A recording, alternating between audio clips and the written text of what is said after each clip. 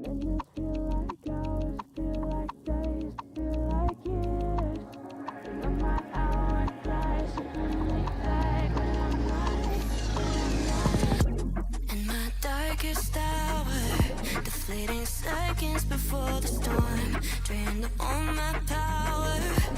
Waves pinning against the shore, slipping through your fingers when I'm losing track of time. You're my solace, you're my rescue, sifting through the sands of my mind.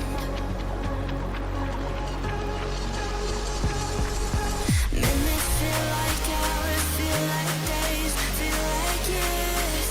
But you're my hourglass, you bring me back when I'm not here. Minutes feel like hours, feel like days, feel like years. But you're my hourglass, you bring me back when I'm not here.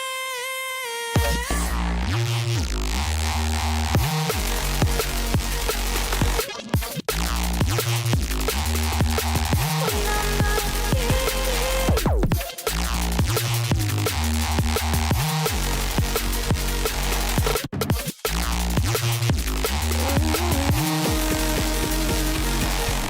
Minutes feel like hours, feel like days, feel like years. But you're my hourglass, you bring me back when I'm not here. Minutes feel like hours, feel like days, feel like years. But you're my hourglass, you bring me back when I'm not here.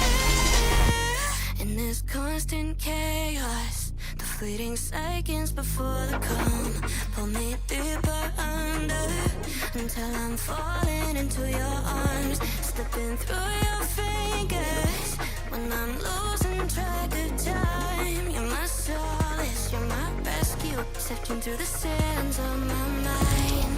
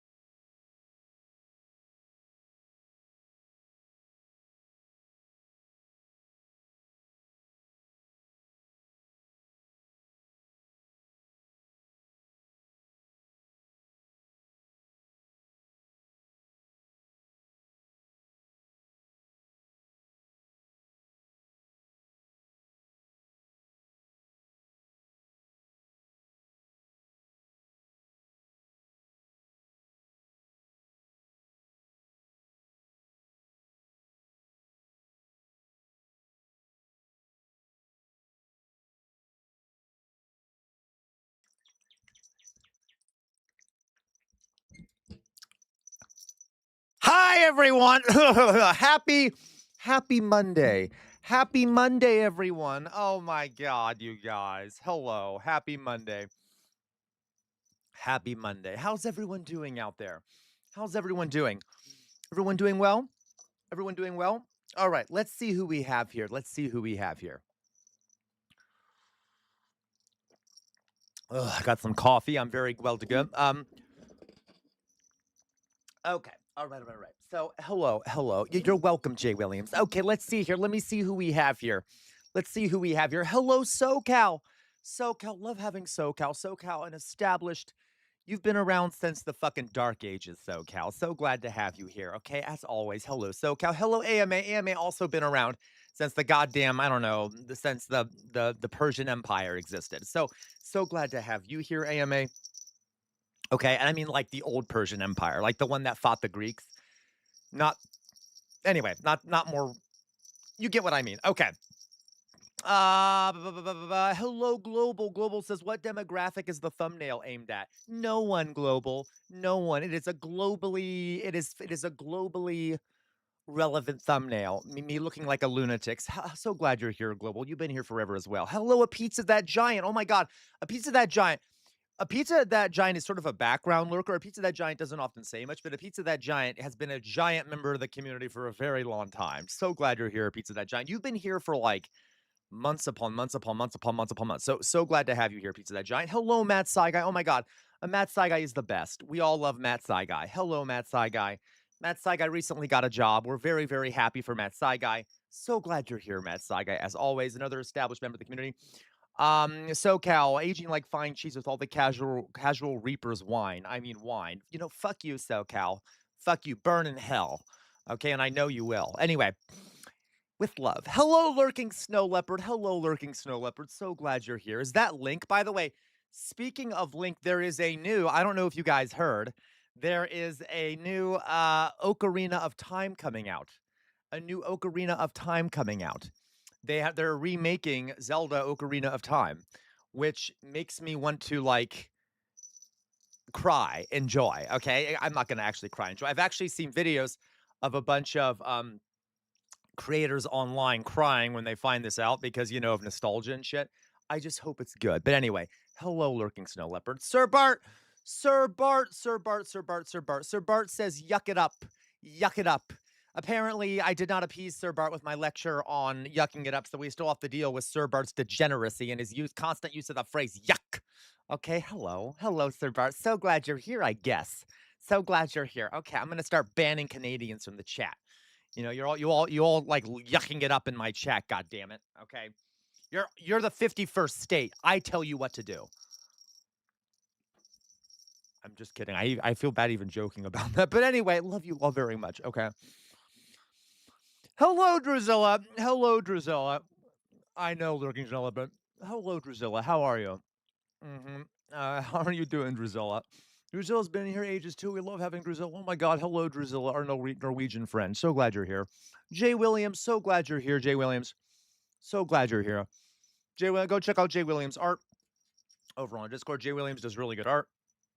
He does commissions. Go join the Discord. It's linked at the top of the Twitch and the bottom of the YouTube. If you go there, find Jay Williams' name, open up his account, open up his thing, and then you'll see links to his Instagram and Twitch, Twitter, and he does really good art. Okay. Hello. How are you doing today, Jay? Doing well? Okay, we gotta speed this up. We gotta speed this up. We're never gonna get through it, I swear. I swear to God. Hello, Outer Signal. So glad you're here, Outer Signal. So glad you're here. Hello, Outer Signal. Outer Signal was yucking it up with Void yesterday. They were having a secret meeting. I noticed it was exciting. But yes. Anyway, but we love Void. I'm not George Bush, elevator lady. I am not George Bush. Okay, no need to throw a shoe at me. That was rude. Thank you, elevator lady. I guess. Okay. All right. Hello, Outer Signal. So glad you're here. By the way, everyone check out Outer Signal. Is there a reason why we're so aggressive and violent today? Guys, a ceasefire was signed. You're not allowed to be aggressive and mean to me. Okay? Come on. What did I do? All I'm doing is saying hi to people. What the fuck is wrong with you people? Jesus, you're all militant. You're like a bunch of militant lefties or some shit. You're all inherently violent Antifa. Okay? God. Anyway, Jesus. All right. Oh, wow. I have 3 seconds.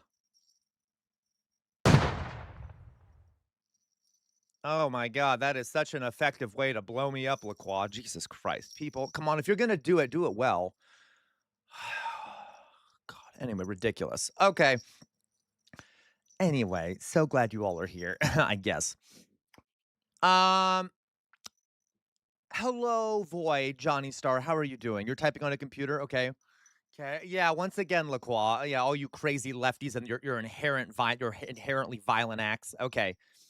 Inshallah, correct. Well, how are you doing, LaCroix? So glad you're here. I see your name out there. How you doing, LaCroix? Doing well? All right. AMA, hello, AMA. I think I said hi to AMA. Alyssa, hello, Alyssa. I hope things are going well. I know you've been super busy, but love having you here. Fetty, hello, Fetty. Love having Fetty here. I got to hear Fetty's voice for the first time yesterday. Fetty is quite bright. Quite bright. So glad you're here, Fetty. I hope everything's going well. I know you've had a bunch of shit happening recently. Mayflower Kid, hello, Mayflower Kid.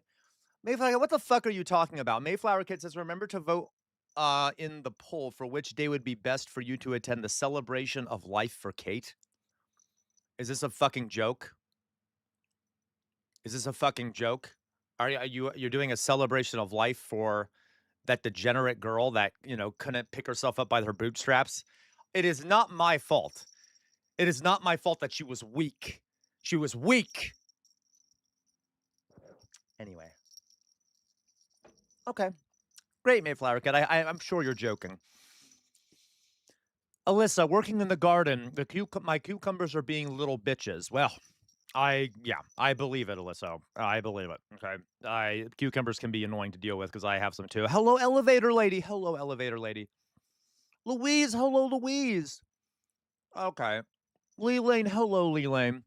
Lee Lane says, hi, all. Sorry I'm late. I was reviewing the slides for Kate's celebration of life. I see. I see. So this is a real thing we're doing now. This is a real thing we're doing now. Okay. Okay. I get it. I see it. I see it. I'm going to nuke the server. Okay. Did I miss anyone? Did I miss anyone? Philly cheese. Hello, Philly cheese. Yuck to you. Love having Philly cheese here. Hope everything's going well for you, Philly cheese. Hope you're, given, all the stuff going on, I hope you're okay. All right, hope everything's going well. That sounded like you're really badly not doing well, but I love you, Philly cheese. I hope you're okay. I hope everything's going well in your life. All right. Okay. Did I miss anything? Did I miss anything? What's racist? I hate. You know what? Fuck all of you. Fuck all of you. Okay, I hate all of you. Except for couch potato. I do love couch potato. Salam, couch potato. Salam. I love having couch potato here. Couch potato is the only sane person in here apart from me. Okay, hello. Hello, couch potato. Gwen, so glad you're here, Gwen. Gwen says, I quit Antifa, never got my Soros checks. Well, yeah, Gwen. I mean, they probably just got lost in the mail. I get my Soros check all the time. Why do you think I'm able to do this, guys? I'm bought and paid for by George Soros. But anyway, okay. By the way, do we all know that there's sort of a weird... I know when we joke about it, obviously, we're joking about how the right wing says we're all being paid. But... Soros is Jewish, and there's some people on that side of the spectrum, who view it as like a Jewish conspiracy thing. Anyway, regardless, it's weird. Fucking lunatics. Okay. Did I miss anyone? Did I miss anyone? I'm just gonna skip everyone else's. Sports, oh my God, Sports, you're a racist piece of shit. Bye, Sports. Loved having you here. Loved having you here. Not really. I'm gonna try and find you so I can ban you. Now, where the fuck are you in the chat here? Yeah, oh, did someone already get him? Did someone already get? Oh, there we go. Bye. Bye. Okay. Thank you. Bye-bye, Sports. Loved having you here for the short amount of time you were here. Okay. Let's see here. Did I miss anyone? Did I miss anyone? Did I miss anyone? Okay, potato, we got it. That's okay. We got everyone. We're done. We're done. Nothing, Jay Williams. They said nothing. They said something very disgusting about Chinese people that was very, very racially charged that I don't have any desire to repeat. Okay. All right. Okay. So let's go on, right? Let's go on. So, guys, I gotta tell you, you noticed I started a little bit late today, right? They are working celebrity. They really are. You know what? Fuck you, Druzilla. Fuck you. Okay. I'm started a bit late today for a few reasons. One, I woke up about an hour and a half ago. Okay, because I could not sleep last night. Normally I can't sleep, but last night I really couldn't sleep. I think I ended up falling asleep at 5 or 6. So I've barely gotten enough sleep. I forgot about Dolly Boy. Where's Dolly Boy? Did I miss Dolly Boy? Dolly Boy! Come here, Dolly Boy. Are you here? Did I miss Dolly Boy? Dolly Boy. Oh my God, Dolly Boy is there. I'm sorry, Dolly Boy. I missed you. I got distracted. Hello, Dolly Boy. So glad you're here, Dolly Boy. Love having you here. And you're not a dog. I'm just saying that because, I don't want people to think I'm dehumanizing you. But I mean, anyway, so glad you're here, Dolly Boy. Forgive me for missing you, okay? I was going to start crying when I thought you weren't here. But anyway. Okay, so guys, I am very unprepared for today's stream. Oh, James Nornoff, hello, how are you? So glad you're here. Because I woke up so late. So we're gonna talk about the peace, the quote unquote peace deal with Iran. We'll see if it lasts. I don't know if it will.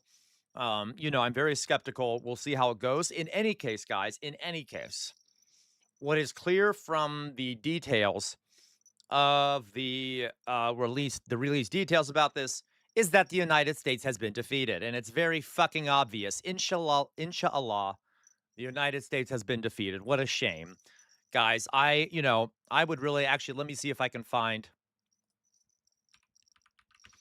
as if we weren't all saying that to begin with. Okay. okay? And like most of the time we win like the military aspect and then we lose the occupation aspect. You see what I mean? I don't know how to frame this. Okay, well, not really. Sometimes we also just lose the military aspect. But I mean, the occupation is part of the military. Regardless, in this case, we just lost all around, which is kind of fun. I don't know how to frame this. You'll see what I mean. Okay. Oh, thank you, Matt Saiga. I can dance. So 1 second here. Okay. Um. I wanted to, for the sake of this, okay, I wanted to very quickly. There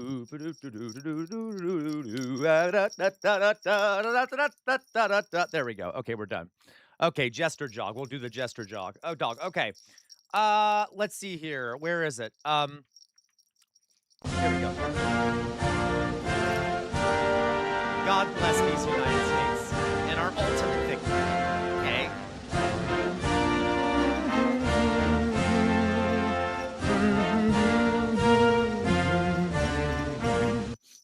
Okay. Love it. Love the victory we've had here, folks. Really amazing. Really amazing victorious United States. Here we were defeated. Yay! I mean, oh, what a shame. Guys, we're all very sad, aren't we? We're all very sad by this, right? We're all very, very, very sad. Okay. Now, we're gonna talk about the details of this peace agreement, and I'm gonna show you why it's a very obvious defeat for the United States. And I think you're gonna see why it's obvious. Okay, so there's that. We're gonna talk about that. Next thing, this week is gonna be Vietnam War Week. I'm starting to try to do some themed weeks here, so we can do deep dives on certain topics. And this week will be Vietnam War Week. Yay, Vietnam War Week, which is perfect timing, by the way, because of the, our humiliating defeat that we've just suffered here. Which, I'm trying to be careful about what I say, but you all know I'm very sad about it. I'm sure you can guess. Anyway, so we're going to talk about the Vietnam War this week, and sometime this week, we're going to do a movie stream where we watch Apocalypse Now. Okay? So this week, and we might even watch another Vietnam War movie sometime this week. So we absolutely will. I love Uncle Ho. Uncle Ho's one of my favorite. Okay. So we'll talk about the Vietnam War this week. So I have we're going to kind of ad lib a slight presentation today because I didn't have time to make one, giving you some background about Vietnam. We're going to talk about some other news items, some politics, and do some reactions. Okay. We got it. Okay. Yeah, Louise. Excellent. Okay. So this week we will do, there we go. Oh, okay. Vietnam War Week. All right. So let's get going, guys. Let's get going. I've just been like talking forever. Okay. So first thing here is the peace deal.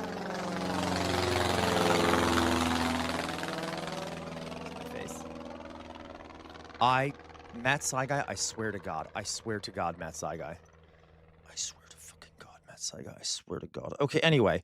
I fucking swear to God. Okay, anyway, so guys, let's talk about this so-called peace deal. No, Mayflower Kid, I fucking haven't, okay?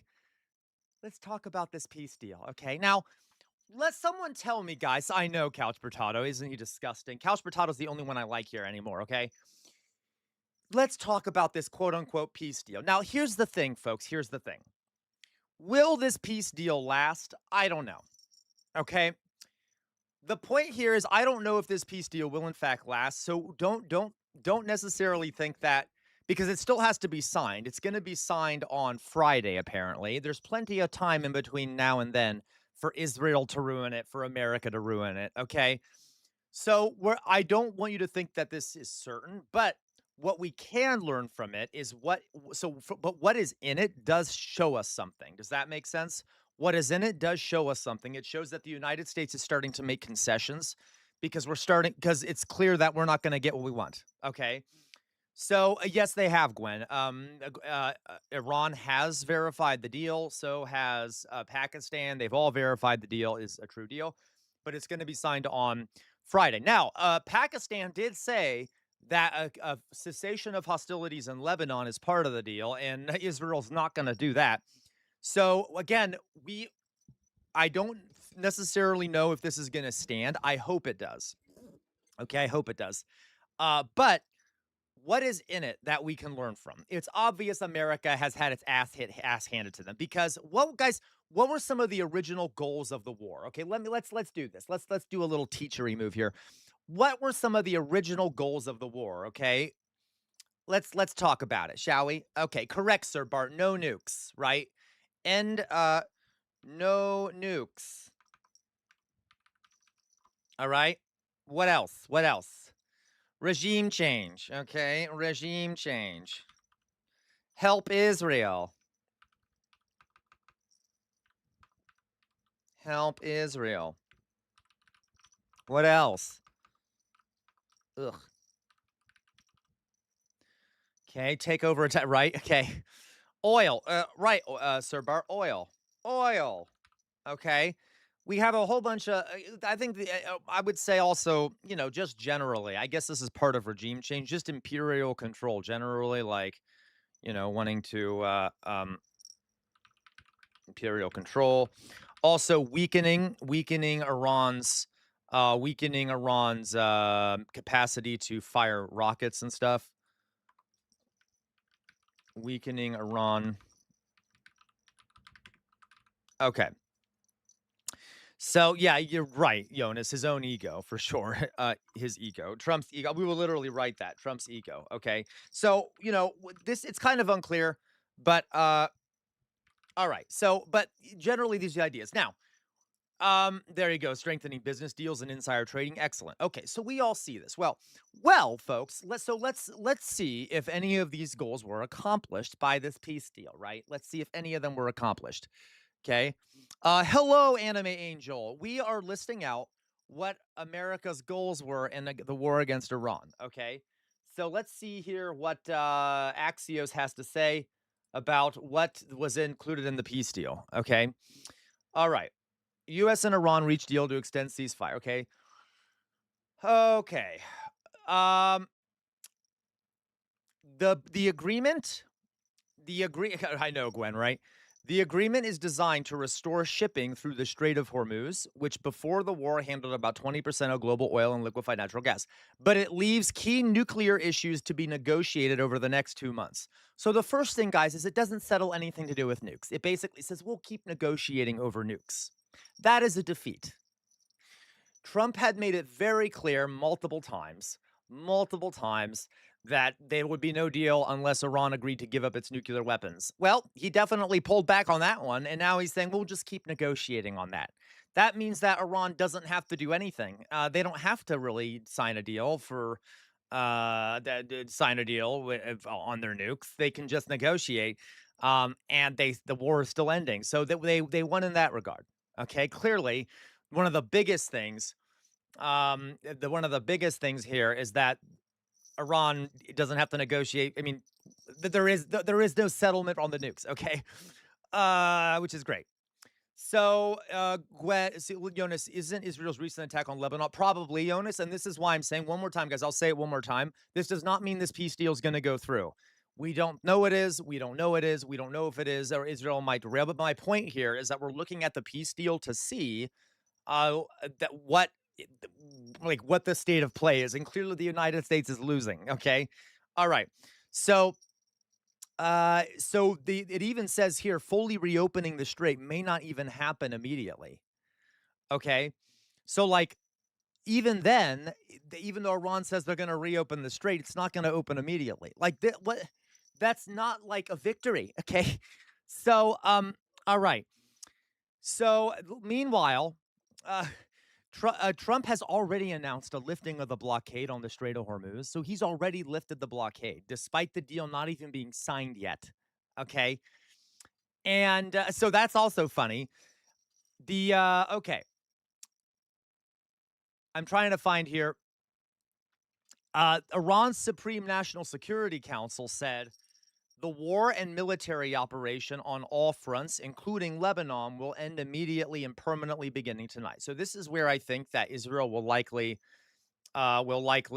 sort of derail it. Okay, but so that is possible. Okay, all right. The statement added negotiations on a final. Okay. Blah, blah, blah, blah. So there'll be a 60-day window where they keep talking about it. Also, The U.S. will discuss sanctions relief and the release of frozen Iranian funds, with relief expected to be tied to Iran's compliance. So they might end up giving Iran sanctions relief, which Iran didn't even have sanctions relief before the war. Now, obviously, this is tied to Iranian compliance, they say. So we'll see how this goes, apparently. But, that is funny. That's like Iran gaining something. Okay. All the sanctions to be removed, which is funny. Okay. Because that's a benefit to Iran. Okay, by the way, the UAE yesterday announced that they're going to send a bunch of money to Iran. They're literally shifting. The UAE is going to start investing heavily in Iran and releasing Iranian funds because the UAE realizes the power change here. Okay, the UAE realizes that the United States is defeated and is shifting their allegiance to Iran because that's the only country that can really protect them in the region. Anyway, so, this has been very good for Iran. Now, okay, Iran apparently was about to attack Israel because Israel was violating the ceasefire, and then they stopped. Okay, so this is just a victory for uh, Iran. Okay, there is a problem here, though, guys. I will say this. So, do we see how this is clearly a victory for Iran? Okay, like they're basically getting a lot of shit, okay? And global, and remember what I said before, guys, it's pretty obvious that global power relations will change because of this war. Okay? Global power relations will change. Iran now appears to be a global power. Okay? And I know people are going to be like, you're not a global power, like Matt Saigai was said to me last time. No, they are. They're going to be viewed as sort of a more global power, not a superpower, but more global power. They originally were just a regional power, but the fact that they have sort of pushed off the United States and were able to maintain control of 20% of the world's oil supply, essentially, is it clarifies power relations. It clarifies power relations. Okay, I know, Matt's like, this is clarifying power relations, and you can always already see Gulf states turning more towards Iran already. Okay, so all right. Now I want to point something else out. Something dark here. Okay, something dark here. I kind of wish Iran wouldn't be ending the war. Okay, I feel like the Israel has gained a little bit from this war. They haven't gained. Let's put it this way: Israel has not lost enough from this war. Okay, how do I phrase this? Exactly, outer signal. Iran is absolutely a global power now. Hormuz is demonstrably theirs. Yeah. So Israel is now occupying a chunk of Lebanon. They say they're not going to leave. They have seized even more land in the West Bank. They are continuing their violent, genocidal occupation of Gaza. They have gained more territory in Syria. So I I am slightly the one thing that unfortunately I think may have turned out good for the United States side is that Israel has gained a bit from this. Now then, overall, overall, though, Israel is going to be weakened because Iran is once again demonstrating its power. So in the long term, Israel will be weakened, and Israel has also been weakened by an international standing. But I do kind of wish that, and let's put it this way: I hope Iran follows through. I hope Iran follows through on not allowing Israel to violate the ceasefire. Okay, Laqua, what have they gained? So Laqua, it's not they haven't gained much. What they've gained is that they're still occupying a piece of Lebanon. They're still doing a genocide, right? Like they've claimed more territory outside of their own during this war. Okay, and they've expelled more people and things like that. Israel, so overall, they might have lost, but I do wish that that would have been more. Um, okay, I do wish that more punishment would have been put on Israel. I know I'm angry at Israel, but but overall, I think Israel will be weakened. That being said, I do wish they would have, maybe left Lebanon first. Iran would have made them leave Lebanon first or something, but they probably never would. Okay, all right. Um, yeah, well, look, while that isn't part of the peace deal, so that it's not part of the peace deal that they get to keep that land, but they are. They're remaining in occupation. Yeah, I agree, Matt Saigai. Gaza and Lebanon should have been in the deal. Now, it is part of the deal that Israel will stop operations in Lebanon. But I there okay, I don't know. Regardless, this guys is a good story. All right, the empire has been largely cowed and made to you know, has been hit on the nose, okay, by Iran. This is good news. This is good news. All right. So we should all, inshallah, Iran will win. Okay. I love the United States, guys. I am so sad about this. Obviously. Of course, I'm very sad about this. I've been learning to be more careful with my words on stream. So you all know how very deeply sad I am. Okay. Yeah, Gwen, the US. So, yeah, Gwen. So maybe, Gwen, that's a good way of framing it. Gwen says the US has lost superpower status. So we're still, I would say, yeah, we're still a superpower, but not, it's not a multipolar, it's not a unipolar world, right? But I guess that would be a superpower. So yeah, you're right. We're not the sole superpower. Okay, right, Couch Potato. So very sad, right? I'm so depressed for the United States. Um, our bases are in ruins in the Middle East, folks. Our bases are in ruins. We lost tons of money on the war. Okay, Iran has asserted its sovereignty. Okay, Iran has asserted its sovereignty over the region. I mean, over itself. Okay, Israel is, going to be weakened in the region, even if they're still committing horrible crimes and stuff. Okay, not all of us lost money. What do you mean, is Lieutenant? Yeah, not all of us did, right? I should say, yeah, okay. So, but this is funny, okay? And obviously, guys, also the U.S. will be helping with reconstruction in Iran. Correct, Matt Saigai. Correct. I forgot about that. There will also, we will also be helping Iran do reconstruction, which is hilarious. Hilarious. Okay, that's very funny. That's like reparations. Okay, we're giving Iran reparations, which we never do. Okay. Still superpower, correct, Outer Signal. Still a superpower, but the Emperor's clothes looking kind of tattered, right? We at least want. Okay, so guys, it's okay. We can celebrate. I not celebrate America's defeat. That would be bad. I would never suggest that. Celebrate global harmony. Okay, whatever.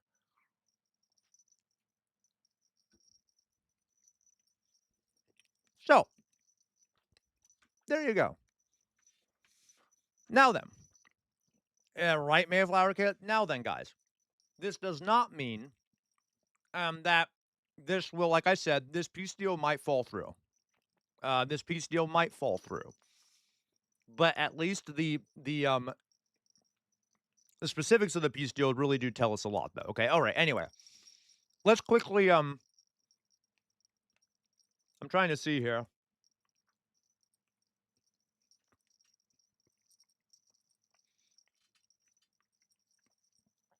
We're already seeing some issues. U.S. officials are giving conflicting statements about when they expect the Strait of Hormuz to reopen completely and when maritime traffic will return to normal. While President Trump said the Strait of Hormuz would be completely open by Friday, another senior official told reporters that the traffic will not return for normal for 2 weeks. Another U.S. official in the same briefing call said the strait would be completely open on Friday. Okay, hilarious. So, Lacroix, you think a century from now, historians will see this as a key turning point in the downfall of the U.S. empire? Yes, Lacroix. This reminds me, guys, a lot of the what is it, the Suez Crisis? Kind of like where the British Empire kind of had its last little foray into empire. Okay, now there are some different dynamics here. There are some different dynamics here than that, but we're seeing this is very similar to that. Okay, in a lot of ways, the Suez Crisis. So this kind of seems like the last breath of global American empire. Now, I will say though, guys, it does appear that this is not that the American empire, in terms of its global reach in the Middle East and stuff, it'll still exist. Okay, it'll definitely still exist. It's not like we're seeing a rapid collapse. It's not like the empire falls in a day. Okay, but this will be part of a sort of a downward trajectory and decline. That does not mean that, for example, when the Roman Empire fell, Uh, exactly, outer signal. When the Roman Empire fell, it was the periphery started falling, right? So the edges of the empire start falling, and then it's the Romans are able to maintain control over the central area, and then over time the periphery falls and they have less and less control. So I suspect the United States will still basically have imperial control over our own hemisphere, or at least over our own part of the world. Like we still have imperial control over South America. I mean, we saw that in Venezuela, unfortunately. But when it comes to far power projection overseas, that is clearly diminished, if not gone. Okay, does this make sense? So, the imperial decline isn't always. You don't typically have a single day where everything just falls. Okay. Yeah, right, Gwen. You're right. All right. Outer signal, I'd like to point to Trump's first election, but Iran more likely. Yes, outer signal, and you're very right. And we have to wait about 20 years to get this, to make this more, for this to be clearer. Jonas, I think it will be economics that leads to the U.S. falling apart. I agree, Jonas. That typically is how empires do fall. But I think we're already there. Like we're massively in debt and things like that. And yeah, the economics we're already suffering tremendously economically. So I think that all these things are combined are causing issues. Okay. So there we go. The United States defeated by Iran. Oh my God. Oh my God. I'm so sad. Okay, absolutely, Lacroix. At the time of the Byzantines saw themselves as Lacroix. You know your history, seriously. A lot of people don't know about the Byzantines. At least that's what I found. Bonus points for Lacroix. Okay, so Lacroix says at the time the Byzantines saw themselves as a continuation of Rome. If that's the case, it took over 1,000 years for Rome to fully fall. Correct, and I don't expect this will be a quick fall. We've already been declining. So yeah. Now, by the way, with the fall of the Roman Empire, guys, and in the fall of the British Empire, one could argue that the fall of the British Empire started with the American Revolution. Okay, some historians do argue that. And the American Revolution took place in 1776, and the British Empire ended up completely falling in 1959, right? So that's a lot of years for the British Empire to fully fall. Okay. And so my point is like we could be it could take a while. But the process is happening. Okay. Oh, I know. LaQuaba is very analytical. Okay. I don't know why we're all complimenting LaQual all of a sudden, but look, okay, anyway. So, Matt Saigai, if the reform comes to power in the UK, the country, in my opinion, will see complete economic collapse. Almost certainly, Matt Saigai, I suspect that. I do suspect that. Well, you'll see something like what happened in the United States there. Okay. We got it. So, guys, not bad news. Not bad news. Oh my God, is that Mehmed the Conqueror, Jonas? Mehmed the Second, amazing, and very brilliant guy. Okay, brilliant. Maybe I'll do a presentation sometime on Mehmed the Conqueror. Um, yeah. Okay. So why don't you ever thank me, Lacroix? I just complimented you, and all you're doing is like outer signal. You're the best. You're the greatest. Hello, hello. I started the compliment. Fuck you, Lacroix. All right. I hate all of you. Okay, especially Lacroix. I'm just an asshole. I'm sorry. Okay. So let's go on here. All right. So okay, so there's the story there. Thank you, CR. Damn right, Lacroix. That's better. Good job. All right. I deserve praise all the time. You all praise me all the time. Okay, that's what keeps me going. Okay, I'm just kidding. All right. America is the Shut up, SoCal. Shut up. Okay. Fuck you. Okay. So anyway, let's watch. So I thought it'd be interesting. I have not had a chance to see what the mainstream news is saying about this. So, guys, before we do this, right, this is a 9-minute segment from CNN on this peace deal. When it comes to propaganda, mainstream American news sources are particularly propagandistic when it comes to foreign affairs. They are propagandistic when it comes to domestic affairs too, but they are very propagandistic when it comes to foreign affairs. There's been studies on this showing that when it comes to like foreign affairs, almost always mainstream news sources will toe the party line, will toe the government's line. Okay. Not as much on domestic affairs, though somewhat. So while we're watching this, let's try to pick up on manufacturing consent. Does see, and I don't know if they will. I don't know if they will. Does CNN attempt to manufacture consent or promote a right wing or promote more violence against Iran, sort of support neoconservative policies as they're talking about this? We'll see. Okay, I suspect they will, but I'm very cynical. Okay, so let's see what they say. I'm curious. Also, just to kind of for us to watch a video about it. Okay. And Iran have reached a framework to end the fighting. A signing is set for this Friday, and what needs to be worked out before then, what they're actually agreeing to, in what timeline and what's left to be worked out, is a very big question. Joining me right now is CNN senior military analyst, former NATO Supreme Allied Commander, Admiral James Stavridis. Oh, great. Now, again, guys. Okay, so all right. I'm gonna let's see. Let me look up this guy. Give me a second. It's good to have you here What's on his a day name? where there's some answers and a lot more questions. Admiral, can you characterize this moment for us in your mind? Like, how close are they to ending the war, do you think? I think it's like a car kind of chugging down the highway, and it's been moving in this direction. Okay, so James Savridris. Okay, so I just as a note here, showing you how sourcing works. James, they often have people on who are elites. Okay, literally elites. James Savridris. Okay, great. So he's part of the Carlyle Group, which is he's a member of the Rockefeller Foundation. He's one of the trustees of the He's an elite. He's one of the elites. He's literally a high up elite. Okay. The board of trustees for the Rockefeller Foundation, managing director of the Carlyle Group, which is a alternative asset management and financial services organization, former NATO commander, former U.S. Navy. So he's an elite, okay? And this is the kind of people that they have on CNN, to be clear, okay? Might be a bias. So let's see what he has to say. And Kate, you and I have discussed it over the last couple of months. We always kind of felt there was a 65% chance we'd get to an agreement. Here we are. So Carr is chugging along. Here's the bad news. There's a lot of sand in the gears. You mentioned a couple of them, but tactically, I'll add another one, which is the mines. How many mines are in the strait? Yep, When do they get cleared? Who is going to clear them? Are there going to be escorts for those ships? Those are tactical concerns, very real, believe me, to the mariners who are going to be asked to sail through the strait. That is true. There's tons of mines in the strait that need to be cleared still, too.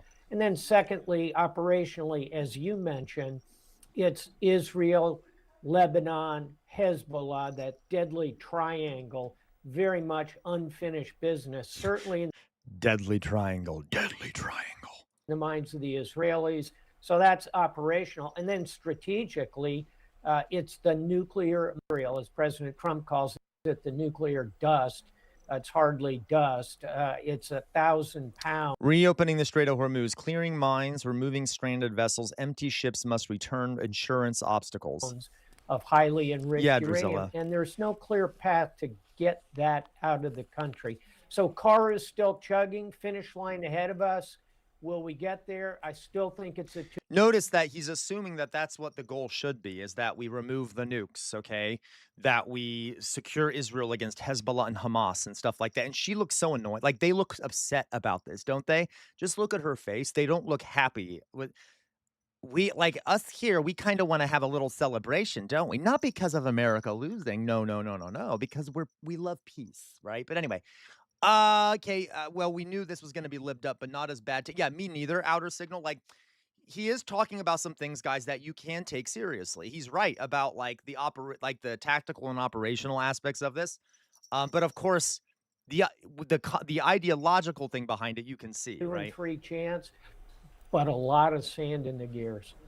Let's go back to the tactical, because I was going to ask you, I was kind of in my mind thinking of it as like logistics, like how challenging, or maybe think of it this way, how quickly can the Strait of Hormuz truly reopen safely and fully to give the confidence, not just in statements, but just to give the confidence. No, I get it, Lurking Snow Leopard. And listen, Lurking Snow Leopard. Lurking Snow Leopard is right. Lurking Snow Leopard says, I'm not ready, okay, to celebrate because all of their previous peace deals have been lies.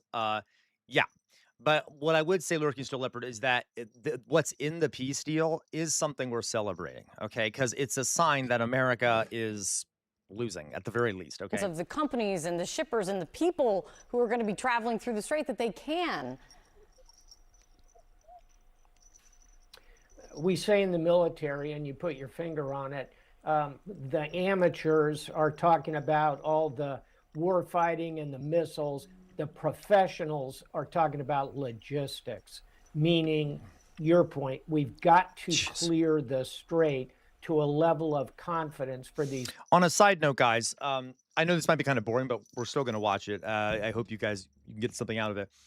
When it comes to warfare, there's like one very important thing, okay? Logistics, okay? Especially when it comes to the American military. The vast majority of war is figuring out how to get troops and supplies from one place to another efficiently, okay? So that's true. As a matter of fact, Napoleon even said that, you know, an army runs on its stomach, okay? Like, as in, you're not going to be able to fight if the army doesn't have food and supplies. Logistics is one of the most important parts of the military, if not the most important one, okay? Like, you can have the best trained fighters in the world, but unless they have supplies, you're going to lose. So, okay, anyway. Mariners, as you know, I've been through this strait close to 100 times. Yeah, Azul. And Azul, you're right. So Azul says especially difficult to do when you are constantly at war halfway around the globe. Yeah. And you guys, you all know I'm not complimenting America. Now, Outer Signal's going to make a joke about me constantly saying I don't support America, but one of the things that was impressive about American empire, like not in a moral way, I'm just talking logistically, okay, it's not moral, is that like America was able to actually wage full-on wars literally on the other side of the planet from it, okay? Like Iraq, Afghanistan, now we lost, mind you, out of Vietnam, but we were able to wage entire wars on the opposite side of the planet, okay? That is, historically, that's pretty impressive. Now, the British Empire did do some other similar type things, but that's kind of like American logistics have been praised before. I mean, in terms of like empires, but that's not going to work anymore, folks. It's not going to work anymore. But anyway, just a note there is that like you need logistics to do empire. It's tough navigation without all the missiles and the mines and the small boats. So to answer the question, I think it's probably not months and months, but it's certainly weeks and weeks. Here's something to watch. The president is about to land for the G7 in Europe. Yeah. Can he get the Europeans on task here? I hope so. Europe ought to step up and participate with the U.S. Yeah, in at pushing the least Europes, this phase okay, Europeans. of the operation. I think they will. Look for a European minesweepers Yeah, you're right, to help Azul. do that. It'll still take. That is true. As Azul says, home field advantage is a big thing, but our ability to project is jaw-dropping in its scale and its efficacy. Yeah, that's true. Weeks before those mariners are fully confident in the strait. This gets to another too, piece I Louise. wanted to ask you Me about. too. There's an aspect of the interview. You see, do you guys notice that the implied imperialism here, that, you know, Europe better get in line behind the United States? Happy birthday! Oh, that was rude, Matt Saga. That was very rude. Why'd you do that to her shirt? Okay, anyway. So yes, the assumption that Europe needs to bow to the empire and do what we say. The president did with David Sanger of the New York Times over the weekend that I wanted to read. He wrote this in part about his conversation with President Trump. Speaking on his 80th birthday, as his family could be heard gathering in the background for a celebratory dinner, he, the president, praised two authoritarians, President Xi Jinping of China and Vladimir Putin of Russia, for aiding in the settlement, or at least not interfering in the blockade of the strait. You read that, and then Well, do you notice how they're painting this? Like, look, he's siding with our enemies to get this peace deal done. Okay, like, okay. What you just said, that the president is about to arrive in France to meet with the G7, and it's just how much this Iran war has impacted, or maybe reshaped the relationship with traditional U.S. allies.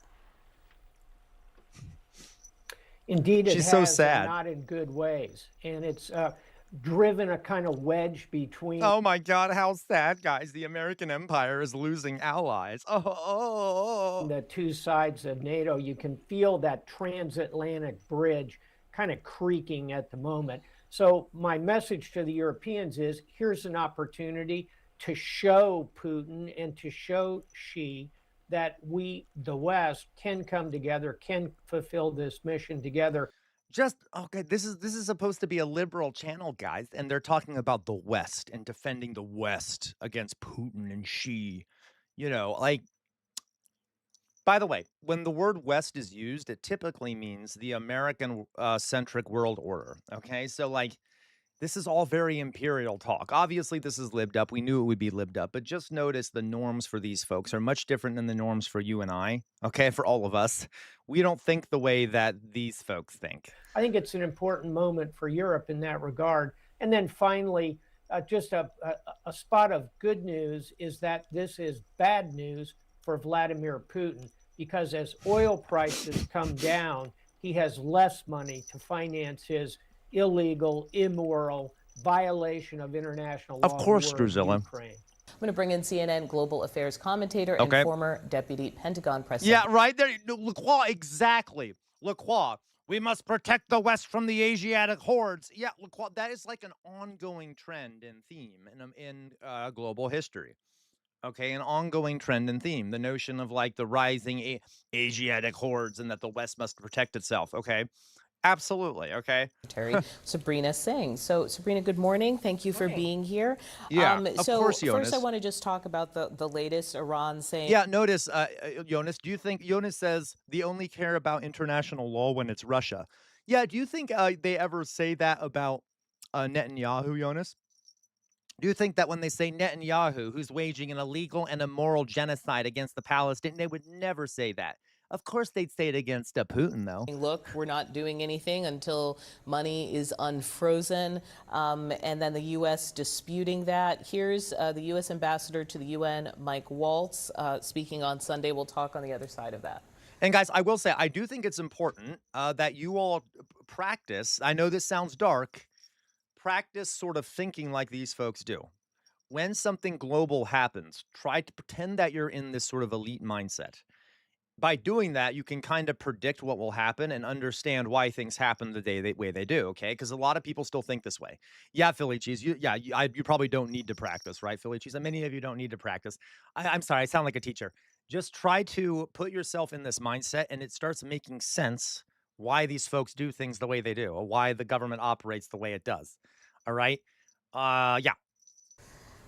The Iranians are incredibly difficult negotiators. That's a compliment, by the way. That is a compliment.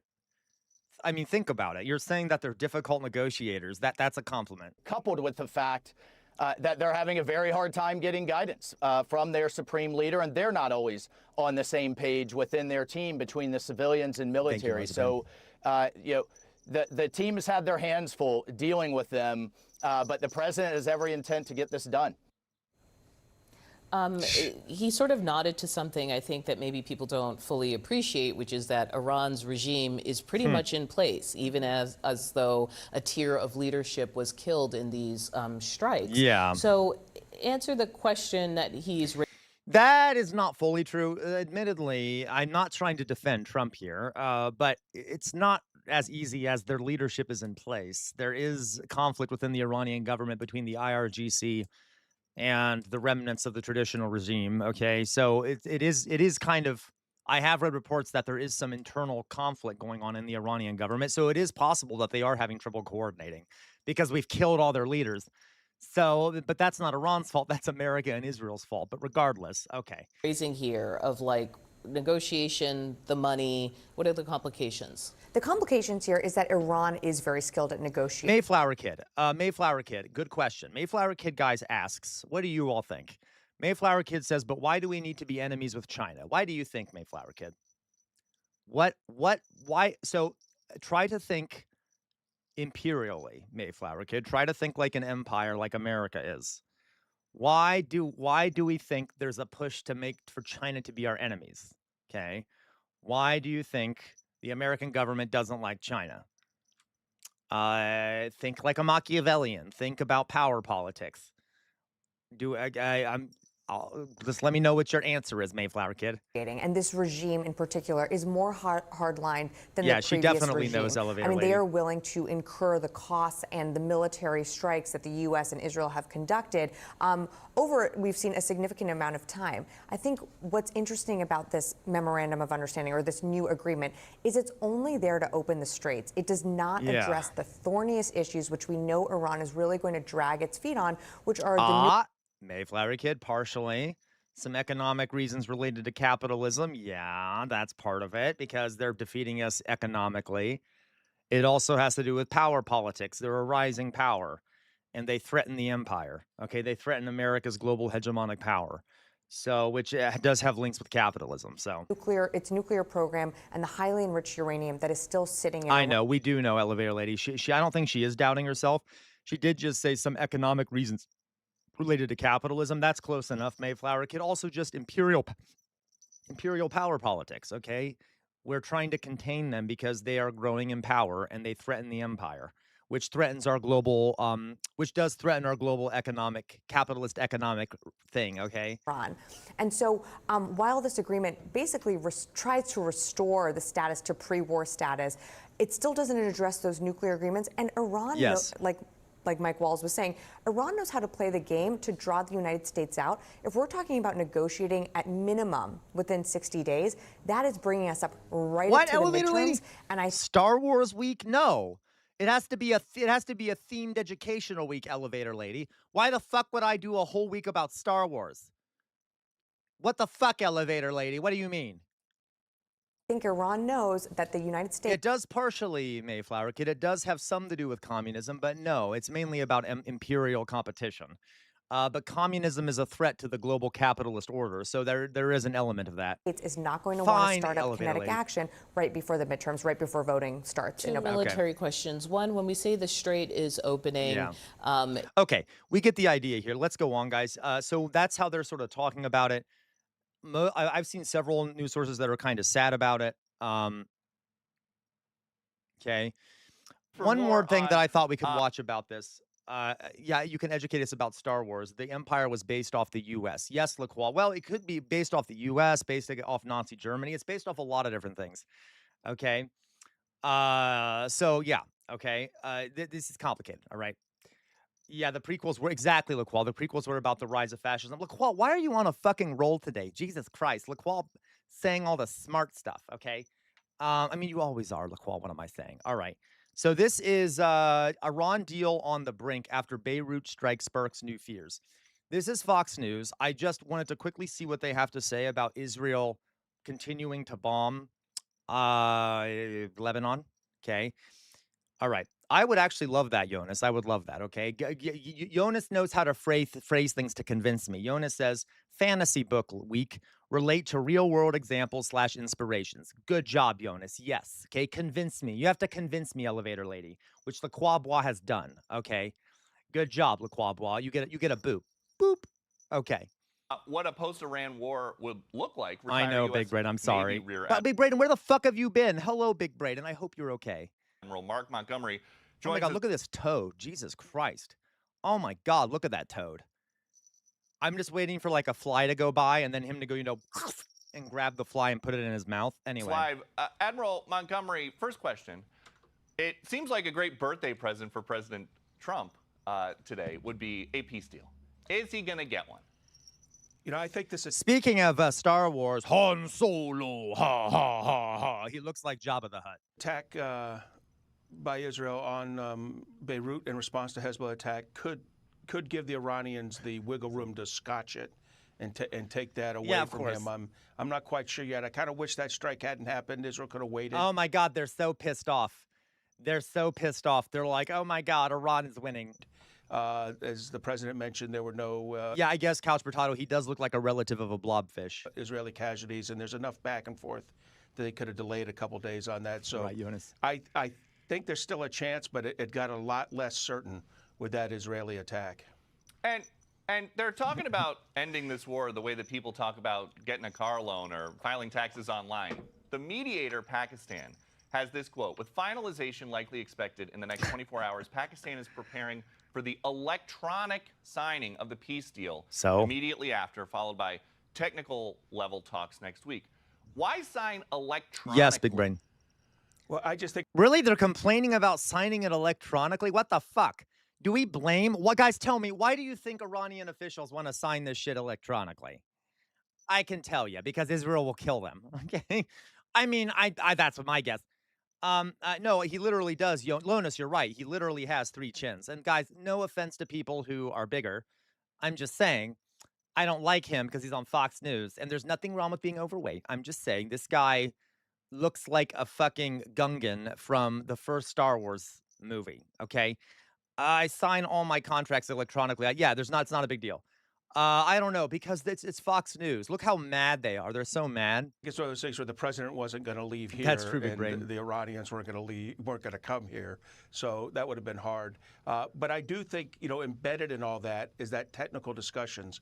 There's a lot of timelines in here. Yes. I'm hoping no money transfers till we see very specific acts by the Israelis by the Iranians related both to the Strait of Hormuz and the nuclear program. And we've got a little bit of breaking news here. The U.S. ambassador to the UN, Mike Waltz, was just talking about the probability of actually sewing up this Iran Couch war. Potato. Here's his latest soundbite. Right, Couch. This is awkward. I'll let the final details be announced by them. I don't want to get ahead of the president or the vice president, but they have every intent of getting this done today. And so you've got the administration saying they have every intent of getting it done, but also Israel is kind of complicating things. Notice, though, guys, even this is actually surprising. Even Fox News is like, wait a minute, this doesn't make sense, because Israel is like, imagine, guys, Fox News is talking about Israel complicating things. Like, this is also a kind of I didn't expect this from Fox News, but even Fox News can't help but point out how Israel keeps fucking everything up. Okay, that's funny. That's good news, right? That's kind of a change in how they talk about shit. Don't they know that we're trying to end this war? It doesn't seem very helpful. Do you think? Okay, oh my God, they're so naive. They're so naive. Don't they know? No, they're idiot. They're not ignorant. Israel purposely does this. It's shocking to me that they're only learning this now. It's like, wait a minute, Israel I'm starting to think that they're the baddies. They're the baddies. Yeah, you fucking idiot. Of course they're the baddies. They've been the baddies forever anyway. But hey, at least, okay. I guess they've noticed at least. Lacroix, there must be Palestinian children on all these bridges Israel keeps trying to burn. No, for sure, Lacroix. Yeah, right, Zul, exactly. Israel, quote unquote, complicates things, but Lebanon participates in terrorism. Exactly. So stupid. President Trump, knowing what you know about President Trump, has called Bibi to chew him out yet? I am confident there was some not appropriate language used this morning in a phone call, because the president really wants this here. He's shown great patience. He's kept this blockade going for months. Such really patience. Squeezed the Iranian economy to the point where we're getting these kind of we get it, guys. We get it. I just wanted to see a little bit of what Fox News was saying. I think we get the idea. All right. So there we go, guys. That's the news. That's the big news item today. Is Iran the peace deal shows pretty definitively that the United States is losing the war, and I don't know if the peace deal will stay. It probably won't, honestly, but these are good signs for the future. Okay, we got it. So inshallah, Iran will win the war. Okay, okay, yay! All right. Yeah, I know, right, Louise? Jesus. Okay, they just do propaganda. They just do propaganda. Couch Potato, no surprise there. When I cover my body as a Muslim, I'm oppressed, but any other human covers their body and it's just fashion. Of course, Couch Potato, of course. By the way, don't you know, Couch Potato, there's also a weird, guys, when it comes to like getting after Muslims for, Muslim women will wear head coverings, body coverings. It's always kind of struck me as very patriarchal and condescending to assume that Muslim women aren't making decisions themselves. You know what I mean? The idea that you see a Muslim woman in a hijab and the immediate assumption that she's oppressed. She can't be possibly making that decision for herself. It really reminds me of like, what is it called? Like damsel in distress type shit, like old knightly virtue, like the idea that like men have to go rescue women because they're, they're being, oppressed by some bad guy somewhere. But I've had Muslim friends who are women who choose to wear a head covering, and because it's part of their personal religious beliefs. It is not anyway. So can we just remember that most Muslim women have independence and can make these decisions for themselves, and they do, and that's a choice they've made. So it's not like they're all being oppressed. Okay. Anyway, all right. Now then, by the way, is that to say that there aren't some Muslim women in the world who are, in fact, kind of in a scenario where they have to wear it, whether they want to or not? Yes. But have you guys ever seen this shit? Let me show you something.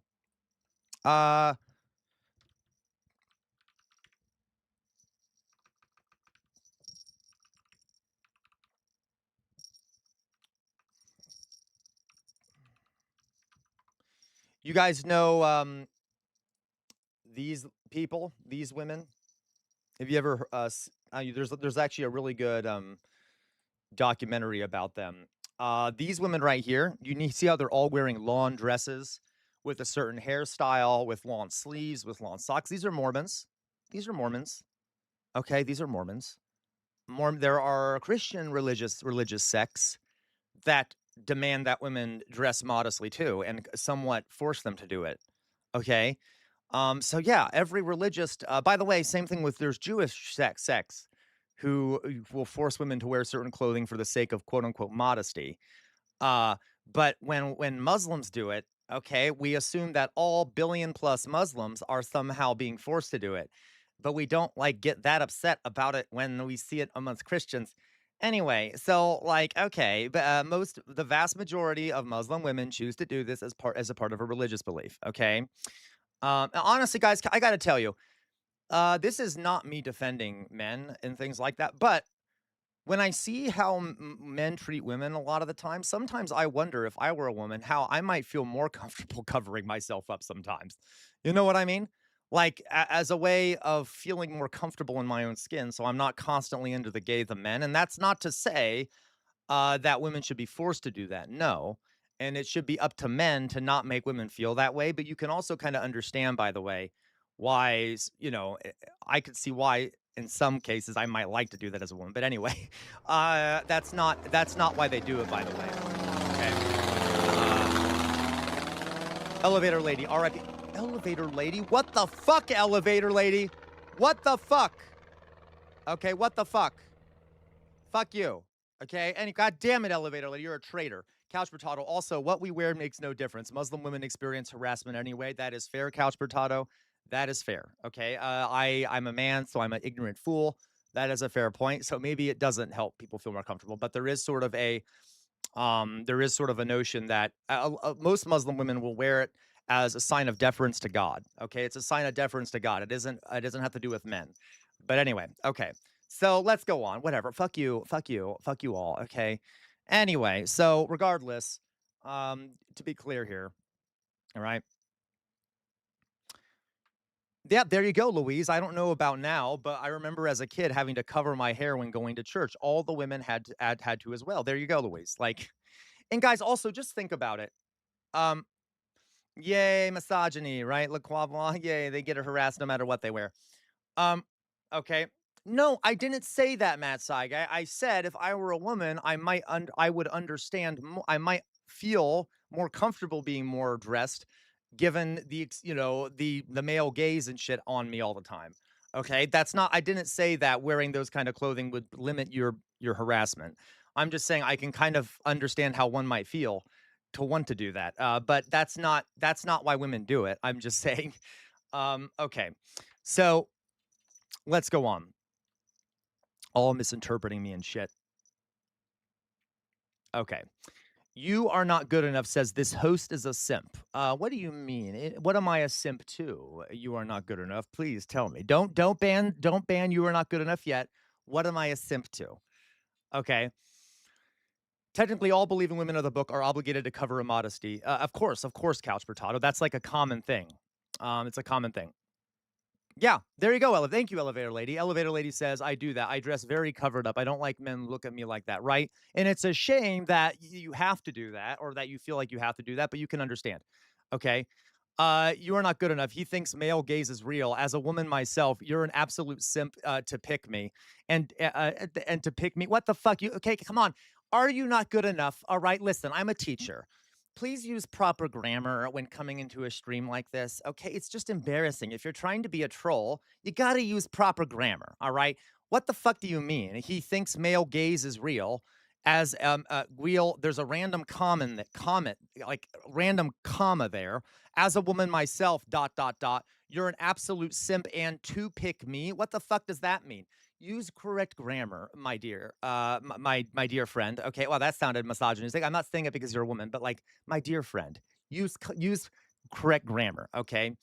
You are not good enough says, I got the message across. No, you didn't. I literally don't know what you said, you moron. Okay, god damn. I got the message across. Don't cherry pick grammar when I just started with the real problem was, boy. What the fuck are you talking about? I don't know what you're saying. You're a babbling fool. Okay, I don't know what you're saying. That's why. What do you mean? Don't cherry pick grammar, boy. That is so fucking funny. Anyway, okay, this is hilarious. Please stay with us. Hilarious. Oh my goodness. So please stay, guys. Listen. You are not good enough. You say, well, you probably have very limited reading comprehension. Listen, that's hilarious in itself. Okay, honestly. Please stay in the stream. It looks like you need some education. No one banned this person. They need some education, okay? And we're not here. We're not here to make fun of people who have low literacy skills. I'm just saying, stay around and you might learn a little bit, okay? Okay. So, moving on. Elevator lady. There we go. There it is, guys. Now we're gonna ban you, okay? There it is. Thank you.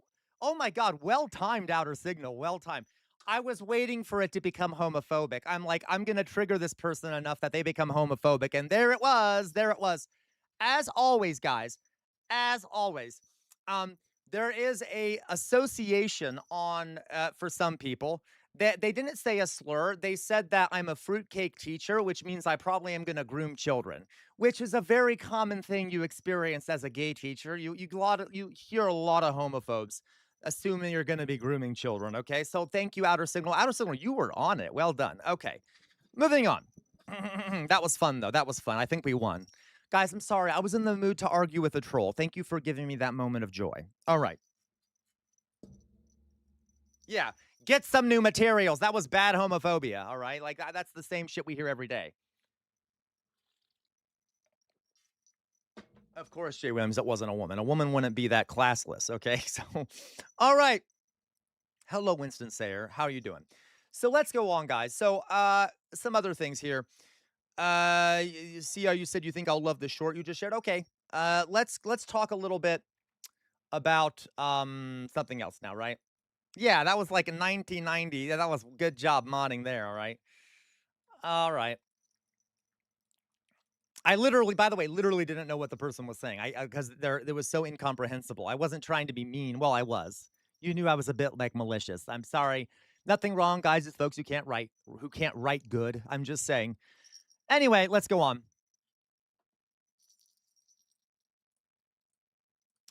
So, something here. Yes, he does. Let's talk about, what was I about to do here? Okay, Vietnam War. Now, we are, totally, Sylvie says they are afraid of gay groomers because they want to project what the ultra-religious are doing to the children onto the LGBT. Oh, absolutely. Yep. It's that side of the spectrum is the one who's always assaulting children. Okay, so they always have to put that on gay people. All right. So let's go on here real fast here. So today we're going to do Vietnam War Week. Okay. And here's the problem, guys. I have not had time to prepare the presentation. So that's the joke, Mayflower kid. That's the joke. That's the joke. When I said who can't write good, that's the joke, is that's not good grammar. Okay. There you go. There you go. There you go. All right. It's always men married to women doing that shiz. Absolutely. Okay. Yeah, gay people made me do it. Guys, I'm used to it. It's fine. That's fine. America Okay. And I just find it kind of funny at this point. And I knew it was going to happen. I knew it was going to happen. I'm like, they're going to become homophobic. If I push them enough, they're going to become homophobic. And boy, did they. Okay. So real fast, guys.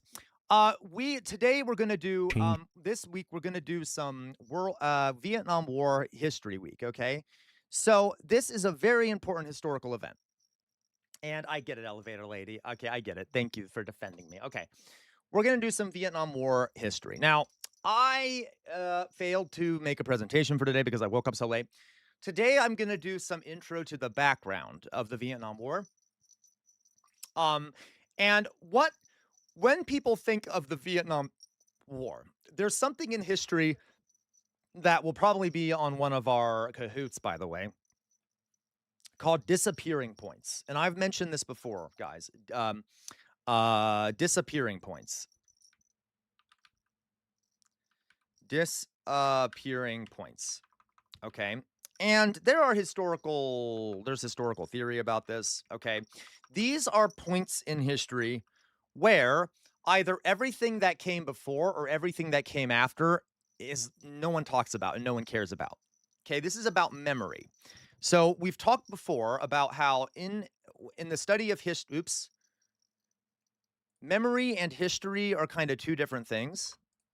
So history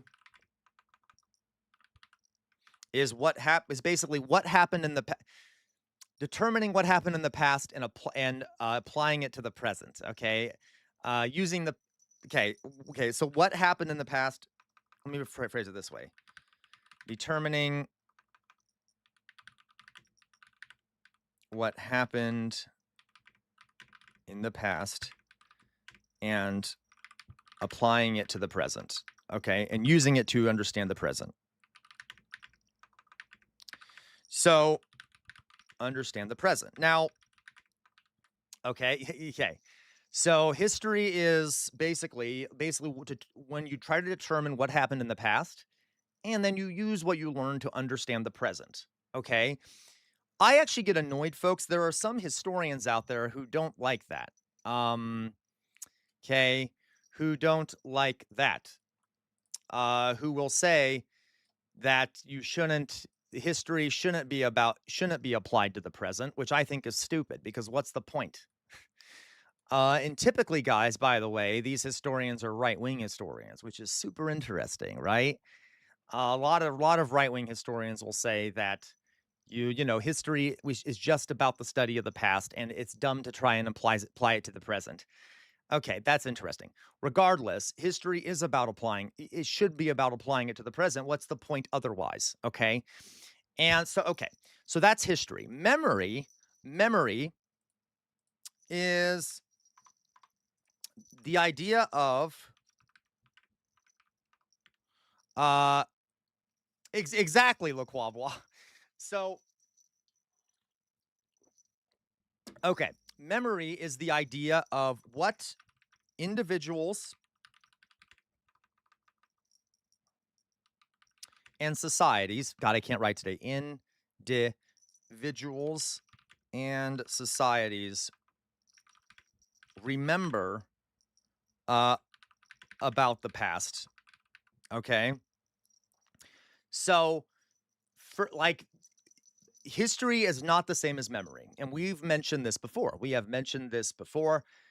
History is sort of what history, you determine what actually happened in the past, and it often doesn't match up with the historical memory of things, okay? Like we talked yesterday about how there's the memory of Winston Churchill is different from the history, or the memory of George Washington is different from the history of George Washington, okay? What actually happened in the past. There's all these things. One interesting thing about memory is called a disappearing point. Okay, a disappearing point. Okay, right, Sylvie. But how can I be sure it happened if I wasn't there to see every bit and detail of it with my own two eyes, right, Sylvie? Okay, and that's the thing, Sylvie. That's why history is so interesting, because you actually can't be sure. That's why, what we say about history changes over time as we get more evidence and things like that. because, you know, we're always reworking what we think we know with new documents and stuff like that. But it's the best we can do. But I know you know that, Sylvie. But anyway, so a disappearing point, guys, are points in history where memory ceases. Okay, so something happens and then no one remembers what happened before it or after it. Okay. By the way, memory also affects historians. So this becomes confusing. Correct. It's an ongoing conversation. So, for example, a lot of one of the most studied events in history is the Holocaust. Okay. There's lots of historians of the Holocaust, which is a sign it's a disappearing point. There's almost a hyperfixation on that one point in history, and not as much historical research on what came before or after it. Do you see what I mean? So disappearing points in history,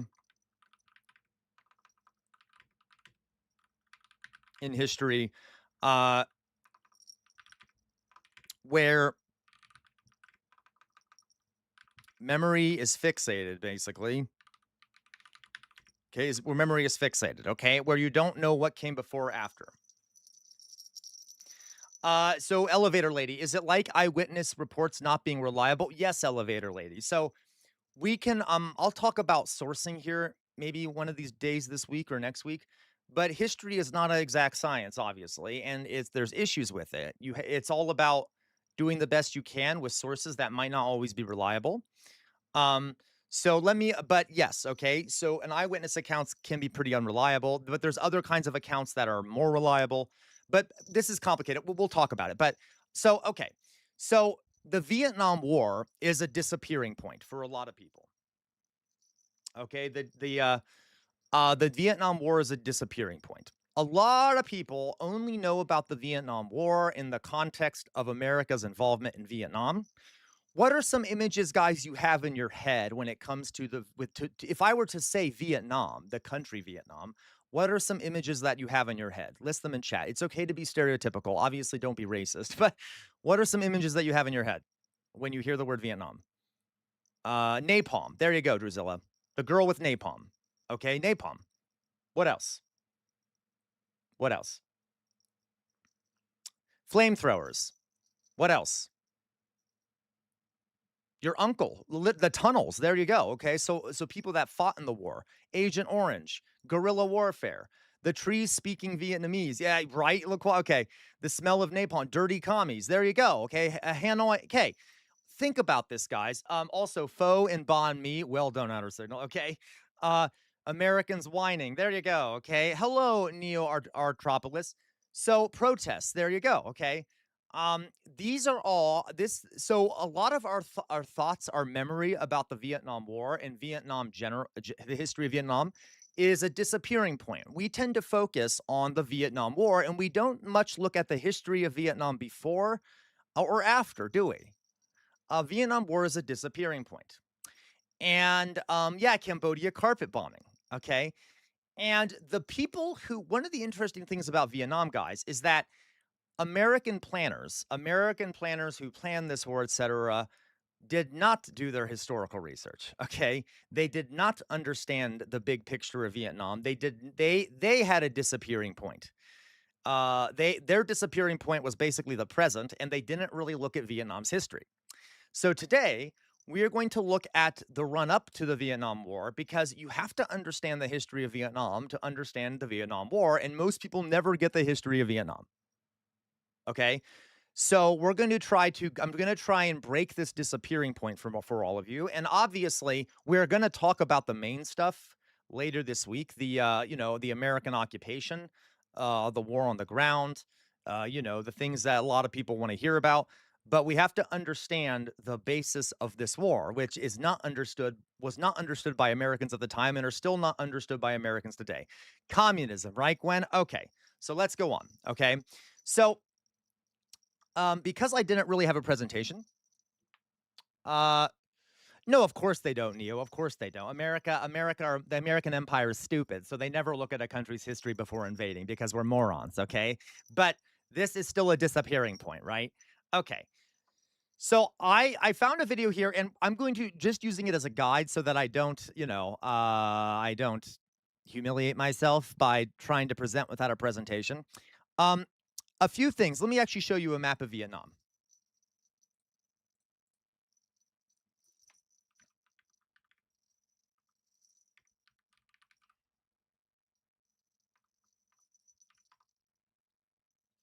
Of course, Winston.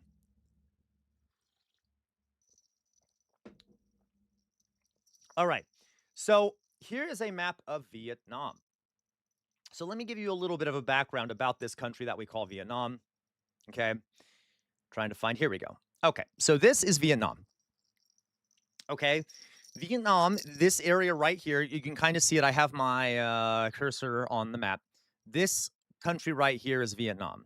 You will notice immediately it's mountainous. Large chunks of it are very mountainous. You can see that there's a lot of mountains on the edge. Down in the south, there's a lot of mountains. Okay.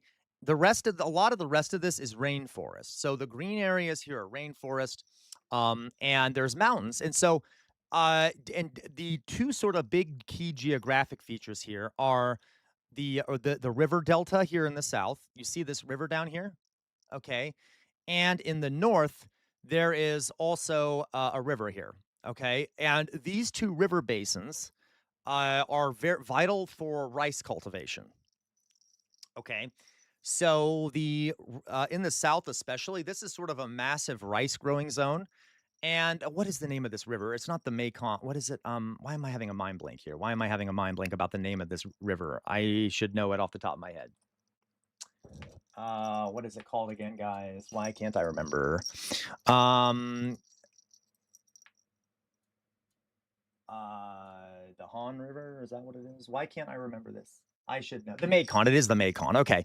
So this is the Mekong in the south, and it is great for growing rice. It is great for growing rice. Vietnam experiences a monsoon season. So every year there is a massive monsoon season where there is tons of rains, which cause massive flooding. And this flooding causes the Mekong River to overflow, which then allows the cultivation of vast amounts of rice on these big rice paddies. It is a very productive region of the world for rice cultivation, okay? Yes, rice requires a lot of water.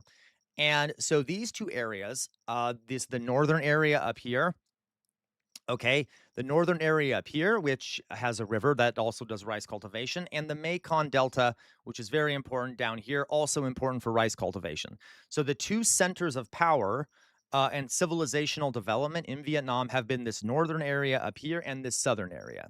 Okay, this is important because you're going to see that we have this notion that North and South were divided only because of communism and not communism. Well, there are also historical divides there. Okay, so rice is very important. I can even show you some images.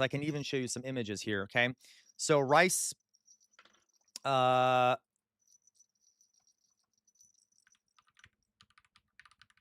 Rice cultivation, Vietnam.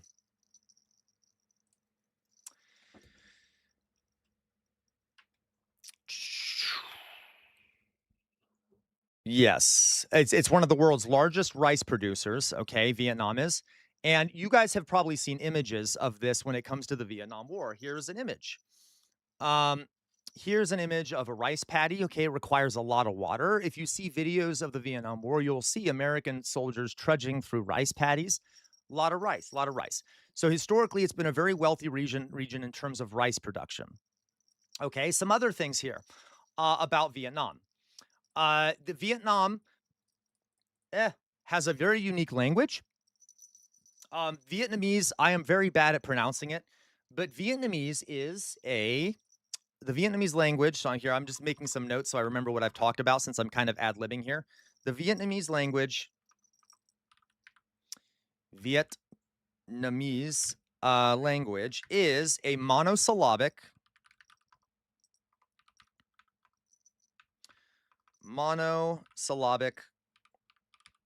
tonal language. Okay.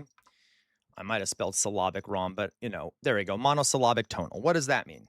So every word in Vietnamese is a monosyllable. It's one syllable. And the tone in which you pronounce these words changes its meaning. Okay. So if I were to say like banh mi, which is a kind of sandwich from Vietnam, those are two separate words. Each one is one syllable. There is a phrase in Vietnamese, and I'm not saying it correctly. I don't know the actual phrase in Vietnamese, but I'm just making a point here. You could say bao bao bao bao bao bao. Okay, something like that. I know that sounds racist. I'm just trying to make a point here. Okay, that is all one word, but I said every time I said bao, I used a different tone, so it meant something different. So that sentence could mean something like I went to the store and bought a chicken. But it's all the same word, just pronounced with a different tone. They have a very interesting language. Okay. Very interesting language. And it's very cool to listen to. And um, it kind of sounds sing-songy. It's like if from people who don't speak Vietnamese, it sounds very like bamba, no, no, no, no, no, no, no, no, no. Okay. And it's hard, really. It's a hard language to learn. Okay. So now we know about that the Vietnamese language is monosyllabic and tonal. The Vietnamese themselves were sort of isolated, not completely, but were partially isolated from the rest of Southeast Asia because of these mountains. So all those mountains I just showed you kind of isolated the Vietnamese people who were along this little bit of green here from the rest of Southeast Asia. So they developed their own language that was different from Laotian.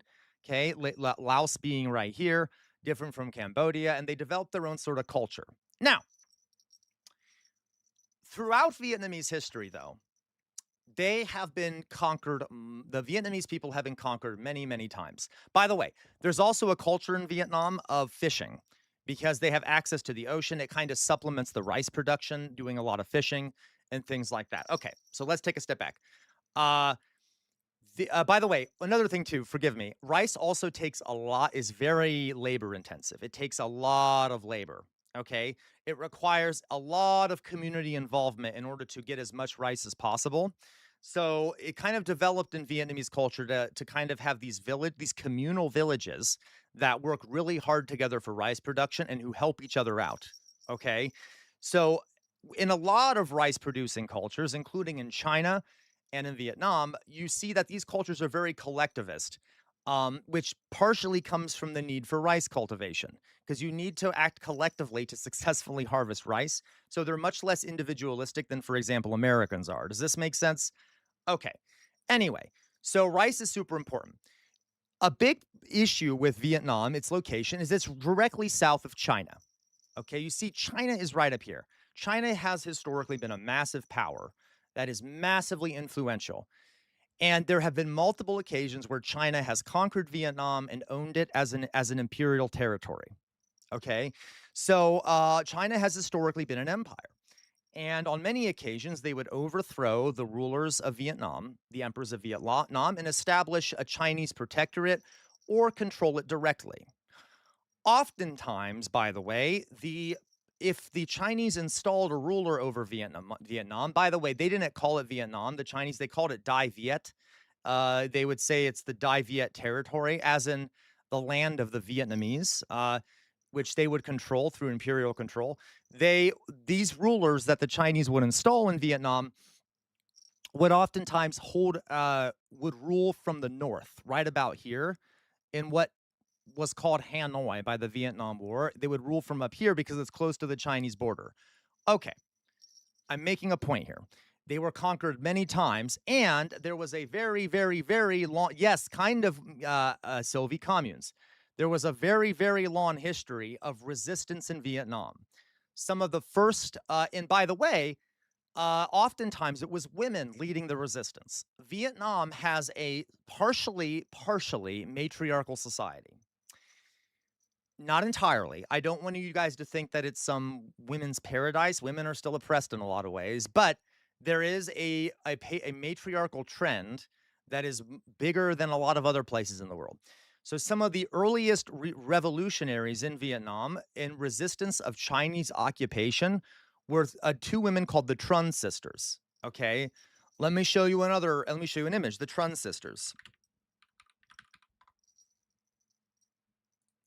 And the Trun sisters, here's a Vietnamese image, our Vietnamese national heroes. They would ride, these two female sisters would ride into battle on the back of elephants and defeated much larger Chinese armies several times. For about 3 years, were able to expel Chinese occupiers until the Chinese eventually defeated them and killed them. Okay. But the Trun sisters are badass, okay? I know, super badass. There are stories at the time. The Chinese were terrified of these two women. They were especially terrified because they were women.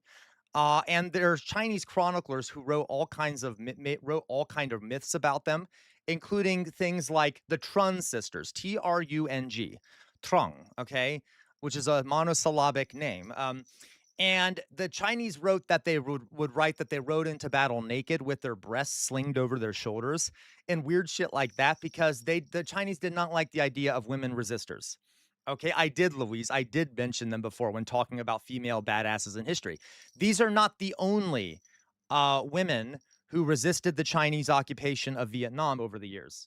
Okay, yeah, guys, this is what I'm talking about, disappearing points, right? Most people don't hear these stories, okay? Right, Jay? Okay, I never heard these women, but holy shit, that sounds amazing. Yeah, okay. So I can show you another one. I think True, I think her name's True. Here it is, True. Lady True. Okay, Lady True. Here's another freedom fighter from Vietnam's history. Lady True, who also rode into battle on the back of an elephant and resisted and look at this. Isn't this cool? Look at this image here. Okay. Rode into battle on the back of an elephant. There's a Vietnamese image of her.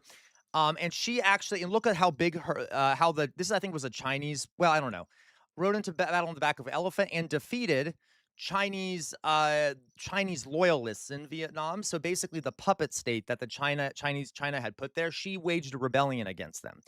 So there have been multiple female rulers who have fought for the independence throughout Vietnamese history. And guys, this is going back to 0 AD. This happened for over 1,000 years. Over 1,000 years of Chinese occupation and resistance, okay? Like the Vietnamese had been fighting for independence for a very, very long time. The times that when they finally got independence from China, which was later, after the fall of the Ming Dynasty, nobles broke into infighting in the country. So let me show you what I mean. What are they called? Shit, let me go back to this video. I can't remember the name of these. I think they talk about it in here. What are they called? What are they called? National unity. Self-determined. I don't know if they might not mention it here. There was I think it's called the Trin. I'm trying to do this off the top of my head. Forgive me, folks, if it's not as good as it could be. Trin. Yeah, there we go. Gwyn. So you guys have probably seen this name before. Gwyn. Nguyen and Trin. Okay, this is a common Vietnamese surname. Gwyn. The country actually at one point broke into a civil war after independence from the Chinese, where there were two families, noble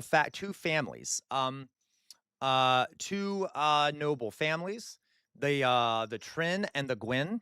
It honestly might be. I could be pronounced. I think you're right, Jonas. Win. I never know. Forgive me. I'm not good at pronouncing Vietnamese. And the Trin occupied the north of the country and formed their own state. The Nguyen occupied the south and formed their own state. And it was an era of civil war. And by the way, there was an emperor. The Vietnamese often copied Chinese forms of governance because they had been heavily influenced by China. They also have been heavily influenced by Southeast Asia. Vietnam has influence from a bunch of different places. So in the middle of the country, despite a civil war going on and stuff, it has been historically the case that in the middle of the country, there is a city called Hue. I'll write this down, Hue. Which, this is going to be important to remember when we get to the Vietnam War period. Okay, Hue. And Hue is the seat of the emperor. So Vietnam has had an emperor historically who was a lot of times symbolic, and Hue is right in the center of the country. So Hue, Vietnam. So when you let me see if I can find a map here. Okay, here's I guess, a map of where Hue is. So Hue is right in the center of Vietnam. So the Hue came to symbolize the seat of the emperor, as in the unification of the country. The unification of the country. The idea was that whoever owned Hue kind of had unified the country, which had constantly been in civil war and occupation. So anyway, so just be aware of that. When we get to the Vietnam War, that'll be important. The emperor often didn't have that much power. It was kind of a symbolic position, but that is sort of a symbolic thing for the country, is whoever rules in Hue. Okay, now then, it was at this time of civil war and strife that the European powers were seeking empires overseas. So Vietnam had already experienced over 1,000 years of Chinese occupation and had developed a culture of resistance, a culture which had societal ideas of honoring female resistors and male resistors to Chinese occupation, who had a long history of collectivist farming practices, of working together on these farms for the sake of rice cultivation and working together to resist foreign invaders, and had been subjected to a great deal of suffering by even local Vietnamese nobility, who had been constantly infighting and getting farmers killed for their own political careers. Does this make sense? Are we following along? Are we understanding kind of the themed history of Vietnam before the Europeans arrived? Okay. The UK, look, okay. So in the midst of this civil war, in Vietnam, suddenly the French come along, okay? Now, the French were trying to build a global empire, as all European empires were at the time, and they were frustrated that the Dutch, the Spanish, the Dutch, the English had established a global trade empire in Asia, and they wanted to start, Big Brain, and they wanted some of their own territories. And they took a look at Southeast Asia, which had not been claimed by anyone yet, this area here, okay, all of Southeast Asia. And they're like, oh, ripe for the taking, okay? And that's where we're going to start watching this video so that they can, you guys can hear a little bit about it. I don't know if it's a good video. I just found the part where and if it's not, then we will change it. But let's talk a little bit about when the French arrived. They were worthy of being Vietnamese rulers by passing almost impossible tests. They managed to strengthen national unity and fend off 3 invasions by the Mongolians, but that was not enough. By 1400 CE, they were overthrown by the Ho dynasty. Ho Huai Liai probably thought he would be much luckier coup and kick the Li dynasty out of the throne.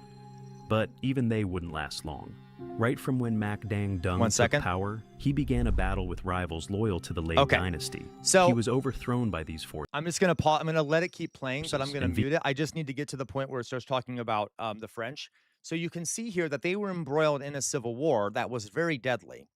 Okay, very deadly. Throughout the, you see, here's the map. Look at this. This is what I was talking about. The Nguyen lords were of the south, the Trinh lords of the north. The Trinh were more allied with China, okay? And the terrain of Vietnam made it easy to kind of have these two separate things, okay? So, all right. Thank you. Oh, Gus, I'll take a drink. Thank you, J-Mac. All right, and then in come the French. I have to jog too. Okay, give me a second, J-Mac. 1 second. Give me a second. I just want to make sure we can get to the right part here. Okay, let's go back.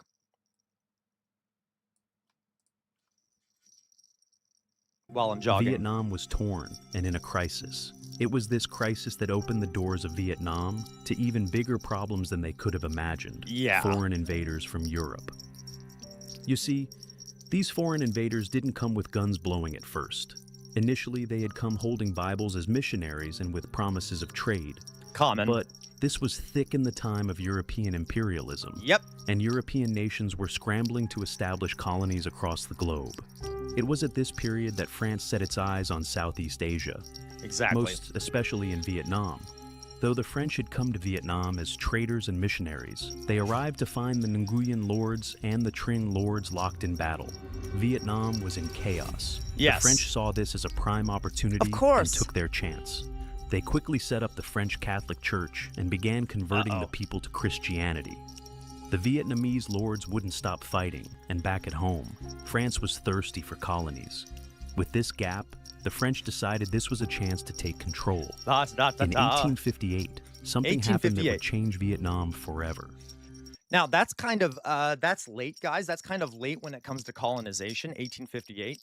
But you have to understand, it would have been very hard for France to take them before then because they had been part of China. So they would have had to sort of fight China to get Vietnam, which would have been difficult.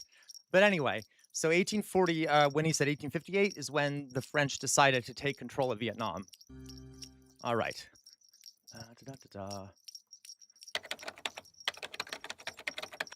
I'm getting the cardio in, don't worry. I'm dancing. In 1858, a man called Napoleon III led the France invasion of Vietnam. All right. To its colony of Indochina to bring it back into the fold of the French Empire. But the Vietnamese communists... They launched an attack on Da Nang in a fight to claim Vietnam. However, the Vietnamese were not going to take it lying down. They did not. They rallied their forces and fought the French. This fight lasted for almost 4 years. But the Vietnamese were ill-prepared and weary from their endless tussle of many years. By 1862, France had their first victory. They captured the city of Saigon and forced to do... Saigon. Now, Saigon, guys, is in the south. I'm trying to show you guys... there are differences between the north and the south, okay? So Saigon is the biggest city in the south, and it lies on the Mekong River Delta, which you guys know what Saigon is, right? Like Saigon is what's always talked about in regard to the Vietnam War. So notice that that's where the French set themselves up. They set themselves up in the south, centered around Saigon. Okay, while, like I said before, the north was typically more aligned with China and was typically where Chinese allied rulers would set themselves up to be closer to China. All right, so, okay. The Vietnamese emperor to sign a treaty. This treaty would hand over all the southern states of Vietnam to the French. It was known as the Treaty of Saigon. This was the beginning of French rule in Vietnam. However, France had eyes on more than Vietnam. Britain, another European superpower, controlled India and Burma. France needed to solidify their control in South Asia and also to create a buffer zone between them and the British colonies. So they also wanted to capture Vietnam's neighbors, Laos and Cambodia. Good, Oz. So, Napoleon III was also very interested in the resources of these regions. Okay, so this whole region, guys, is extremely diverse, okay? This is a classic European imperialism piece of shit bullshit thing, okay? They decided that they wanted all of Southeast Asia. There's like Cambodians are far different than the Vietnamese. The Laotians are different than the Cambodians and the Vietnamese. The Thai people are much different than all of them combined. They all have different languages, all have different cultures. And France comes along and they conquer part of Vietnam, and then they go on to conquer almost the entirety of Southeast Asia and then lump them all together into essentially a single colony called French Indochina, okay? Which, okay, anyway, classic imperialism. The Europeans did something very similar on the African continent. And do we know what that ended up causing? Tons of civil wars and fights. Anyway. Wanted control of Cambodia's rubber, Laos's minerals, and Vietnam's rice. Yeah. So he wasn't content with just southern Vietnam. He led the French troops to conquer Tonkin, which was in northern Vietnam, and Annam in central Vietnam. They would also conquer Vietnamese neighbors, Cambodia and Laos. All three were joined together into French Indochina in 1887. I guess not Thailand, I'm sorry. There are all these, yeah. While the French celebrated their success, something interesting was happening among the Vietnamese people. Okay. Like the Chinese, France also tried to replace Vietnamese culture with French culture. Yes. First, they made Saigon the crown of Indochina, where all the French elites lived. Then, they started building European-style buildings and filling the market with luxury. So, the reason I know I'm not talking much, but I really want you to get a point across here, guys. Think about the history of this city called Saigon in the south. It was built like like a European city. It was where all the French elites lived. It was sort of the capital of French rule. How might knowing this and knowing the history of French occupation, Chinese occupation, and things like that, how might the average Vietnamese farmer view a place like Saigon? Okay, what kind of idea might come to mind for an average Vietnamese farmer? Just the idea of Saigon, based off what we have all been learning about. Okay, what do you think they think about Vietnam? Yeah, Philly cheese, like hatred, hatred, revolution, right? Saigon was sort of viewed as the seat of oppression for a lot of Vietnamese folks. For the Vietnamese folks that didn't view it as a seat of oppression, it was a seat of collaboration. There were lots of Vietnamese elites, etc., who collaborated with the French, and they loved Saigon. So I'm trying to get the general trend here, okay? So goods. But this wasn't the only problem. Vietnamese farmers were forced to grow rice and work ruthlessly every day, only to see their grains set off in the French trade. Yeah.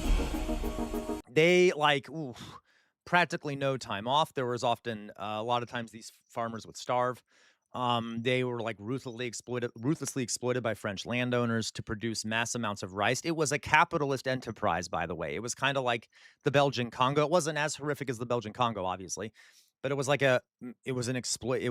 exploitation, a colonial economy, where French landowners and French rice cultivators abused the local populace to produce vast amounts of rice for the profit of the French. Okay. Despite their hard labor, they still paid heavy taxes and lost their land. Soon, the people went past just mumbling about the cruelty of the French government and began to plan a resistance.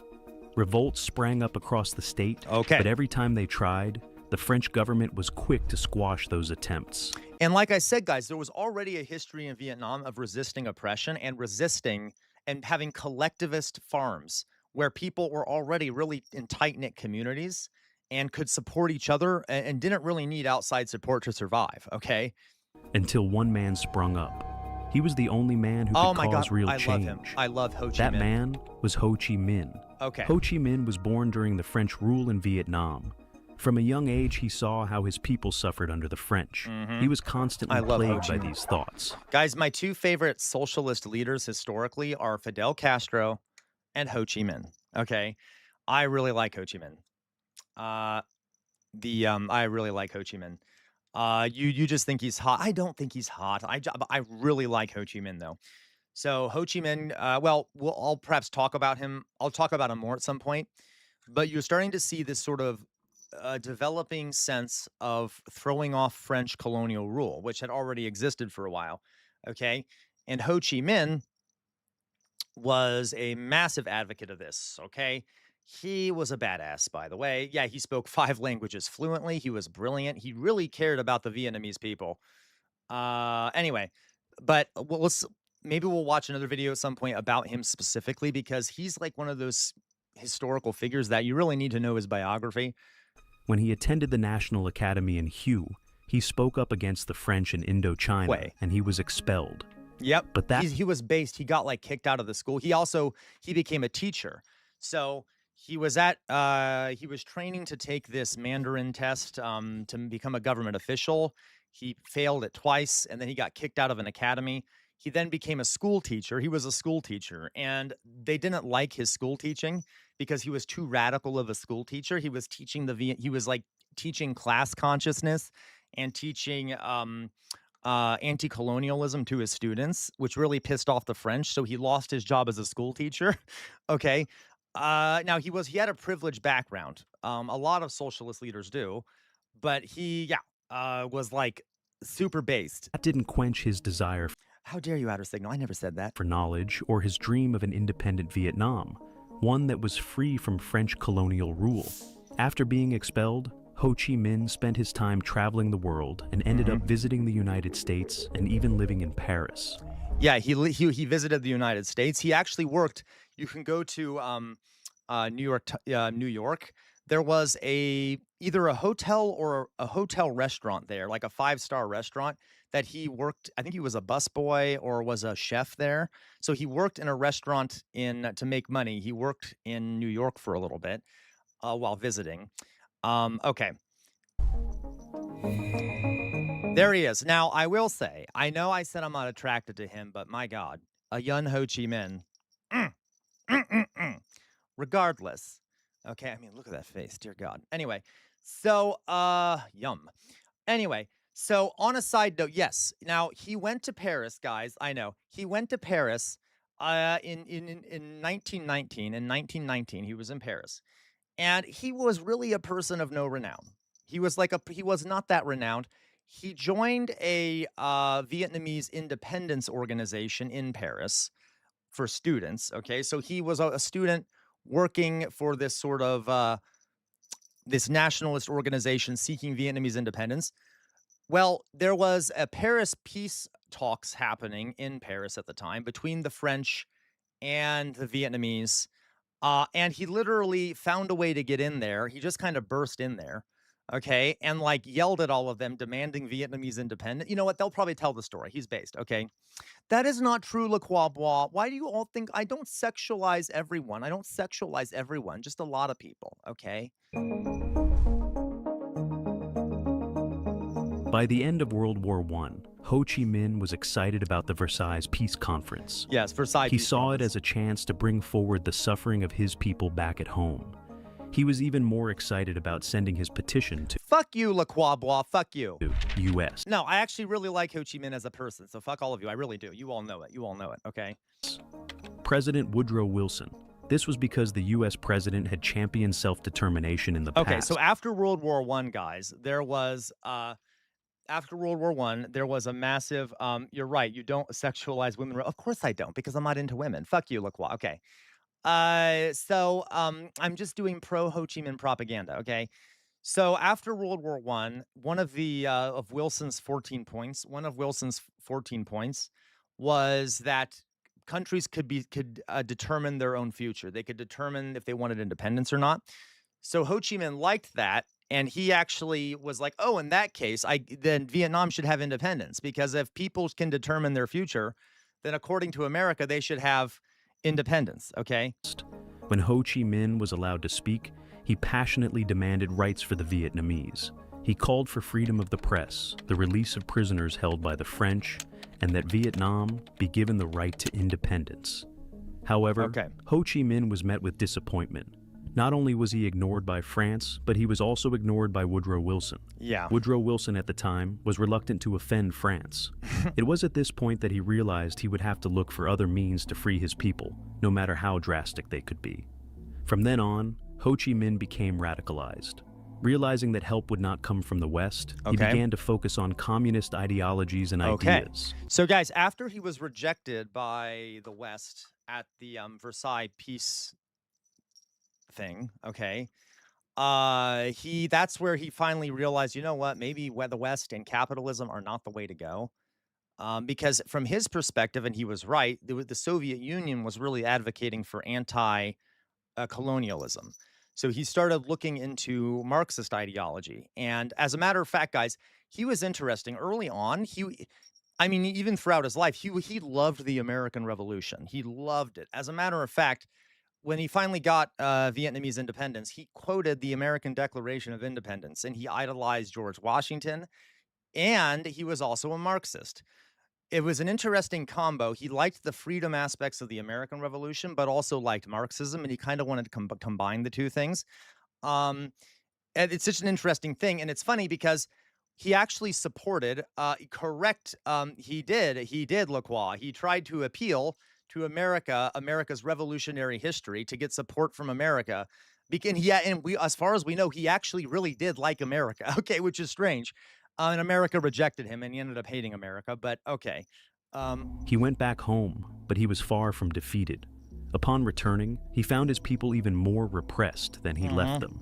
This caused him to start a nationalist movement to bring the Vietnamese together against the French government. He started a party known as the Vietnamese Nationalist Party, which would later become the Indochinese Communist Party in 1930. So, The Indo-Chinese Communist Party. Notice, guys, notice. We are in the context of this history. There is no difference between a desire for independence and a nationalist desire for an independent Vietnam and communism, right? In the mind of the Vietnamese people, and in his mind, in Ho Chi Minh's mind, they're the same thing. So the Vietnamese struggle was not a struggle for communism. Let me rephrase it this way. It was, but the number one thing that the Vietnamese struggle was for was independence and anti-colonialism. If you look at what Americans said about Vietnam, it was, oh, well, we need to stop the communists. This is about stopping communism. By saying that, what they're saying is we're trying to stop Vietnamese independence after over 1,000 years of occupation, death, and destruction and oppression. Do you see how that's a bit of a difference? Okay? And how if you don't know that, you're really fucking up. Okay? If you think this is just about stopping Soviet and Chinese influence going into Vietnam and spreading communism, you're really missing the point about Vietnam. Okay, it was we were fighting a war against anti-colonial independence fighters, all right, not against the Chinese and the Soviet Union. You get it? All right, 1 second. Was a group of other people who thought like Ho. It was made up of workers, farmers, and other intellectuals who all wanted to free Vietnam from French colonial rule. There you go. With this party, Ho Chi Minh called for independence. He asked the Vietnamese to take on... Exactly, Jonas, exactly. The attack on communism that the America viewed as an attack on communism was just an attack on Vietnam sovereignty. All right, and you're going to say it gets even more complicated than this? Because, okay, well, you'll see what happens, all right? Weapons, as this was the only way they could free themselves. While he tried, he was still unable to fully fight the French forces. However, by 1940, the world outside of Vietnam was burning. Okay. The Second World War had begun. Okay, so we're going to stop there for now. And again, we'll do this all week. Let me do a quick summary, right, of where we've gotten here. Vietnam has a very long history, over 1,000 years. Over time in history, they have been occupied often by the Chinese. Then they were occupied by the French.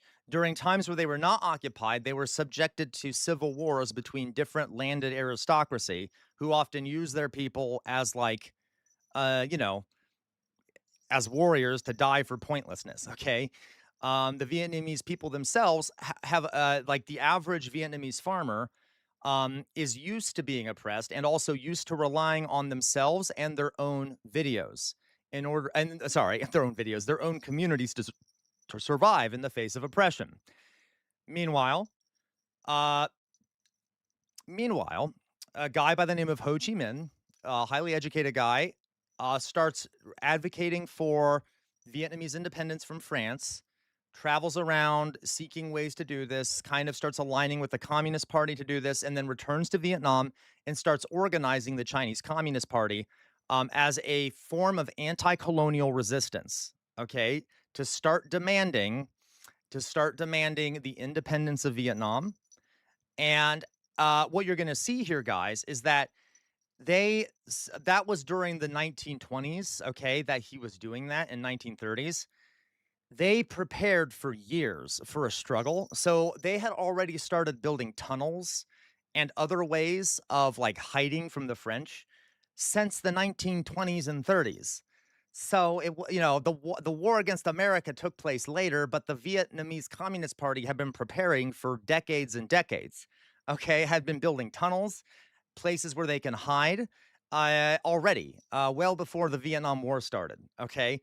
And that's what we'll end off. And what you're going to see is we just ended off when World War II starts, because this is going to start, things are going to change very fast after World War II.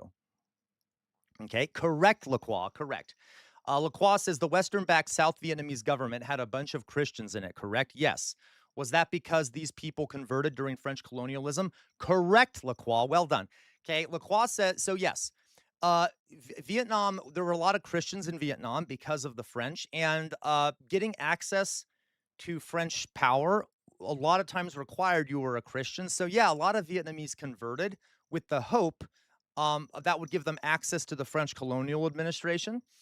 Yes. And to be clear, guys, in Vietnam, there were a lot of Christians because of the French. There were also a lot of Buddhists.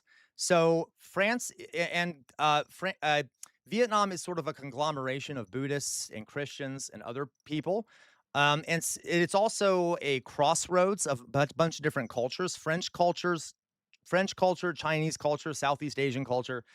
As a matter of fact, one of the reasons why I think Vietnam has some of the best cuisine in the world, I love Vietnamese cuisine, okay, is because, guys, Vietnamese cuisine is like Vietnamese cuisine, Chinese, and French cuisine all combined and perfected.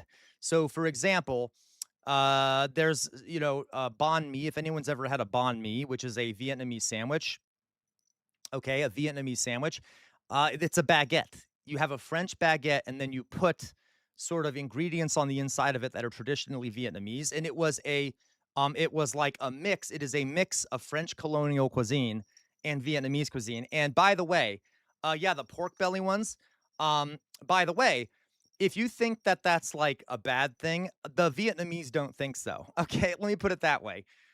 A lot of Vietnamese people love that cuisine, and it's part of Vietnamese culture now that they like the French influence in the cuisine, and that they thought that like the combination is good. So it's so good. It's like a combination of French cuisine, Vietnamese cuisine, Chinese cuisine, all sort of mixed together.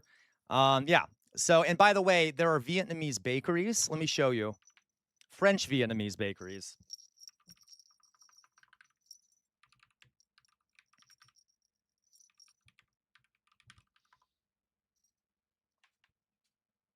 Okay, French Vietnamese bakeries. All right. And they have like, things like this, along with banh mi's like that. Okay. Trun Nam French Bakery. They have oh my God, look at that thing. Okay, like the French Vietnamese bakeries are some of the best. Look at that. Oh my God, amazing. So it's like a combination of really good cuisines. Okay. Okay. So that's Vietnamese cuisine. All right. Okay. Woot. Yeah, it's very cheap, Sir Bart, if you're in Vietnam.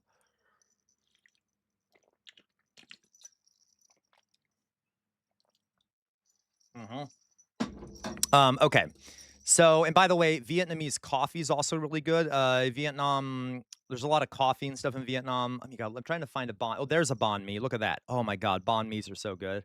One of the best like they're top tier sandwiches. Paris banh mi sandwiches. Okay. All right. There you go. Do it, Gwen. Okay. Okay. So there we go. I'm sorry. I'm just looking at all these pictures now. Oh my God, they're so fucking good. So fucking good. Okay. Jesus Christ. There's also good tea in Vietnam. They like tea and coffee because the coffee is kind of the French influence, but they also got tea from China and stuff such. So they have a lot of good drinks. Okay, I'm sorry. I'm obsessing about this. All right. All right. So hate colonialism, but French and Ottomans made no, I agree, Jonas. Jonas said hate colonialism, but France and the Ottomans made Moroccan food some of the best cuisines. I agree. And listen, I of course, as Jonas said, I'm not pro-colonialism, but it is true that multi-ethnic foods, I think, are some of the best. Some of the societies that have had multi-ethnic influences are the best because they take the best from all of them and then mix them together in new ways, and it's really good. That's one of the things I like about America, and I think I mentioned that before, is we have a lot of combined cuisines here. Tater tot. Minnesota has Mon people here, Vietnamese mountain people. Yes, there's a lot of Mon people also in where I am. Okay. All right, guys. So that's our first lesson. Everyone learned something? Everyone learned something? Everyone learned something, guys. Y'all learned something?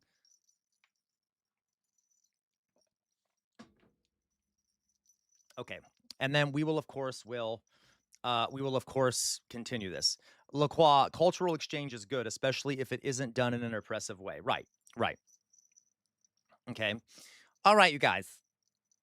So, okay. So let's go on. Let's see what else we got here. I'm going to put my face up here for a second.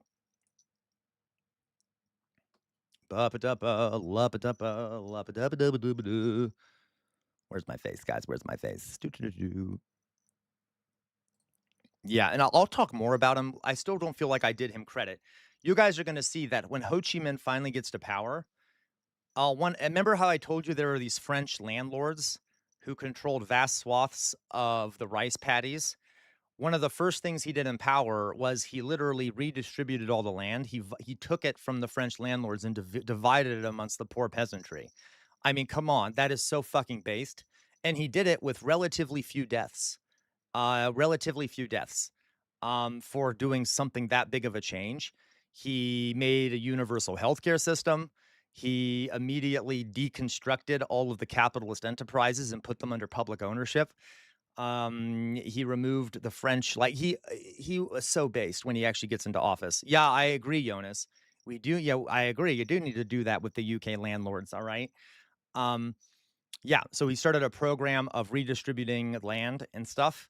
We'll talk about some of the major changes he made.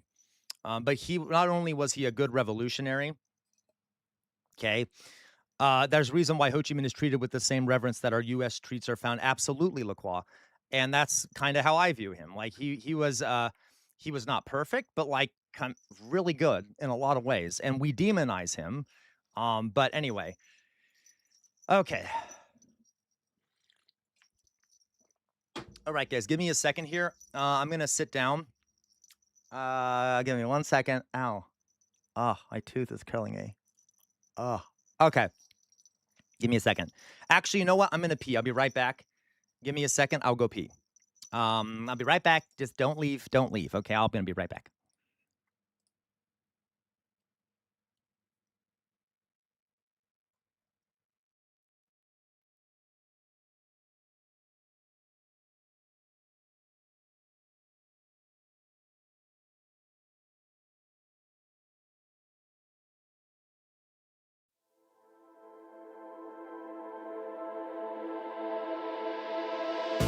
In the dark haze, polarized gaze, trying to find my way to you, where the spaces can't erase this. You're the feeling that I choose.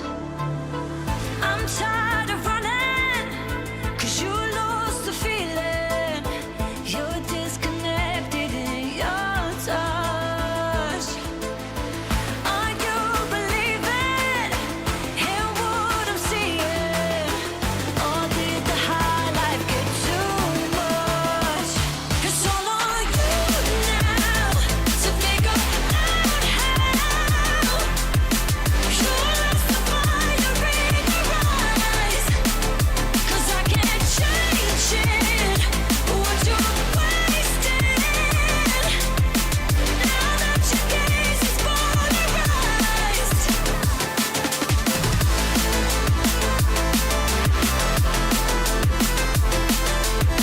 Now that your gaze is polarized.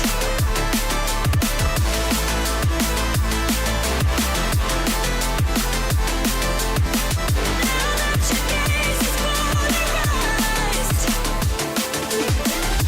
When the haze clears all of your fears, now we have nothing left to lose. Fill the spaces, we can erase this, and not the feeling that you choose. You're tired of running, 'cause I lost the feeling. We're disconnected in our touch. Are you believing in what I'm seeing? Or did the high life get too much? It's all on you now to figure out how you lost the fire in your eyes. 'Cause I can't change it, what you're wasting. Now that your gaze is polarized.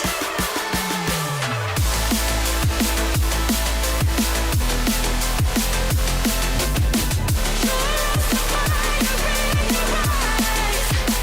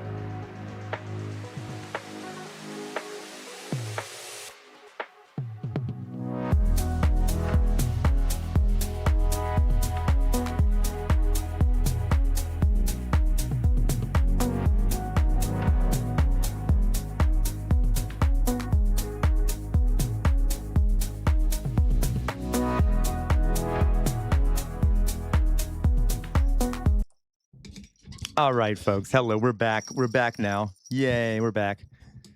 Okay. All right. All right. Give me a second here, guys. I need to fix this fucking thing. This one broke now, too. Look, so I have to, like, quickly fix it. All right, so how's everyone doing out there? Not happening, SoCal. Not happening. I literally just sat down. Okay, it's not happening. Give me a second. I need to. So, all right. So, guys, let's go on. Let's do some video reaction type things. All right. Maybe in a second, SoCal will do it. But right now, no, not happening. Okay. Fuck you. All right. Give me a second. All right.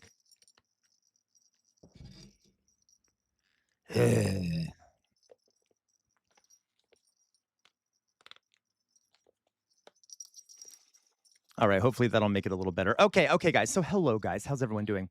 All right. Apologize. That was me. I don't give a fuck. Okay. Let's see here. You know he's gonna. So, guys. Thank you, Gwen. Thank you. You should make me a proper gesture. I need new ear things. These ones are not working very well now. I don't think I can even hear them. I don't think I can't even hear out of one of the ears of them now. Anyway. Oh well. Okay. So guys, hello. Let's do some boops. Let's do some boops. First of all, let's do it. Oz, you get a boop. Boop. LeBron James, you get a boop. Boop. Couch Potato, you get a boop. Boop. Jay Williams, you get a boop. Boop. Gwen gets a boop. Boop. Elevator Lady gets a boop. Boop. Druzilla gets a boop. Boop. Couch Potato gets a boop. Boop. Philly Cheese gets a boop. Boop. By the way, thank you, Philly Cheese. I believe it was Philly Cheese who recommended we do the themed stuff. Was that Philly Cheese? Was it Philly Cheese? Philly Cheese, are you the one that recommended the streams? I can't remember. Recommended the theme stream. Someone did. Was it you, Philly Cheese? Whatever. But thank you, Philly Cheese. If you did, I think you did. All right. Who else wants one? SoCal gets a boop. Boop. Louise gets a boop. Boop. Paleontology dog gets a boop. Boop. Oh, is that true, Philly? Okay, it was you, Philly Cheese. Well done. Looks like people like it. It looks like people like it. Matt Saigai gets a boop. Boop. Dolly Boy gets a boop. Boop. Politics gets a boop. Boop. Winston gets a boop. Boop. SoCal gets a boop. Boop. Did anyone else get a boop? Anyone else want a boop? It was Pittsburgh Cheese. Hilarious. Anyone else want a boop? Did I miss anyone who needs a boop? Did I miss anyone who needs a boop? Lurking Snow Leopard gets a boop. Boop. I will cry if I don't get one, you asshole. Bonk! J-Mac gets a bonk! You've already gotten one, Druzilla. You don't get a second one. Okay, you don't get a second one. Anyone else? Anyone else? Please don't make J-Mac cry. Fuck J-Mac. J-Mac needs to cry more. Philly Cheese, you get a second boop. Boop. Fetty gets a boop. Boop. Okay, that's right, J-Mac. You cry. Okay, you cry. And then use the saltiness of your tears to spice my food, okay? Jonas, you get a boop from a distance. Boop. All right, we done? We good? We happy?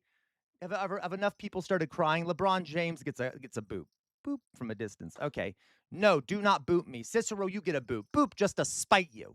All right, I love you all very much. You're all so great. I love you all very much, okay? I love you all very much. And how dare you?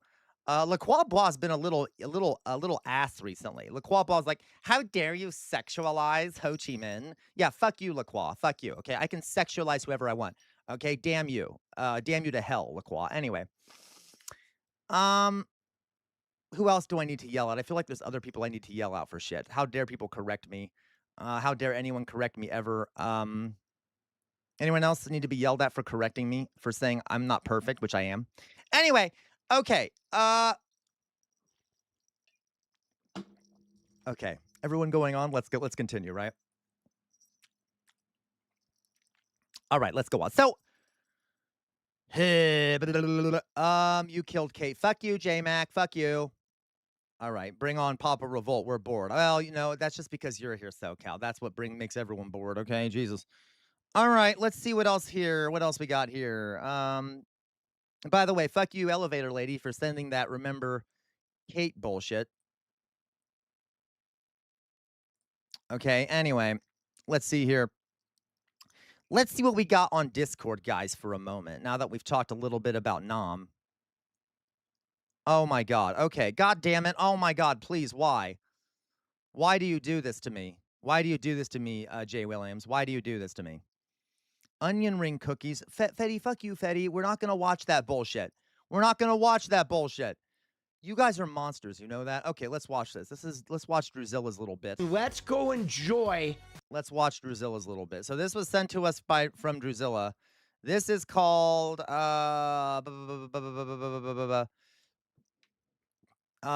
this is called whatever. I don't know what it's called. It's called something. This is called MAGA Tears Are the Best. MAGA Tears Are the Best. Everyone ready for it? Let's watch it. Let's see what it's about. I don't know what it is, but Druzilla sent it, so it probably won't be very fun. Okay, let's watch. Let's go enjoy a little bit of... Get your cup out! We are gonna... That's kind of offensive to Rain. I'm offended because Rain is amazing and I love Rain. Rain makes me happy. The sound of rain always like calms me down and makes me feel good. I do not like equating rain to MAGA tears. Okay, that's offensive. That's offensive to Rain. Jonas, I just sent one I knew you'd enjoy. Marco Rubio's wildly inaccurate look on the foundations of America. Oh my God, Jonas, I'm excited. Okay. Enjoy some tears, guys. Because, guys, there are no tears that are as delicious as MAGA. J-Mac, I only like acid rain if it falls on wherever you live. Tears. And let me just tell you, this clip right here is one of the most... Is she taking a shit? Look at that. I haven't mentioned poop today, so we might as well start now. Look at her face. Look at her face. Laura Ingram's face. Yeah, that's like, I think she might have a norovirus or something. Is that what it's called, Mayflower Kid? Norovirus, rotavirus, whatever the fuck it is. She's trying to what, pinch off a log, it looks like. Anyway, let's go on. Most beautiful things I've ever seen. Look at the headline. Fox reporting that Nithya Raman is projected to advance to the general election. Dude, it's here. Okay? Nithya's advancing. It is official. I'm sure you do. Pratt is done. Now Fox is announcing it. I want what, Matt Sai guy? What? What do you want? You to pay close attention to Laura Ingram's her body English as she delivers this news. James Nordoff, she probably did. James Nordoff, you get okay? a boop. This is beautiful, guys. This is like you can just, I mean, even looking at her face, it like pains her. It pains her to have to deliver this. Oh shit, you ready? Here we go. Disturb anything, Laura. Go ahead. I know you have an announcement here you wanted to make. Yeah, well, shocker, Nithya Raman is going to advance to the general. Oh my God, she's like, yeah, I got a shocker, Nithya Raman. I like how sad she is. So Spencer Pratt, the good... Looks like she might need some antidepressants. College try, but didn't make it. And the old college try. That's so funny. Anyway, that's good. I love that. Fetty, she's melting. She's emulating Dumpy Stroke, right? Turning now to leaks. That's for sure. Extraordinary. Okay. I think she just might have drunk too much or something because alcohol is a depressant. Let's go enjoy. What is happening here? Okay. Anyway, so that's good. I love the suffering of Fox News people. That's good. That's good. Love that. Let's see here. Jonas sent Rubio compares White House UFC event to historic moon landing. No idea of America. Oh, fuck my life. Okay. Fuck my life. All right. Let's see what Marco Idiot Rubio has to say. Comparing the White House UFC event to the historic moon landing. I'm going to lose my mind. All right. The idea of America is audacious. The very idea that America, that you could have a country where Winston, founded on the principle that your rights come not from your government or from your leaders, your rights come from your creator, was an audacious idea. No one else believed that. Can we just agree that that notion that your rights come from a creator? So the founding fathers did say that, but their notion, most of them were deists, their notion of a creator was just the idea of some principle bigger than humans, right? They didn't necessarily mean that they directly came from God, because their idea here was that God didn't interact with it in the physical world. God didn't really interfere with things. So they really believe that rights are natural. Like you're born with certain rights by nature of what you're born with. You're born with freedom. You're born as a baby, you know, you're born automatically free, etc., or at least you should be. Regardless, isn't that like super backwards and weird that that the right wing likes that and says that we should have rights that are given by a god? What do you want, Matt Sci Guy? Sam is a power bottom and loves Israel.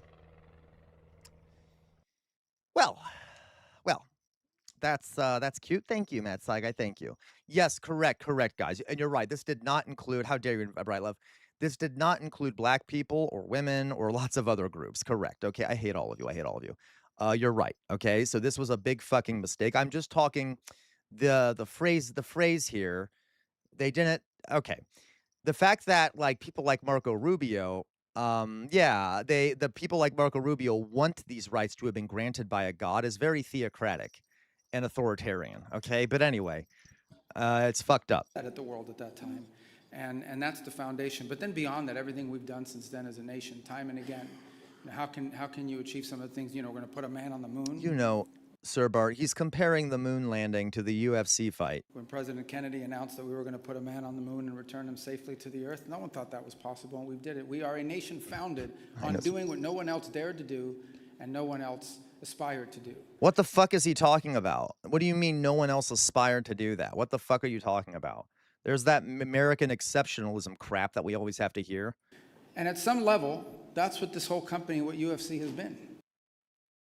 Like literally, guys, we just talked about. There's a map. We just talked about how Vietnam has aspired to have independence for a very long time, like longer than America did. Like, what the fuck is he talking about? That America is the only place that has aspired to do that? And why is he saying the UFC? Why is he saying the UFC fight has anything to do with any of this? Oh my God, it's so fucking annoying. I just fucking hate these people so much. They're so fucking annoying. Okay. So stupid. Yeah, I guess so. No one ever thought about going to the moon before either, right? Jesus. Okay. Hilarious. Okay. Thank you for that, Jonas. That was annoying as fuck. Let's try this one. This was sent to us by Gwen. Some of this. The Iranians another short here. This is another short. So this is, I guess, J.D. Vance talking about giving Iran $300 billion for a reconstruction fund based. Okay. Saying that they're going to have access to a $300 billion reconstruction fund. True or false? Well, Ed, that's the sort of thing they could have access to, funded by the Gulf Coast Coalition, so long as they honor their end of the obligation. I think that one of the things you're going to see, Ed, and people have to be okay, so it's a Gulf country coalition. That's interesting. Skeptical of this is that the hardliners in the Iranian system will overemphasize the benefits that Iran gets while underemphasizing all the things that they have to concede. What are they conceding? What the fuck are they conceding, by the way? What the fuck are they conceding? I'm confused. What are they conceding on, apart from opening the Strait of Hormuz? But that's like, I'm not sure what, okay, it's not really a concession because they're getting shit out from it. And all the things they have to provide in order to get these benefits. What do they have to provide? The evidence that they're, like, this is very unclear. They might not get that $300 billion because they have to show progress on the nuclear deal or whatever. But but this really isn't a defeat because they didn't have to give up much at all. So we absolutely are open to the Gulf Coast countries investing in the reconstruction of Iran, but only if Iran ends their nuclear program, ends their enriched stockpile of material, and is really open to an inspections and enforcement regime that gives the American people confidence they're never going to have a nuclear weapon. So I think the dance you're going to see, Ed, which is going to be interesting, is the Iranian media, especially the hardline media, they're going to talk a lot about what they get without talking about what they give. It's important for all of us to correct that record. Walk through some of this. The Iranians are saying that they're going to have access to a $300 billion reconstruction fund. True or false? Okay. Who are you gonna? Yeah. Who the fuck are you? Yeah, I know. Like this is so. All right. We were defeated. Okay. Yeah, Obama, but with way more money for Iran plus control of Hormuz. Yeah, like this is hilarious. They're full cope mode. I love how much they're coping, and you can tell. So Trump once again solves a problem he started. He didn't even solve the problem, though, Dex. Like, he made it worse for us. I mean, not worse for us. He was defeated, and Iran is getting more than they had to begin with. It's hilarious. But yes, Dex, I guess he does, okay? Okay, so this is funny. They want to be the world slumlord. Of course they do. Okay, so that's fun. Thank you for that, Gwen. I love that for us. Let's see what else we have here. Let's see what else we have here. Boop a doop boop boo boop a doop boop boop boo. Right. What is this? What is this? Oh, you sent okay. This is from SoCal. I think this is going to be a I think this is going to be a palate cleanser. So let's have a brief palate cleanser, and then we'll go back to another video. We'll watch one of Jay Williams' horrifying videos that he always sends. Okay. So true. It's so true. Anyone ever had one of these mattresses delivered to you? One of these like Amazon mattresses that like kill you basically, because when you cut them open, they suddenly expand really fast, and they're kind of like a I don't know, what is it called? Like what is it? An airbag in a car.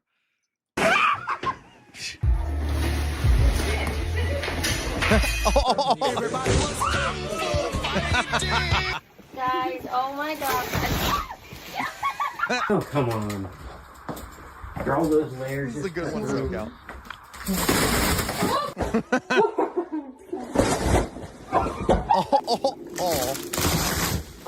Ooh.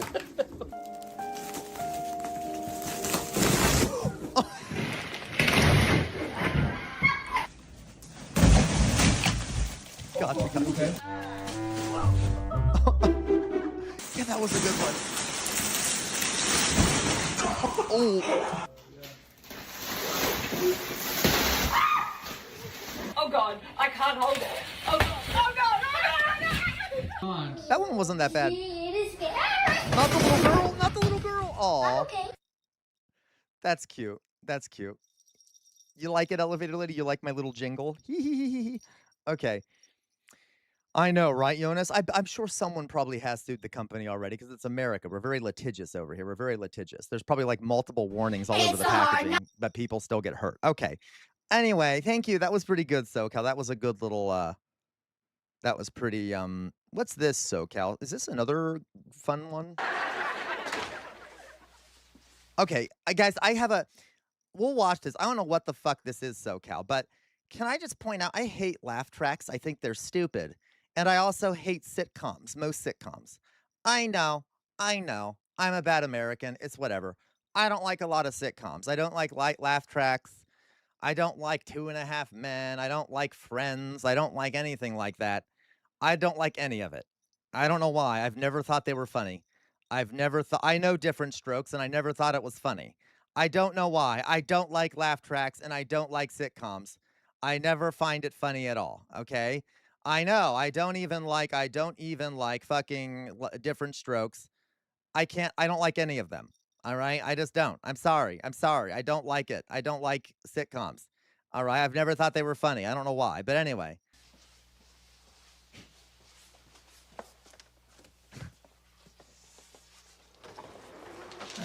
Aha!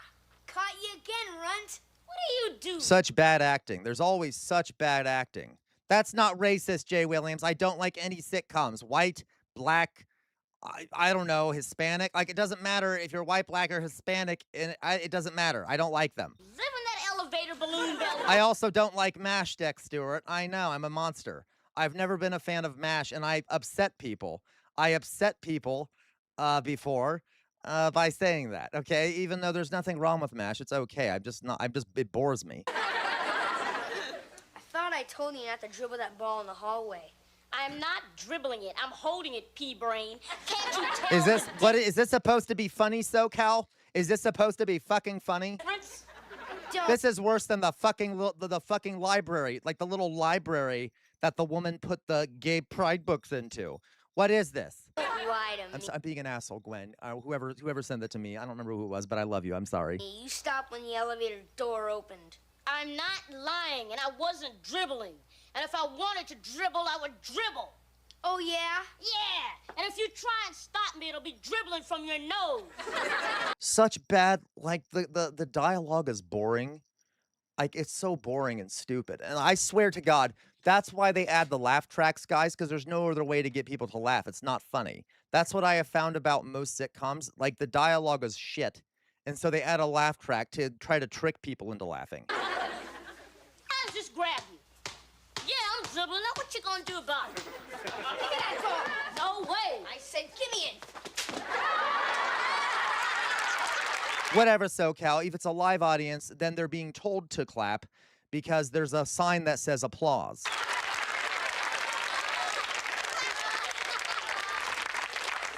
That's what you get for messing with Arnold Jackson, lard butt.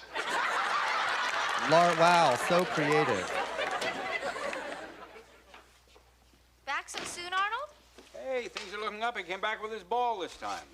Dad, I think maybe... Yeah, Laqual, they couldn't make good TV because of the hate. Laqual, you know too much. Yes. There were still big limits on what they could show on TV, which is like a lot of this stuff is massively censored. So they can't make good jokes. A little trouble. Yeah, no, Jonas, exactly. Friends is awful. Thank you, Jonas. Guys, Friends is a very bad show. It is bad. It is a bad show. It is like horrific. The storyline is bad. The characters are bad. There's cringe all over the place. Friends is terrible, and I don't understand millennials who love it, okay? There's something wrong with you out there, okay? I will say it. I will say it. There's something wrong with all of you who like Friends, okay? On second thought, I'm positive I'm in big trouble. Arnold, have you been playing basketball in the hall again? No, honest. Then what happened? Did Mr. Garth catch you smiling on... Wait a minute. Is this, what is this story? Is this a black kid who's like, has white parents? I feel like there's probably racism somewhere in this. the premises? I kinda had another run-in with Bobby the Blimp. What do you mean, kinda? Well, yeah, he kinda asked for it, so I kinda stuck my foot out, and he kinda tripped and kinda fell on his big fat face. Now, that is kind of funny. That is a funny line, but it's not like, okay. Wait, his dad adopted him and his brother? Gotcha. It's white saviorism. Is that true, Couch Potato? Elevator, absolutely I was. Elevator lady, come on. Elevator lady, so elevator lady said, I don't like it either, but still, you're clearly the kid at recess who told everyone Santa wasn't real. Elevator lady, I gotta tell you, that literally happened. That literally happened to me. I got in trouble in 4th grade because I went around telling the kids and making fun of them for believing in Santa. Now, I wasn't bullying them. I was just like, the teacher actually wrote, so, okay, there's like a report card. There's like, you get a report card, and you know the teacher makes notes, and like I was actually a while back I was reading through my like my 4th grade report card, and the teacher said could have better social skills, was smirking and chortling when we were discussing Santa Claus and shit like that, because I just couldn't help myself. I couldn't help myself. Like the kid, you know, they'd be like, you know, there's a Santa, and I'd be like and I'd be laughing to myself. I know I was a little shit elevator lady. And my parents also got annoyed because they kept trying to convince us Santa Claus is real. And I would be like, yeah, well, what time are you guys getting up to give us the presents? And my parents would be like, you mean Santa Claus? I'm like, yeah, Santa Claus. So anyway, when are you guys going to get up to put the presents under the tree? Like, I know I'm a little asshole, folks. I can't help it. I can't help it. Go, bro. I'm glad to see you cream that turkey. Yeah, I'm proud of you for not letting him push you around, Arnold. Well, I'm not. What have I always told you? Even if Bobby had it coming, fighting never solves anything. But he started it. I have, elevator. I've literally been a jester for life. I can't help myself. Yeah? And you had to finish it, huh? Yeah. I'll never forget the splat when he hit the floor. That's kind of funny. Arnold, you can't just go around shoving and hitting people. You've got to learn to control your temper. And if I may have been 3rd grade, I don't know. It was one of those grades. there's a problem, you discuss it like a I did believe it when I was really young because I didn't know any better, but okay. gentleman. A gentleman? Was Conan the Barbarian? The only thing a guy like Bobby understands is brute force. I agree, Lacroix. He's lucky the elevator door closed before I gave him my left. This is content. Oh, I know Fox Emblem, but if I pause it and I make commentary, it shouldn't be a problem. Okay, I know a Fox Emblem. So, but like if I pause it and comment on it, it won't be a problem because we're doing commentary. So I'm not too worried about copyright stuff. this, like, we're doing commentary here. You can see, so is this the older brother, by the way? So these two kids are black, and this guy is literally adopted them. Is that what we're seeing here? Is that what we're seeing here? Okay. Right! And then I uppercut and I knocked him down and stepped on him and jumped. That kid is so cute, though. I will say, this is a good little actor. I like it. Good little actor. Hello. Hello, Mr. Kincaid. Gwen, these programs brought white people to a black experience in the 80s. Gwen, I guess. Not really. I don't mean to be mean, but no, they didn't. This is not a real black experience. Okay, let me put it. It is a black experience. But, like, this is a very middle class, very whitewashed black experience, okay? A real black experience for a lot of black folks is not like this. Let's put it that way. This is a very particular black experience. This is a comfortable black experience. This is a comfortable black experience, okay? This is like what a black experience that would be comfortable for white people to watch. Does that make sense? Okay. Okay, anyway, so okay, like, anyway, this is very much like, you know, what white people want the black experience to be. Enough. Look, his face is a bloody pulp. That's got to be Mr. Garth. You all, guys, if you honestly, okay, forget it. Move on. You ruined the video. I know, SoCal, I ruin everything, but you should expect that. But anyway, literally, Louise, you stole my thunder. You stole my thunder, Louise. You stole my thunder. If you guys want to see a show that's a really good show, The Wire. Now, to be clear, guys, The Wire is very good at showing what sort of the interplay of race, poverty, and the legal system in America.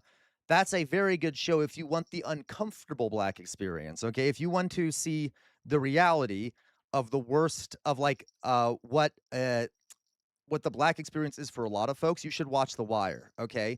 Now, obviously, we're not going to stereotype here. We're not saying that that is the same experience for every black person, but that is a show that will make you uncomfortable, and that it should make you uncomfortable, okay? Yeah, so The Wire is an excellent example of this. Okay. I'll settle this whole thing. All right, Drummond, no more Mr. Nice Guy. I've about had it with that Terrible dialogue. snotty Terrible dialogue. kid of yours. You can't talk that way about Willis. I know, Nightfall. Apparently, we'll see Nightfall. It might not be over, but it looks like the Iranians have, in fact, won, given the peace deal. Now you know who I mean. Loiso, but what if I want a comfortable black experience? What do I watch to relate to Obama? Oh my God, Loiso! I swear to God. Okay. Just 1 minute, Mr. Garth. Your kid was playing in the hall again. This time he slugged my boy. What are you going to do about it? If what you say is true, Arnold will be punished, and I will see to it that he Okay. apologizes to your son. You know, Okay. you rich guys are all alike. You think you can do anything you want. Don't you poke me. Oh, I'll poke you when I want to poke you. So notice, guys, here's the thing. Listen, I know I'm sorry I'm being an asshole. You guys know I ruin everything for everyone all the time. What makes the black experience uncomfortable for people is the context of the experience, the clear structural problems that black people experience. So a lot of early like what's the term? A lot of early shows that have black folks in it, okay? They conceal the structural problems by taking black characters and putting them into a white context, okay? Which then completely hides the structural poverty and racism that makes life hell for a lot of black people. You see what I mean? So, like, the Fresh Prince of Bel-Air is literally black folks being transferred into, like, an upper middle class context to kind of strip the black experience of all the poverty and other things that come along with it, okay? That come along with for a lot of black folks.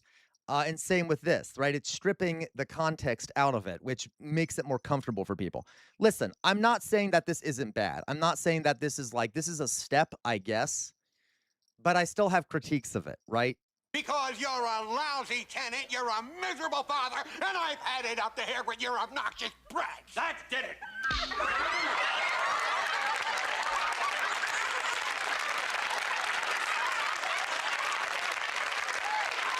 Gwen, what does that mean, Gwen? What do you mean I'm young? What does that have to do with anything? What am I saying that's not true, Gwen? Jesus, Gwen. What does the argument you're young mean, Gwen? Please tell me. Well, what is wrong with what I'm saying here? It's true, right?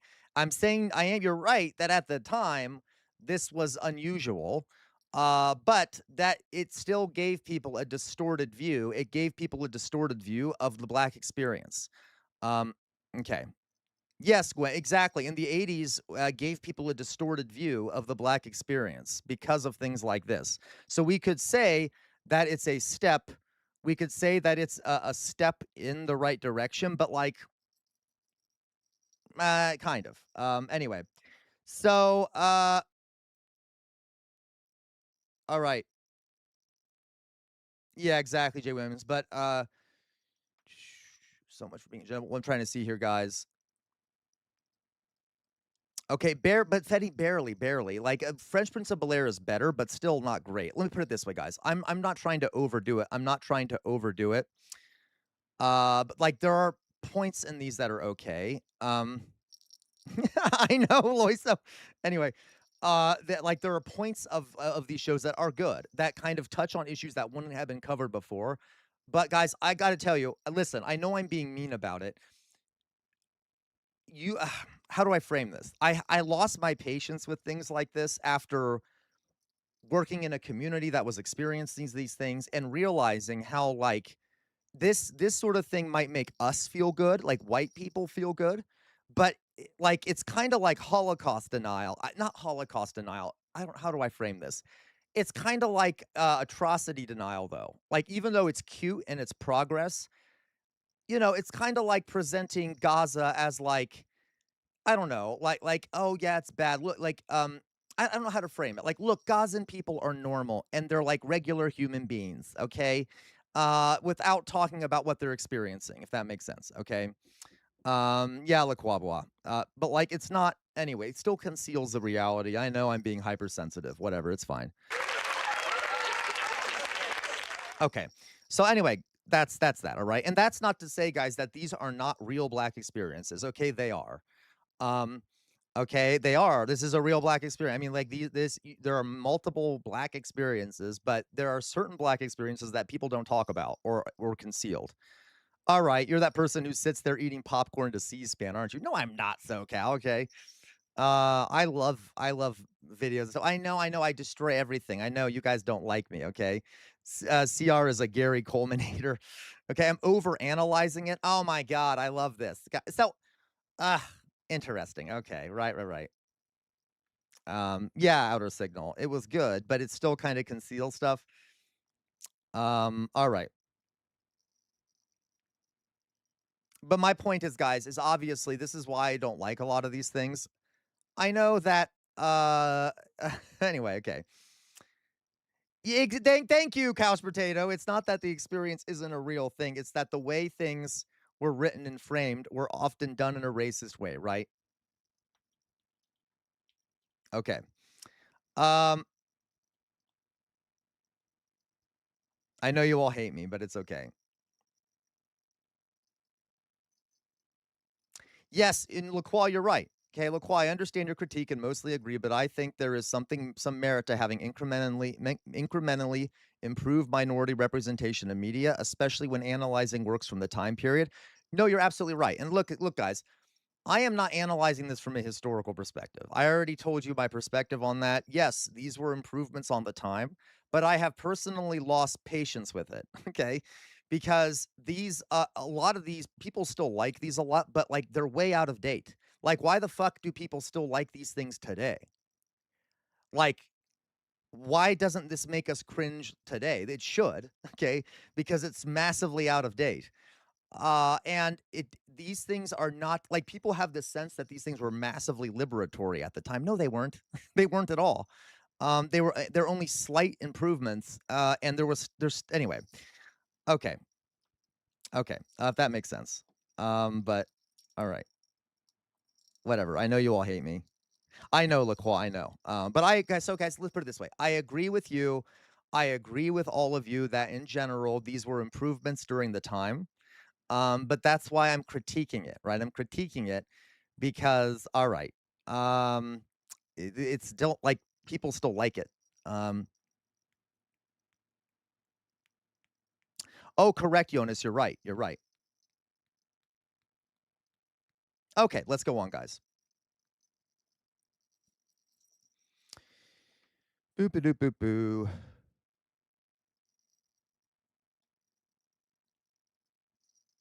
What else we got here?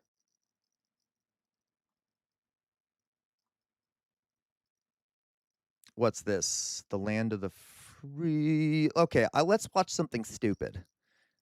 AKA something that, oh, that looks good, Sylvie, how nuclear power works. I was actually going to do a presentation on some point on, on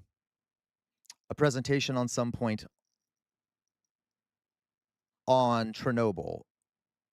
God hates Trump. That's funny. Let's find something here. So once again, oh, I'm in the wrong section. Here we go. Oh my God. Why, Jay Williams? Why do you send us shit like this? Why do you torture us in this way? Why do you hate us? Jay Williams hates this community. Wait. Where is that coming from? Where is that coming from? Where is that coming from? I hear noise. There it is. Okay, so let's watch this. This was sent to us. Oh my God, this is terrifying. This was sent to us by Jay Williams. All right. Okay. Okay. Okay. Liberatory. All right. So see here. As obviously from White Kids, heaven forbid I crack a joke. Yeah, Jonas, and I'm so sorry you went through that. Like, you've told me the stories of your teacher. That sounds horrific. That sounds horrific. And that I experienced that too. I've seen teachers do racist things, so I get it.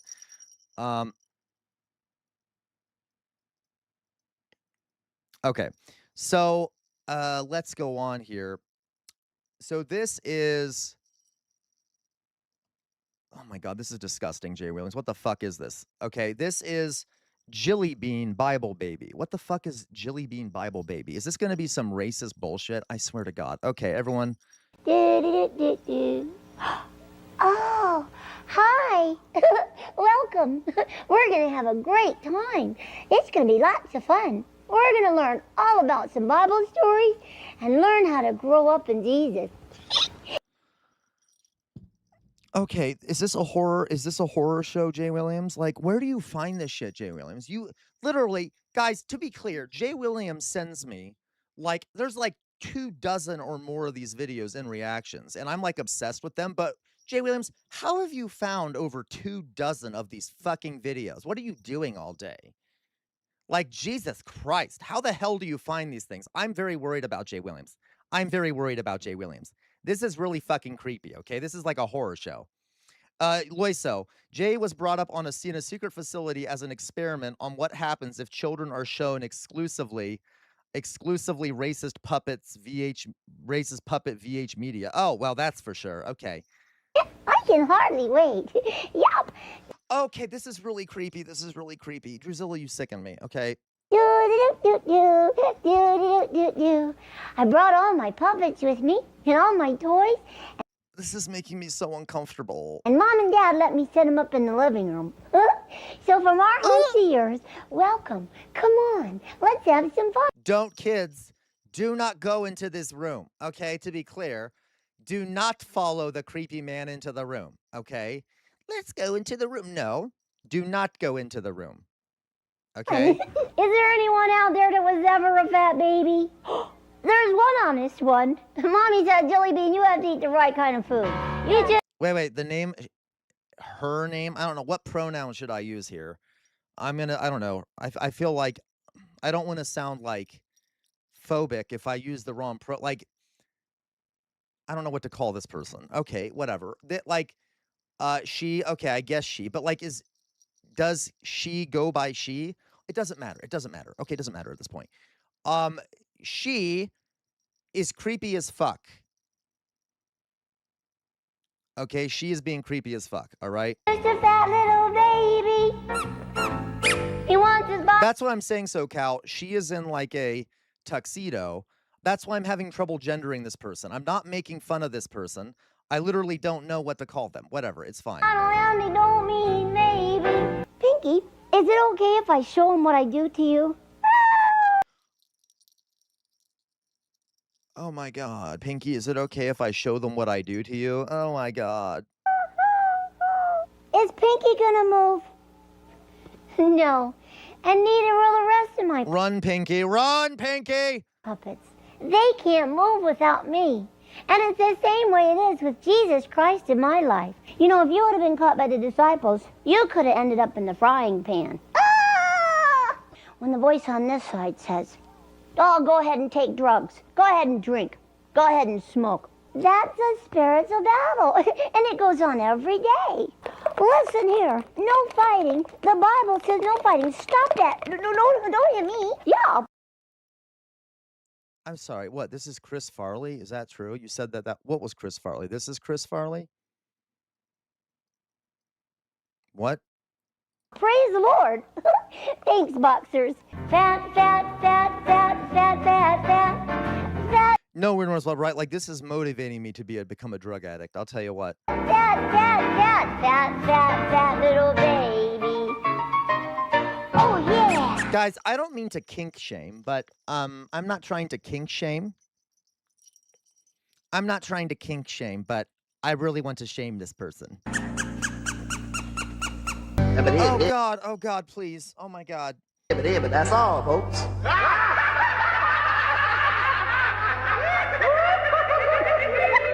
Isn't that fun? No.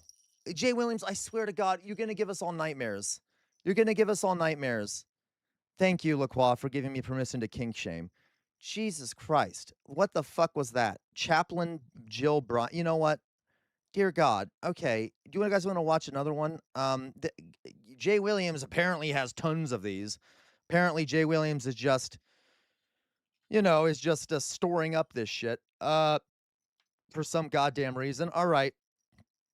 Video dating. I'm looking for women's. Oh my God, I'm so obsessed. Women's edition. What?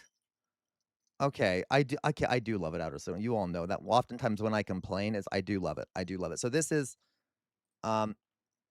video dating women's edition. Okay. someone who's looking for me. Someone. Hi, I'm Elizabeth, and I live in the West End Pretend Valley. Pardon me. Hi, I'm Jana. I'm looking for... Look at that fucking cake. Okay. Look at that cake. That is a delicious looking cake. I'm actually kind of vibing with this video so far. If it's just going to be about this giant cake, I support that. Yeah, that's like the Matilda cake. Look at that shit. That is a giant cake. That's a piece of cake for man. Yeah, that's like amazing looking. It's not a turd, it's cake. It looks delicious. That's true, Loy. So it's either a very big cake or a very small woman. Okay, there's no such thing as too much cake, lurking snow leopard. They can share this cake, okay?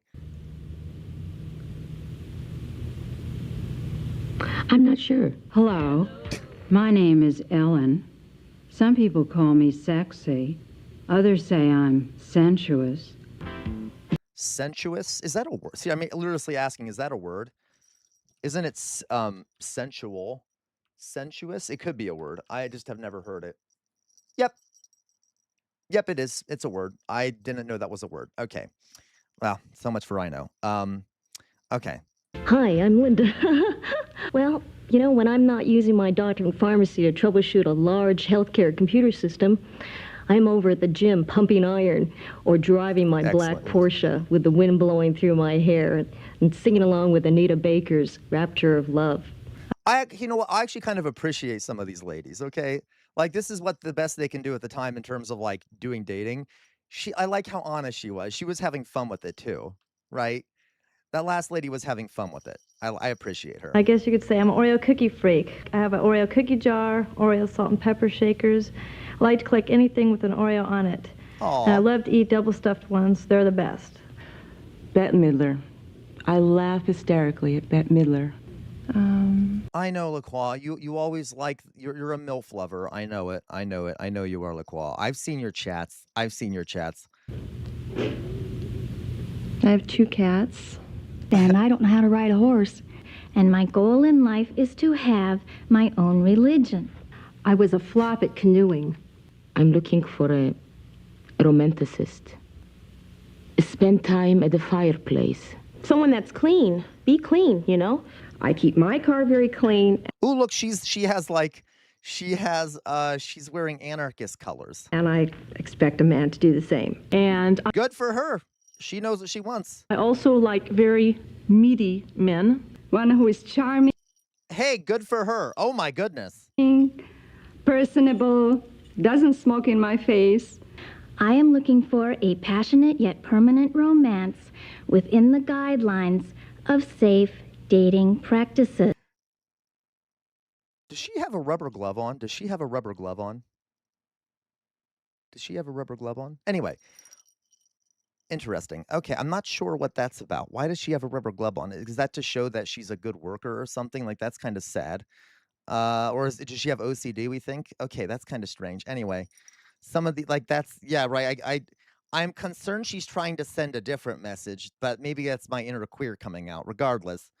Okay. Well, I gotta go now, but keep in touch, okay? Bye. That's it. Okay. Okay, look, and then they would give the stats. Sorry, Couch Potato. She's a domestic goddess, right?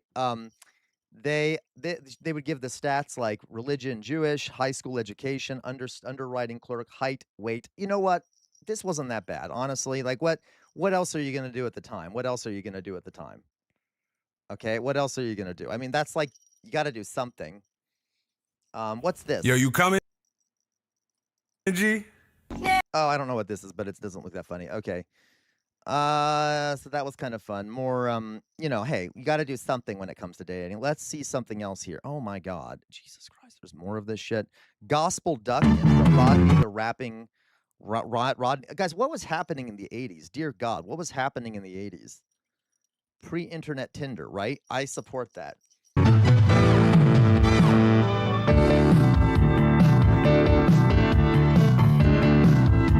Gospel duck. I'm very concerned with this. I guess people were doing a lot of I love to be a duck for Jesus. I love to be a duck for the Lord. I want to be a duck for Jesus. I want to be a duck for the Lord. I want to be what he wants me to be. This is a rip-off Daffy. Donald, I'm sorry. Rip off Donald. It took the longest time to make me. He loves me just the way that I am. I'd be careful. I hope it's not hunting season. It's America. Wouldn't it be someone if like that suddenly someone fired a gun? Anyway, never mind. I just would not want to be the person with my hand in that duck in America in the middle of the woods during hunting season. Love to be a duck for Jesus. Cause Jesus is my friend. Oh, God. I used to want to be an eagle and fly way up in the sky. This is really painful to listen to. I used to look at my web feet. Me too, Tater Tot. It sounded like I want to be drunk for Jesus. 3 shots of liquor will do. Okay. I cried. Boo-hoo, I'm so ugly. What the fuck? Okay, what? That took a turn. Did you guys hear that? Boo-hoo, I'm so ugly. That took a real dark turn very quickly. Hey, Lord, how about a flamingo? Yeah, they're so beautiful and tall. Then Jesus lifted me into his arms and said, Ducky, you're beautiful just the way I made you. And I don't make mistakes at all. I can barely hear what the hell this thing is saying. Hallelujah. Now I love to be a duck for Jesus. I love to be a turkey for the Lord. Oh my God. I want to be what he wants me to be. Living in This is horrific. I'm gonna have to... Sam, you have so much internet to explore. Oh, I know, Alyssa. I'm continuously surprised with what the horrors that Jay Williams sends me. Philly cheese, burn it with fire. I don't know if the purging flame will be enough in this case, Philly cheese. I think we need more than fire. I think we need to banish it into the dark realm, okay? I think we need to banish it into, like, a black hole or something. Yeah, call in a tactical nuke. That's for sure. Just the way that I am. I love to be a joke for Jesus. Put it wherever they put Sauron when they from Lord of the Rings when they locked him. Sorry, Melkor when they locked him up. Oh my God, there's something wrong with his head too. No, Loiso, no. This is more important. Yeah, Jonas, Hellfire missile incoming, right? Guys, this is great. Is this ever end? Is it just the same video? Okay, we're gonna go on. We're gonna skip a lot of this because oh my God, that goes on for like 5 minutes. Okay, let's go on to the next part. Okay, that's enough of the duck. There's another part to the video though. What? What is this? I'm so scared. Oh my God, is it a rapping rhinoceros? Is this the joke?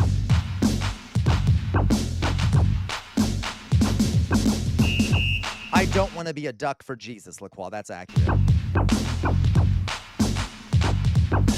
Hello everybody and welcome to the zoo. This is Rodney the Rhino and I'm coming at you with some spiritual wisdom, so don't take a nap. It's time to groove on some righteous rap. Oh yeah.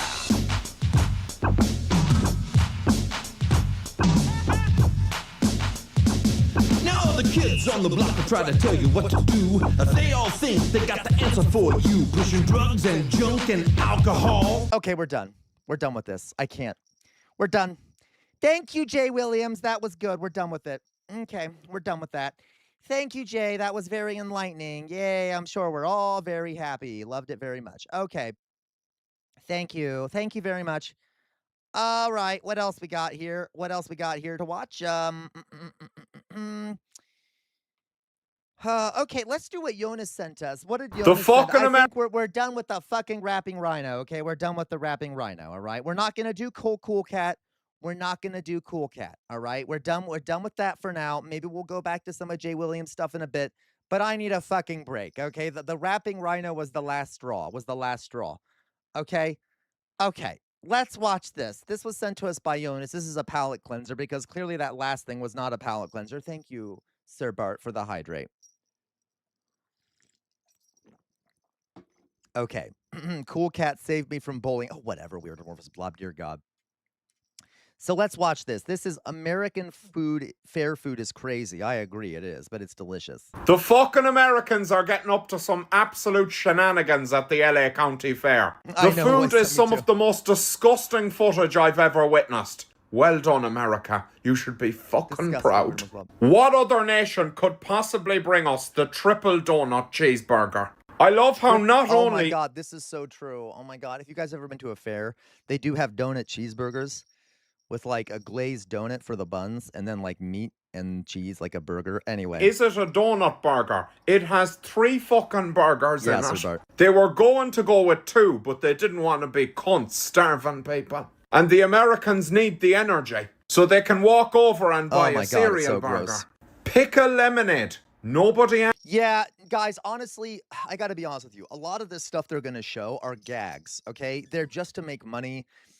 A lot of times fairs, in order to attract people to come, will have businesses there come up with crazy things so that people show up to try them and take footage for social media to get more people to go there.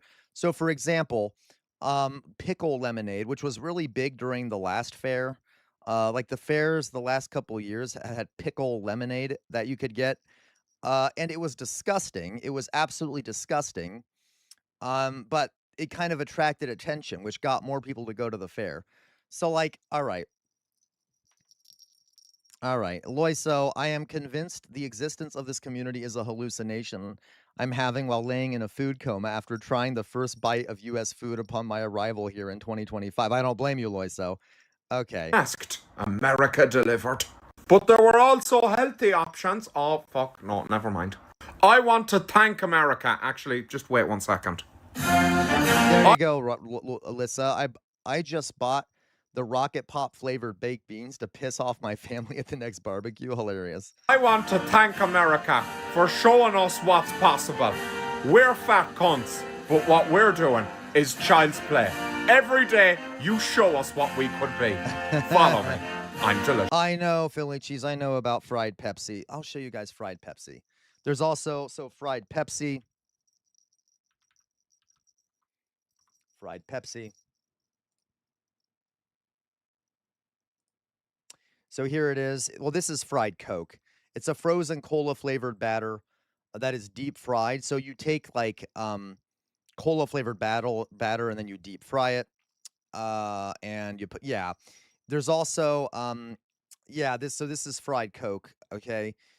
You could also do there's also what's the other one? Oh, it's bad, guys. We have fried water in the USA. We fry everything.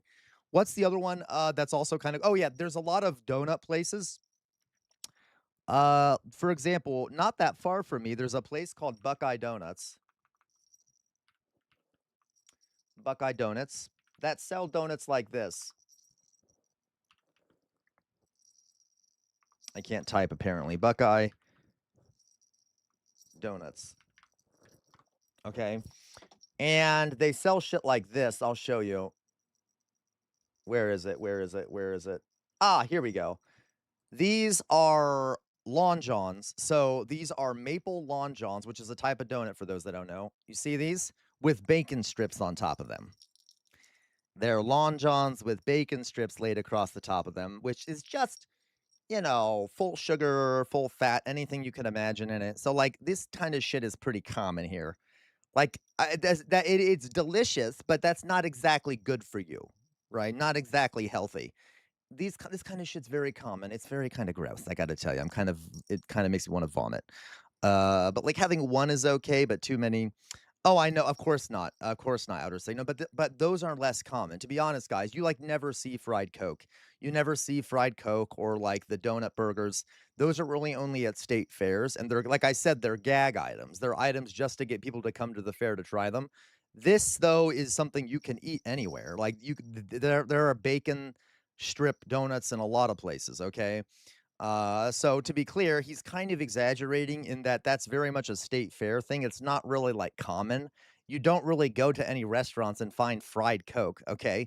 But you can find things like this, okay, that I'm showing you right here. All right. My favorite gag item I've ever tried, probably a fried Twinkie. Probably a fried Twinkie. So fried Twinkies are really good. They're really bad for you, but that was a fair thing a while back, fried Twinkies.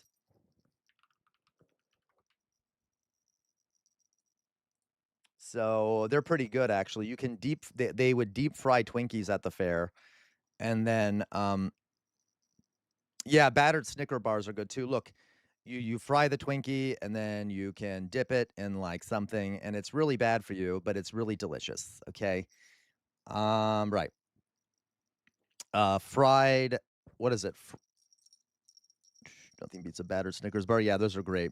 Also, there's also fried Oreos and shit like that. Fried Snickers are really good too. Okay, Doug, I will. Fried Snickers. Oops, I smelled it. Okay, these are delicious too. This is a fried Snickers, right? They're pretty delicious. Yo-nuts. I'll look up a yo-nut. Yo-nuts. What is this? What is this, Doug? It's just a yo-nut? I don't get it. What is it? It's just a donut with shit on it? Yeah, that's pretty bad too. Those are very small, but they're kind of cute, I guess, but okay. Deep fried cigarettes. Okay, Weird Amorphous Blob. I never look close at foods at fairs because I can. No, I got you, Weird Amorphous Blob. Okay.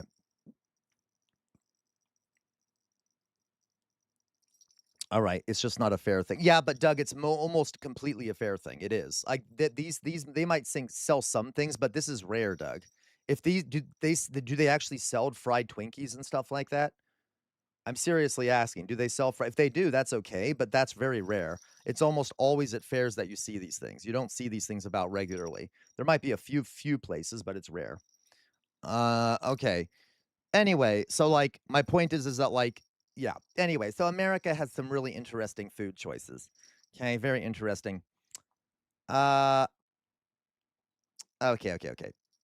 Their biggest thing is donut ice cream sandwiches. Yeah, that's kind of common. I mean, that's not common, but that's not that unusual, I guess.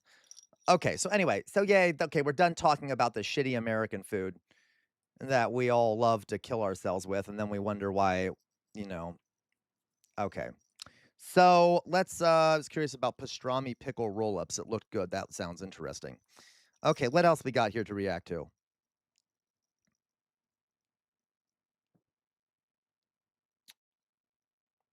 Oof, God, there's so many good videos that we could watch. Pride Month isn't dead.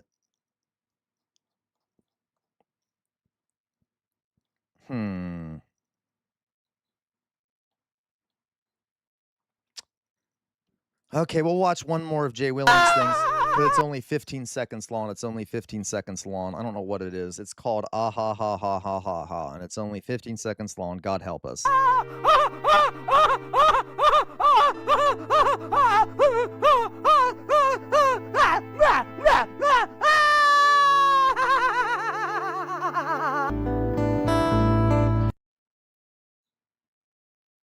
This is the biggest American... Well, I'm just glad that that ended quickly. I'm just glad that that ended quickly.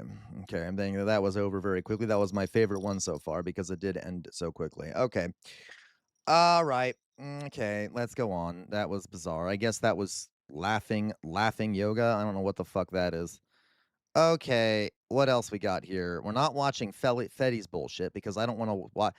I don't want to see the ordinary sausage bullshit. Okay, I'm sick of it, Fetty. Okay, get a new gig, Fetty. Get a new gig. Okay, here's what's sent to us by. Well, actually, we're not going to. Let me find something else. Okay, let's find a longer one to watch because I feel like we're just kind of going in a circle right now. We're just kind of going in a circle. This one is blah blah blah blah blah.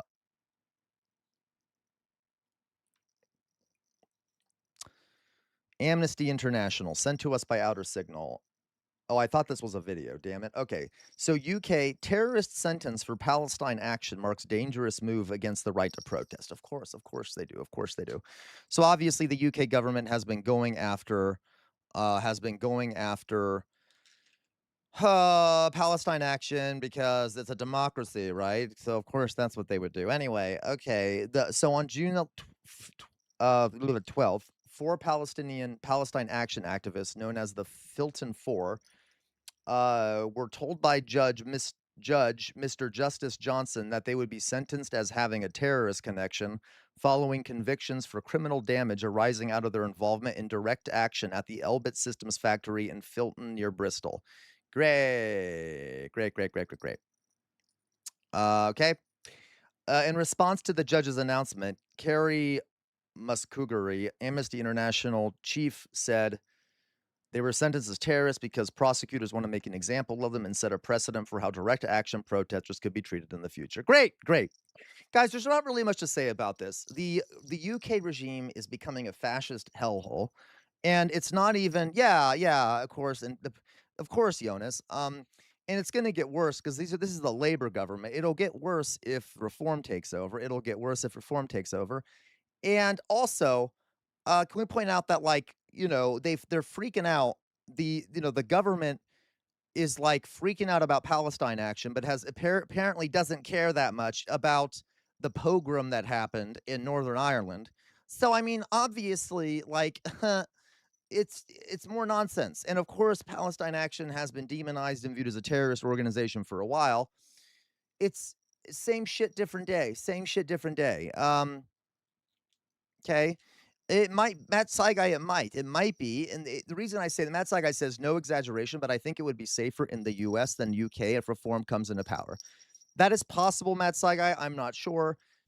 The U.S. does. It's a bit harder for the federal government to act directly in the USA. I don't know how to frame it. There are certain states that you might be safer in the United States because states have a lot of independent power.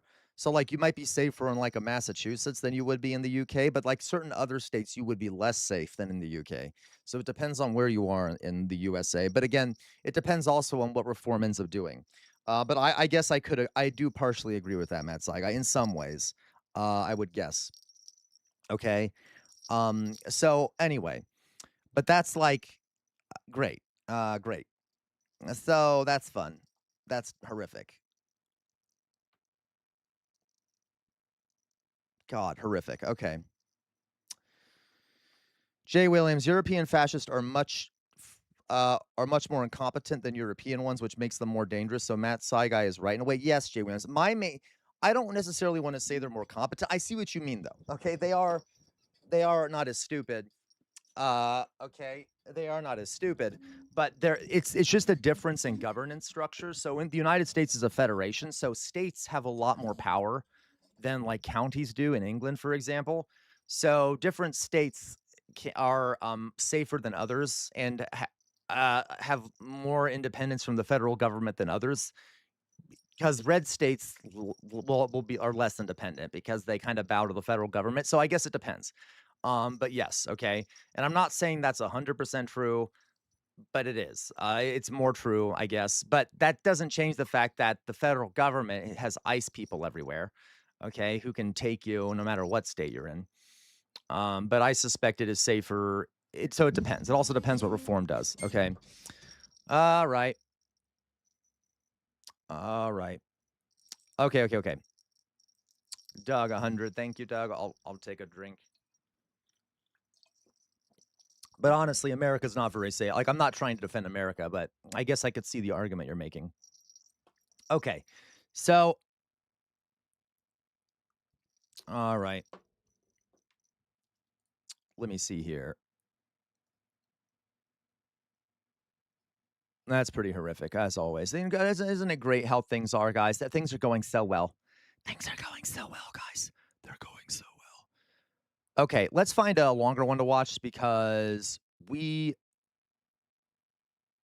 sat. Oh, this is a good one. When the blasting started, it went on a couple of months. You know what? The European far right is a movement about sovereignty and making their countries great again. Let's watch about this is another one sent to us by Jay Williams. Jay Williams is really good. Okay, it sent a lot of good shit. So, what do you know about him, Weird Amorphous Blob? I don't know. I don't know who this guy is. Do we know who this creator is? What do we know about him? Gatsu? What is his background?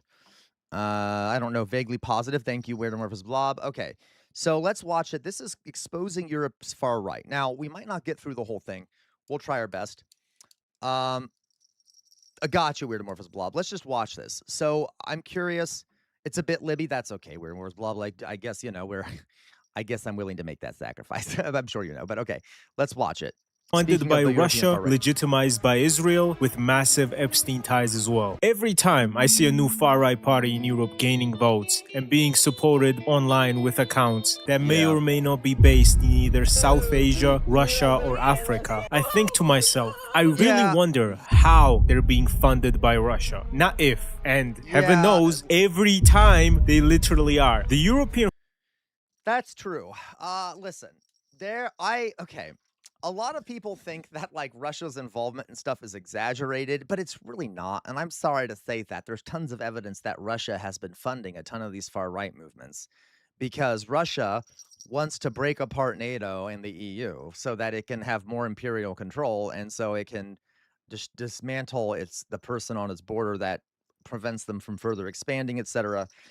And Putin has done a pretty good job of weaponizing the internet to try and divide people and to try and create right-wing movements. Okay. Now, no, you're right. It is exaggerated sometimes, Weird Amorphous Blob, but I have noticed that other times people downplay the role of Russia because they're worried that it's being exaggerated. Does that make sense? Okay. But yes, Russia does do a lot of influence and stuff. Um, well, here's the thing, Weird Amorphous Blob. It is true, though, that tons of these far-right organizations have been funded partially by Russia. The ability of Russia to exploit people, to get them to join these groups, okay, is not Russia's fault. That's a European problem. So the conditions in Europe are not Russia's fault. But so Russia is just kind of pumping up what's already there. Oh, I got you, Rumors Blob. Okay, pumping up the conditions that are already there, and exploiting them for their own gain. So Russia basically pours fuel on the fire of a fire that's already there. Okay. Far right is a mythical movement around Europe where the voters don't know what their policies are besides keeping the colored people out. Geert Wilders is an Indonesian man that runs a racist far-right party. This guy always looks like a lunatic whenever I see him. This Dutch far-right guy, he looked like in the Netherlands. The most patriotic thing he has done is make the Netherlands more popular on the internet by letting everyone know how to say we have a serious problem in Dutch. That was such a shitty bird. Okay. 2023, leaked documents showed that Russia has been wanting to build the links with his party since 2013. There's a guy in Moscow named Leonid Slutsky, and he's the leader of I'm sorry, guys. I'm not trying to be like Russophobic or whatever, but his name is hilarious. Slutsky. I mean, come on. That's really fucking funny that his name is Slutsky.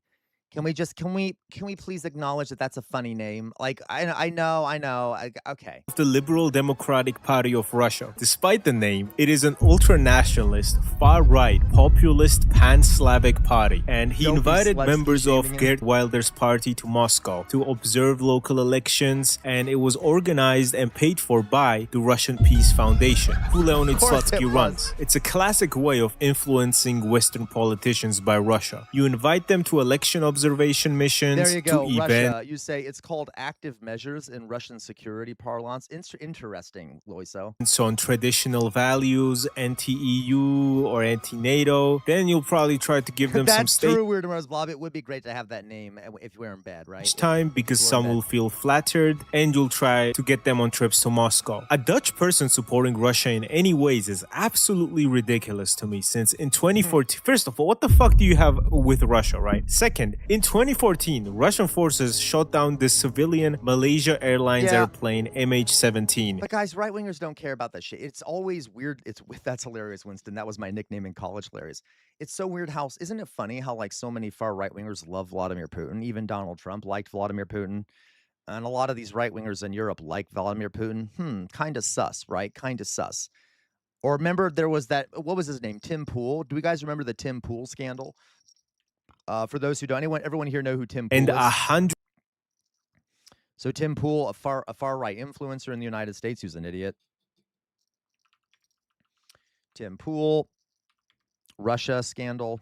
So it turned out that Tim Pool was being funded by Russian security services, okay?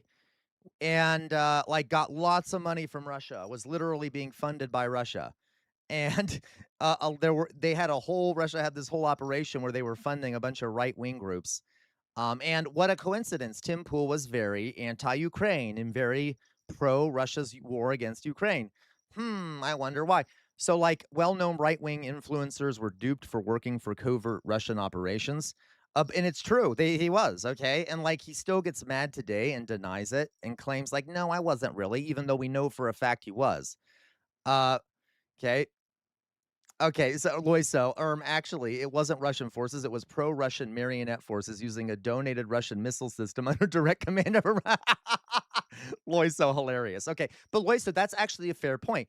There's one thing you guys ought to know is that Russia is not dumb. Okay, like I know. Okay, Russia's not stupid. They're very good at like manipulating like legal loopholes and like donation loopholes to try and get money to these folks. So like they set up all these things to hide the money. Okay, anyway. So yeah, it was clearly Russia was funding these groups, okay? So that is I'm not a fan of the Russian Empire. I'm not a fan of any empire, right? Now obviously by the way, the justification that, well, America does it too, isn't a good one. Okay, no one should do this shit, obviously, but states are gonna states do this shit.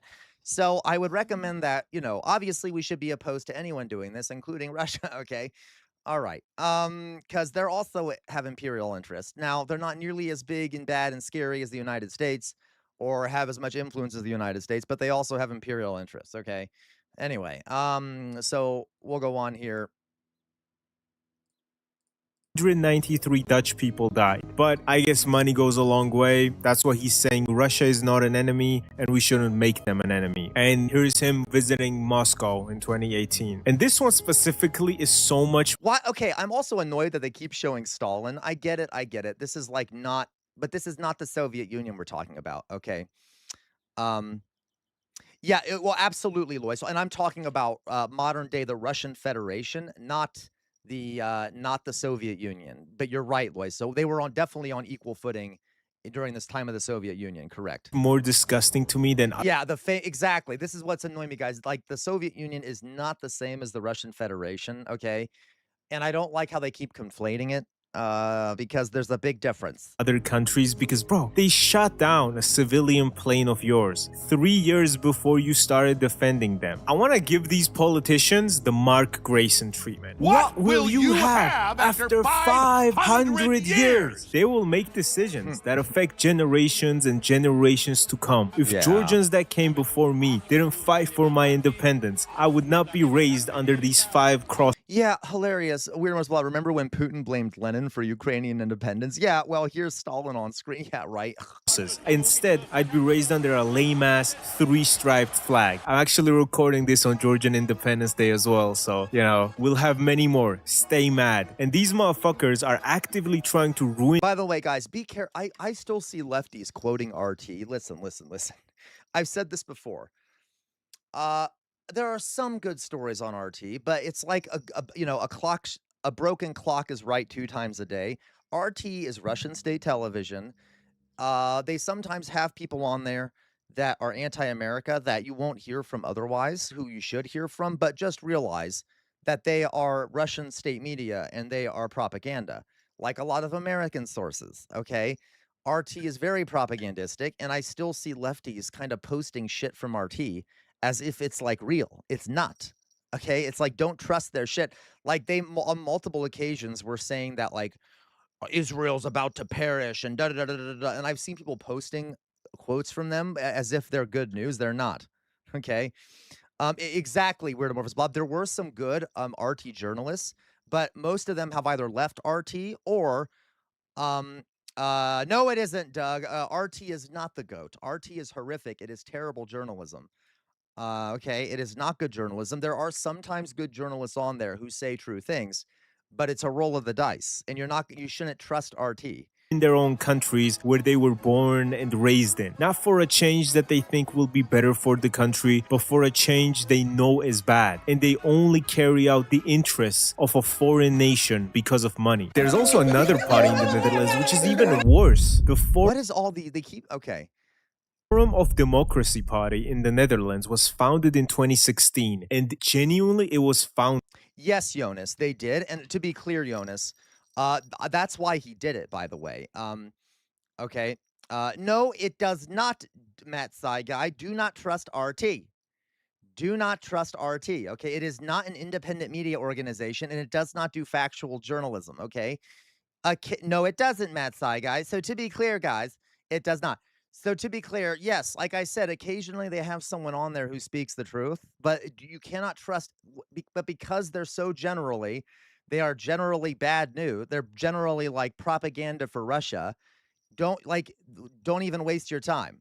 Okay. Don't even waste your time. Okay. Okay, how dare you, Matt Slager? You're just fucking with me. Because its main purpose was campaigning against the European Union associating with Ukraine. And of course, against the EU in general. Anti-EU, anti-NATO. Bro, you know the drill at this point, right? Yes, Loiso, absolutely. And as I've said, of course, Loiso, the Soviet Union was an empire. But I'm just talking geopolitically, they were different, right? The Soviet Union was much larger. I'm just talking like basics. about that, okay? If that makes sense. Right? Anti-EU, anti-NATO, anti-Ukraine, pro-Israel. Same exact lineup every single time. Yeah, and Loiso, and this is true. The Soviet Union was extractive of the nations on the periphery. They were not equal members of the Union. It was an empire. I completely agree. But if you look, like the liberalization in Russia changed a lot of things. I'm not defending the Soviet Union. I'm just saying it's different. A lot of people think that Russia is the Soviet Union, that they're still communist and shit. They're not. Surely. It's basically a kleptocracy.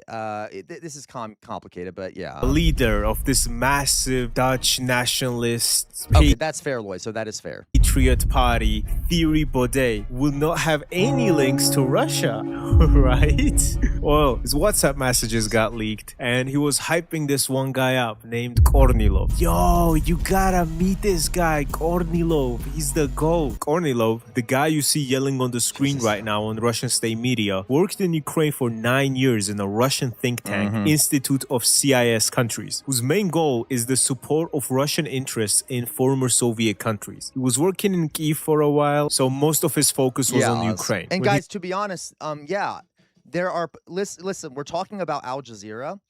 Yeah, there are also portions of Al Jazeera you can't trust because they're very supportive of the Qatari monarchy.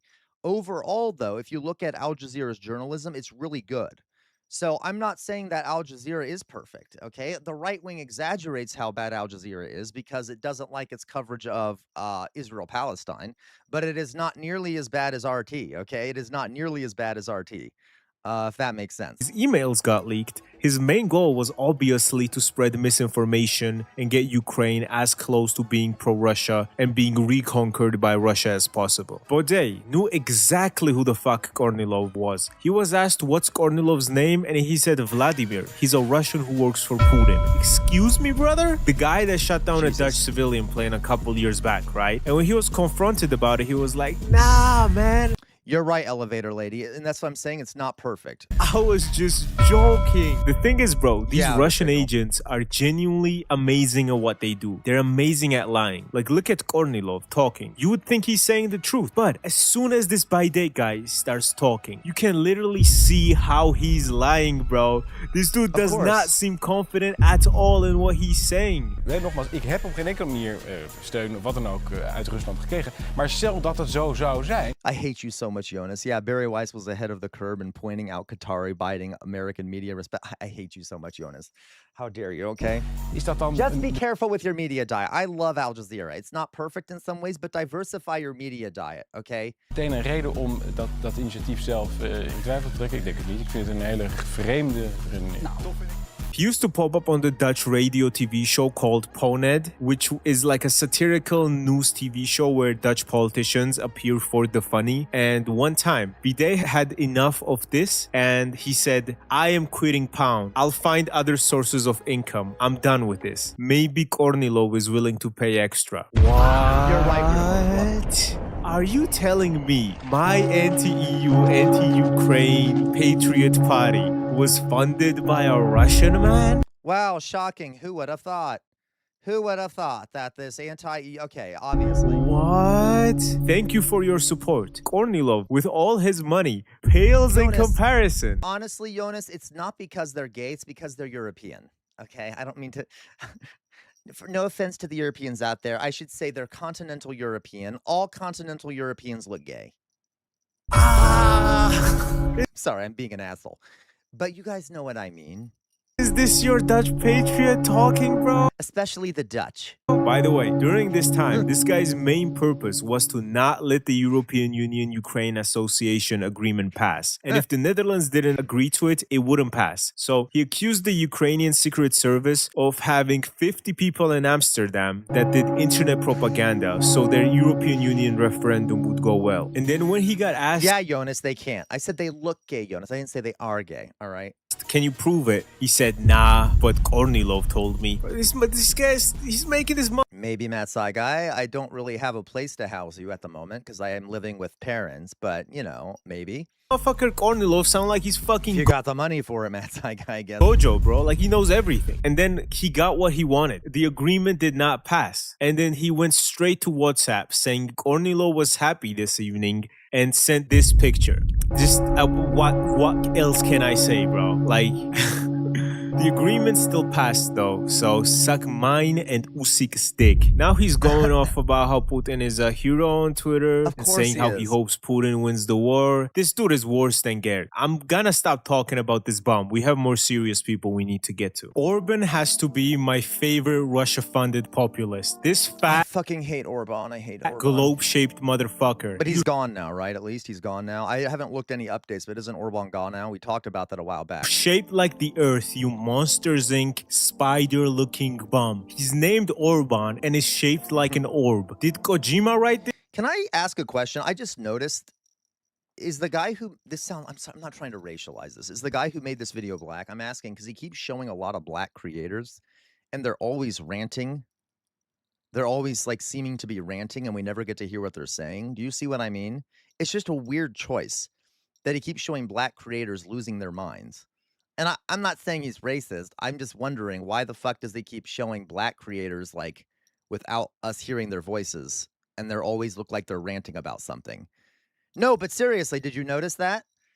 It makes it look like they're all crazy. I don't know how to frame it, but like, whatever. Okay. But do you see what I'm saying? This shit, bro. Anytime I thought this dude couldn't get more fat, he kept eating more and more EU funds and became more fat. Okay. All this motherfucker used to do is wobble his way onto a fucking stand in front of the Europeans and talk about why supporting Ukraine. No, literally, Jay Williams, rewatch it. Go back through. He keeps showing black creators in the background just ranting without us hearing them. It's weird. Ukraine is bad. Out of breath, wobbling onto the fucking podium. All that fucking EU funding he ate, all that Russian money he got, and he couldn't hire a fucking dietitian for himself, you Orban. Viktor Orban was the leader of Hungary up until a few weeks ago. And between the start of the Russian invasion... Jonas, that's my point, is why do they keep showing black people like that? You know what? I hate all of you. I hate all of you. ...of Ukraine, and now he did his maximum. Thank you, Outer Signal, okay? Literally...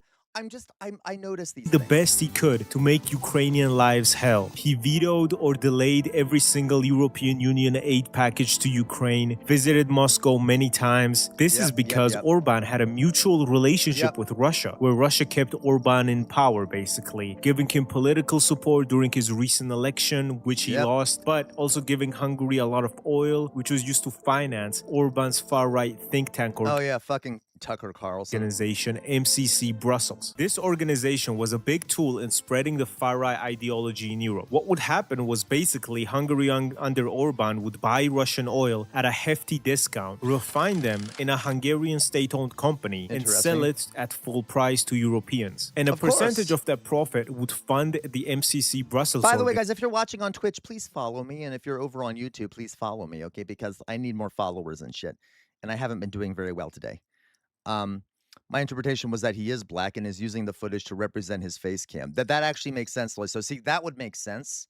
That would make sense. That's why I asked if he is black. Which is Orban's far-right think tank. Along with this, he was being advised by Steve Bannon, as you can see in Steve Bannon's messages with Epstein. I'm now advisor to... Steve Bannon has his like grubby little fingers and everything, doesn't he? Front, Salvini, the League, AfD, Swiss Peoples, Orban, Land and Freedom, Farage. Next May is European Parliament elections. We can go from 92 seats to 200. Shut down any crypto legislation or anything else we want. Roger that. Shutting down any crypto legislation would benefit them a lot as well, because after that, they could funnel money into these far-right parties that Bannon mentioned using crypto, and they would be more invisible. There was a video of him dancing. That's gross. So these two motherfuckers, including Orban, were working overtime to make Europe more far-right. Orban was working with Steve Bannon and also by funneling Russian oil money into his far-right think tank in Europe. And he still lost, despite literally everyone supporting his rule over Hungary. So great job, Hungarians. Loser. Slovakia is a country in Eastern Europe that became known after the movie Euro Trip. Loiso, what is the name of that Russian thinker? Are you still here, Loiso? Who believes in a unified, basically wants a Russian, he kind of has this weird idea of like a Russian empire, Sino-Russian empire. Dude, Weirdamorphous Blob, you remember. I forgot to ask you. So guys, there's this weird Russian thinker named Alexander Dugin. Alexander Dugin. Yeah, Dugin. I should have asked.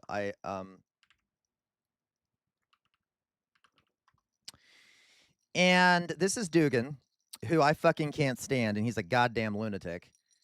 And Dugin is a goddamn lunatic, and I guess Putin likes him a lot. I don't really know the relationship, but he wrote a book. Let me see if I can remember the name of the book. Oh yeah, he co-founded the National Bolshevik Party. Remember that party I told you about, the sort of Nazi Bolshevik party? I don't know if that's even he founded that.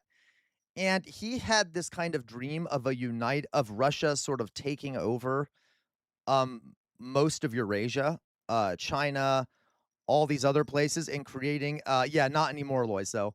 And like creating this pan Russian like empire that's kind of Nazi-esque and like would just spread Orthodox Christianity to everyone and shit like that. And he was kind of popular for a while. Yeah, some really bizarre American communists like him. He's a fascist, okay? And he was kind of friends with Putin, not really anymore though. And his daughter was assassinated. His daughter was assassinated by Ukraine. They were probably aiming for him, and then they killed her. But anyway, real gross guy. And so I always thought it was funny when Putin claims that, Ukraine is Nazi. Well, there's lots of Nazis inside of Russia, so that's funny. But that's Alexander Dugin. I'm trying to find the image he did of like, what is that image of his Dugin's Russian Empire?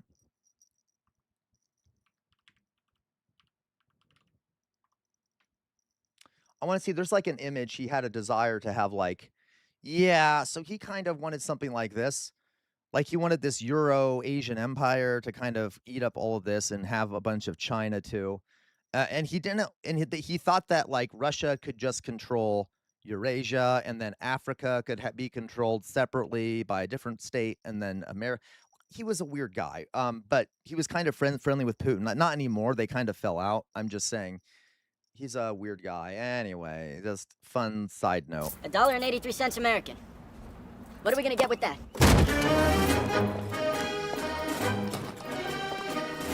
Gotta love that exchange rate.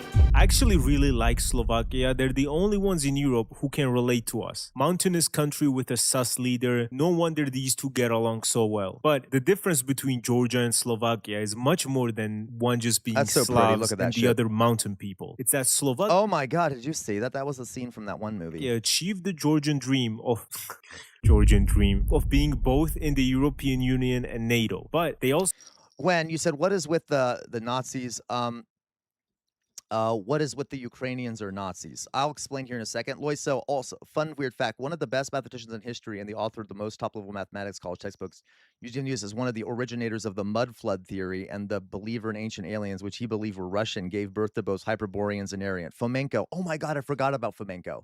That's a crazy, Lois, so that's fucking crazy.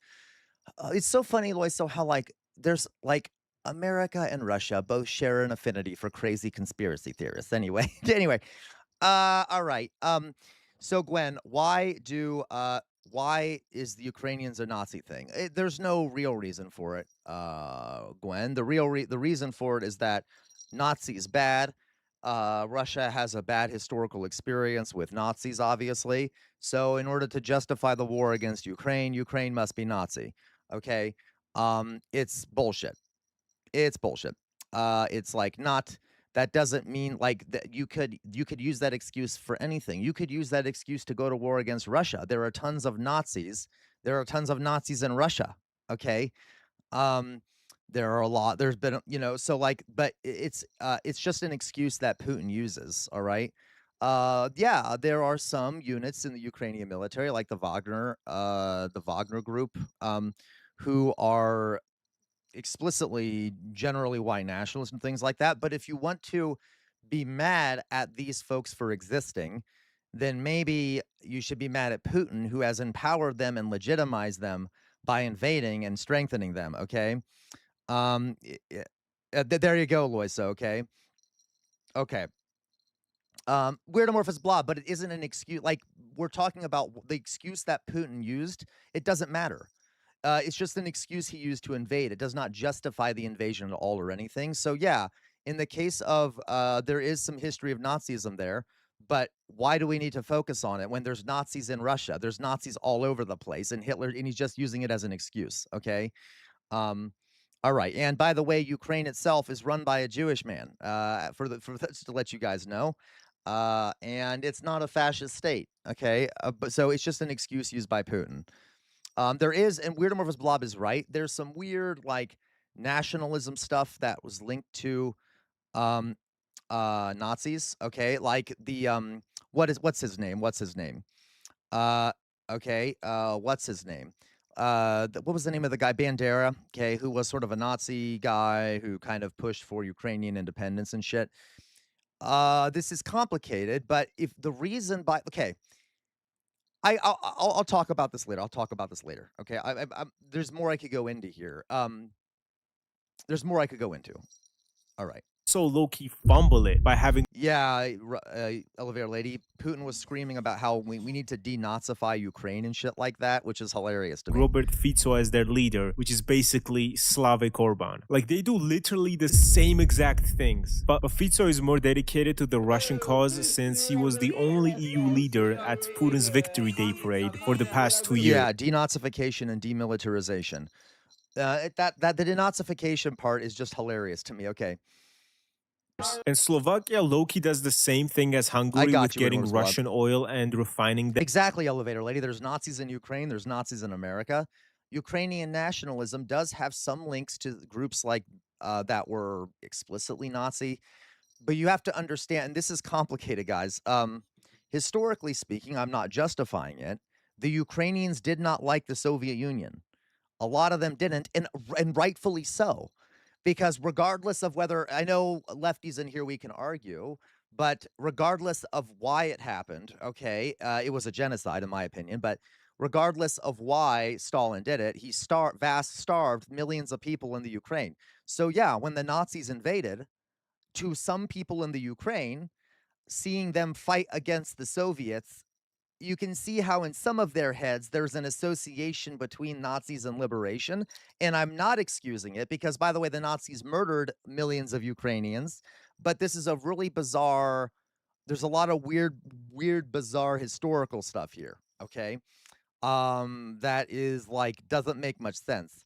And the poor Ukrainians are we're stuck in between the Soviets and the Nazis, and we're slaughtered by both of them. Okay. Anyway, there's a famous book by Timothy Snyder called Bloodlands, and it's about how like Ukraine was stuck between Stalin and Hitler, and both Hitler and Stalin slaughtered millions of Ukrainians. All right, so it's kind of messed up. But the thing is, the Slovnaft refinery is owned by the Hungarian refinery. So these two are literally part of the same exact thing of profiting from Russia's cheap, broke-ass oil and then selling them to these at a full price. And this profit margin only exists because Russia's selling oil to them at a discount, and then they profit from it, and then they go, oh man, I love this money, but this money for some reason made me hate Ukrainians. Oh, I hate them. I'm gonna veto every aid package that Europe tries to send them. And this shows in Slovak disinformation campaigns as well, because of Russian disinformation campaigns in Slovakia that have been going on. So they did. They had their own Vlasov. Yeah. As a matter of fact, Loiso, you may know this. I've read a historian once who said that one of the Nazis were really they made a big mistake. They made a lot of mistakes, but they should have been obviously. Okay. Then one historian said, if the Nazis had invaded the Soviet Union and tried to get the Slavic Soviets on their or Soviet minorities on their side and not slaughtered them, it would have been easier to win. They never would have won anyway, in my opinion, because there was a lot of hatred among Soviet minorities against Stalin. So, like, if the Nazis would have been, like, not bloodthirsty murderers, they could have used those people against the Soviet regime. I'm not saying I want that. I don't want the Nazis to win. But that just shows you there was a lot of anger in the Soviet Union by minority groups at the Soviets when the Nazis invaded. But of course, the Nazis were such lunatics, they couldn't exploit that to their benefit, unfortunately. I mean, not unfortunately, but like for them, I mean, okay. I'm glad that they lost, obviously. But anyway, for years, they think about Ukraine more aligned with how Russia thinks about Ukraine than Europeans. According to one poll, only 32% of Slovaks want Ukraine's victory. The fuck did they do to you, bro? yeah, if Nazis weren't Nazis, there you go. If you know what I meant, okay? What did Ukraine do? Which is impossible, Loiso, but you get my point. 70% of Slovaks. Please tell me. But despite all this, I want to say, let's give them a break, guys. Slovakia was occupied by Hungary for 1,000 years. It's their first time running a country on their own. Let's give them a break. And Germany is a whole different thing, man. German politicians should be extremely grateful that the bar for the worst German politician is really, really high. AfD, Alternative for Deutschland. I agree, Weirdomorphous Blob, and that's one of the reasons why I have critiques of Stalin. Right? I think he was bad for the Soviet Union, right? Alternative for Germany is an alternative that means Germany getting fucked. One time, a TV show called the leader of AfD a Nazi bitch. Jesus. Then she sued them because, bitch. why? I'm not a Nazi, don't call me that. And then she lost the court case because, you know, she is a Nazi. I'm not racist, bro. I have an Indian girlfriend. This is the motherfucker See, why do they? talking. Do you see that? Why do they keep showing black content creators? Do you see that? Look. Look at this. You see what I mean? I know I'm being weird, but like I don't want you to show you that I'm not crazy. Like you keep where to go? Like they keep showing random images of black content creators. Like why does he do that? It's weird to me. And you never get to hear what they have to say. They just show their faces and they're always ranting. Same exact thing. Where is it? Where'd I see it? I know I'm losing my mind, but I feel like I'm hallucinating or something. Of that region arrived at the polling station in Alada. The last time I checked, Germans had a pretty good car industry themselves. Why did he have to pull up in a Russian car, you know? Sure, they made BMWs look like shit, but the Benzes are still fire. Volkswagen and Audi are still nice. Rollo, am I just an idiot? Why would this guy do this, you know? Well, maybe because Voice of Europe was a pro-Russian disinformation and influence operation that was ran out of Prague, which was uncovered. It's fine. I'm just overthinking it. Okay. It shut down in 2024. You know, I hate you, Jay. I hate you, Jay. By Czech authorities. It was used to spread Russian propaganda and misinformation in 16 languages, and also reportedly paid money through this company to far-right politicians in Europe that support Russia and are basically useful pawns for Russia, such as Maximilian Krah and Peter Bistron, who are extremely important to the AfD party. This operation was ran by Viktor Medvedchuk. Putin is literally the godfather of his daughter. Czech intelligence had audio recordings of Peter Bistron taking money, who is the number 2 candidate on AfD's European... I'm not getting triggered. It's just a weird choice. Why do they do that? I'm very hypersensitive. Okay, whatever. We get it. We're going to stop watching this. I've lost like 8 people because this is confusing and I'm rambling about shit a lot of people don't know about, I think. Anyway, whatever. Fuck all of you, okay? Fuck all of you, right? Okay, so let's go on, right? Yes, so Russia do some stupid shit.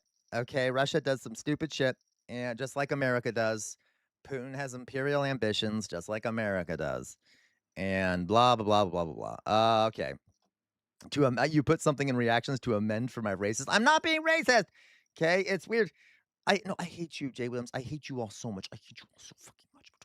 Anyway, I'm standing. Okay, whatever. I hate all of you. Whatever. I can't make you happy. I give up. Let's see what Doug sent us. In defense of Southern black sense. Okay. You mistake me for some kind of cowardly deserter? No, sir. You Master Reeves. The one too. If you take the Nigerian accent. Yeah. So okay. Before we start, there is. Okay. In a lot of American media, there is this notion of like a black accent, and it is often used as a stereotype, okay? You guys know it. I'm not going to repeat it on stream, but you know it. Where it's this sort of minstrel show type thing, kind of accent. A lot of older movies have this kind of accent. Part of the thing here is that there is truth in that there was sort of a separate dialect that developed amongst enslaved people, a different way of speaking, partially because of African origins. it was sort of an adaptation of local African dialects with American English. And if you guys, how do you create? I know paleontology dog could probably answer this because I know paleontology dog likes linguistics. How you create a new language is that you isolate a group of people. Okay, you isolate them. You separate them from another group, and you isolate them, and eventually they'll sort of develop their own way of speaking, language, etc. And enslaved people were largely isolated. They were kept separate from white folks, and they developed their own ways of speaking. They developed their own dialects of English, and lots of the times, enslaved people developed ways of speaking that would confound and confuse the slave owners, okay? As a way of hiding what they're saying from the enslaved people, from their enslavers. So, and there's still some of that today. A lot of Black communities across the country, because of segregation, because of redlining, have developed their own dialects, ways of speaking, and mixed into those ways of speaking are ways of speaking that the slave owners couldn't understand. What I mean is a lot of white folks can't understand, okay? Because, they've been separated, okay? Does this make sense? So let's listen to what he has to say. I'm very interested in seeing it. You mistake me for some kind of cowardly deserter? No, sir. You Master Reeves, through and through. If you take the Nigerian accent like this and you slow it down, you put a lot of slavery in there. Facts. And then you start to put a little bit of subservience in it. This is what starts to happen to the Nigerian accent. Man. Peace. One of my favorite historical figures is Lawman Bass Reeves. And that's not coming from somebody who's all hat, no cattle. I come from a long line of Gullah Geechee cowboys. Brother, daddy, granddaddy, cattle, steeds, farm animals, gardening, the whole nine. So imagine my delight when I found out that Lawman Bass Reeves was going to be turned into a TV show. I had an idea of who I envisioned playing Bass Reeves, and that wasn't David Oyelowo, but you know what? He's a great actor. Wasn't tripping. Even when I heard his Bass Reeves accent, it wasn't like given authenticity like I had hoped it would, but hey, it is what it is. Until I got tagged in the post at the beginning of this video. Because rather than drawing from Bass Reeves' known multi-dialectal lexicon, where Bass Reeves drew not only from his own African heritage languages, but he also drew from the local white Southern accents that were informed by British, Scottish, Irish. Bass Reeves figured out how to absorb all of those accents, including learning the languages of some local indigenous people. And that helped to make him a masterful lawman who would put on disguises, use different accents and different voices in order to capture fugitives. And I knew that, not only as someone who's a Black Southerner myself, but also as a sociolinguist, dialect and accent coach for film, television, and theater. Instead of any of those factors going into how David came up with his slave accent, he described it as simply taking the Nigerian accent, slowing it down. Put a little bit of subservience in it. Subservience. That is the active ingredient that David believes helped him perfect the Black Southern accent. Can't figure how the general didn't find you sweet like honey. Subservience. Never mind the fact that our enslaved ancestors who were transported from Africa in chains were stolen from various parts of Africa, mainly West Africa.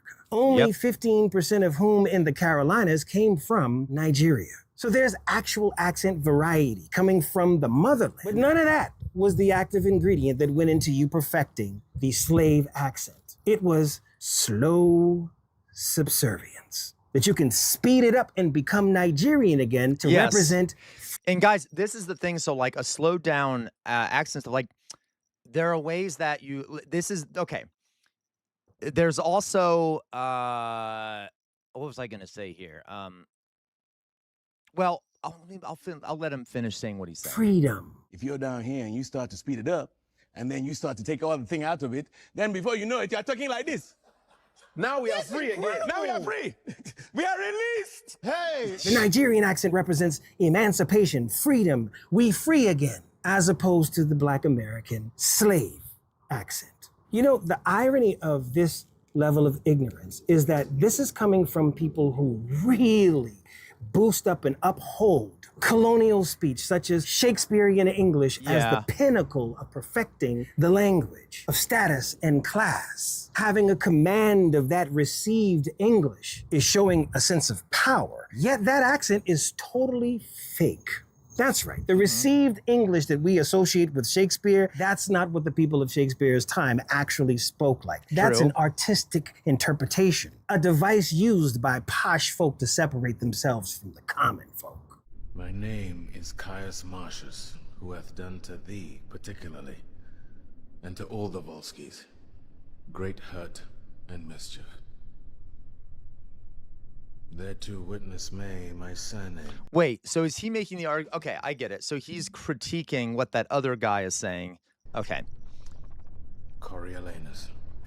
So it's ironic that someone who thinks that perfecting this posh, pretentious, pompous manner of speech doesn't see that as a subservient accent for a black man whose people was brought to that land in chains. Or maybe they were not. And that might be the difference. I do a southern accent? No, the way he just did that whole thing, go ahead. For some odd reason on this particular program, the southern black accent I thought so, Outer Signal. Somehow there's always some backhanded statement made about it, even if there's a little something said at the end to kind of... Yeah, so it is definitely, I'm sorry, it's problematic to say that I don't like the idea of it being a subservient accent. I'm like, okay, it is by the way, a lot of the ways of speaking developed by enslaved people were forms of resistance. Okay, feigned ignorance was a big tactic that was used. You guys know in how a lot of presentations of black folks back in the day would present black folks as kind of naive and not very intelligent. Like, yes, sir, please, sir, I'll do whatever you say, sir. I'm just an ignorant enslaved person. I don't know what the white master means. Okay, you see, you know what I mean, right? Yeah, that's a way of resisting feigned ignorance, right? If to prevent yourself from being beaten or prevent yourself from being mistreated, you play a part.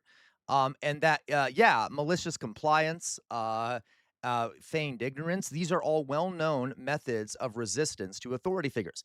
Who here has ever done it in their workplace? Who here has ever done it in their workplace where a boss asks you to do something or you don't want to do something or you do it wrong, and then afterwards you're like, yeah, exactly, elevator lady, you learned it when I did my presentation on workplace resistance. Yeah, you're like, oh, I'm sorry, I just didn't know how to do it. Oopsie, my mistake. Okay. That is a form of resistance. Okay. You're right. It's code switching, Jay Williams, but it's also a form of resistance. And yeah, okay. So it is not subservience. It's actually resistance. It's actually resistance. Okay. But so that is bizarre to me that he said that it's, subservience. Smooth it over. Like when Sis said, if you ain't talking. Also, I would also point out, guys, that I think it's kind of ignorant for the other guy to say that it's a Nigerian accent. A modern day Nigerian accent is probably not the same as a Nigerian accent from back during slave days. Okay. There's probably a bit of a difference there. So it's kind of weird to be like enslaved people have a Nigerian accent when that was probably not the same accent, because accents and stuff change over time. That was just a note there. That was kind of odd. I wonder if he has linguistic evidence of that. Her in Kiswahili, don't talk to her, but talk in white. Come to me in Kiswahili, then we can have a conversation. I'm trying to understand the pre-colonial mind, but how do I do that when all I know are colonial languages? That affects how we think. They don't know that. No, I know the actor's Nigerian. I'm saying, how does he know if enslaved black people are just have a, I guess, subservient Nigerian accent when the Nigerian accent he's familiar with is not the same as the Nigerian accent from the time of chattel slavery? I don't think it is. You see what I mean? I would doubt that it is. Black folks that are Despite all the fingerprints of the grubby hands of British and German folk all over Kiswahili. But I digress. The active ingredient in the Southern black accent is not subservience. No. To Bass Reeves and us, justice. We out here. Yeah. So that was good. That was really good. Good transition. Okay. Yeah. So, and like,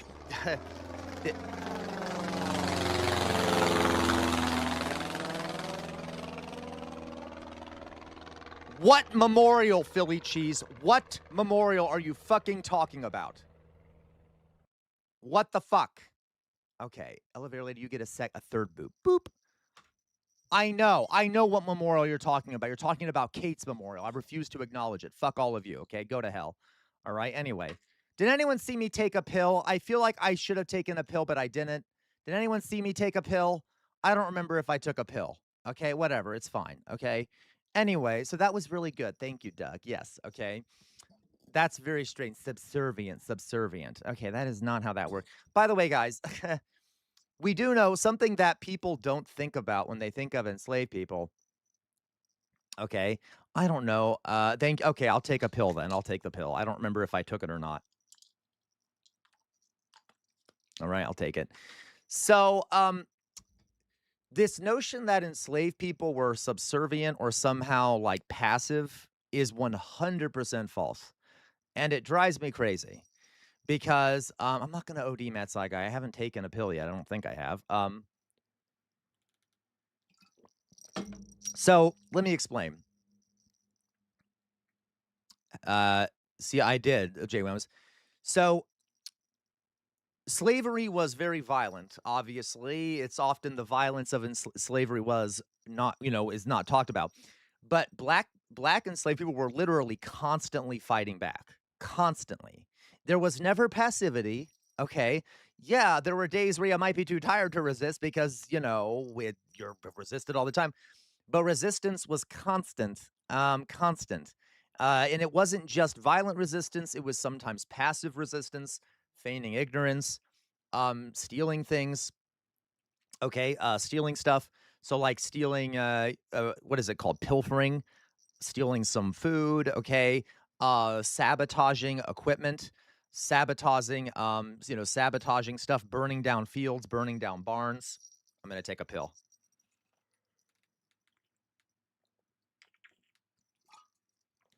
Okay.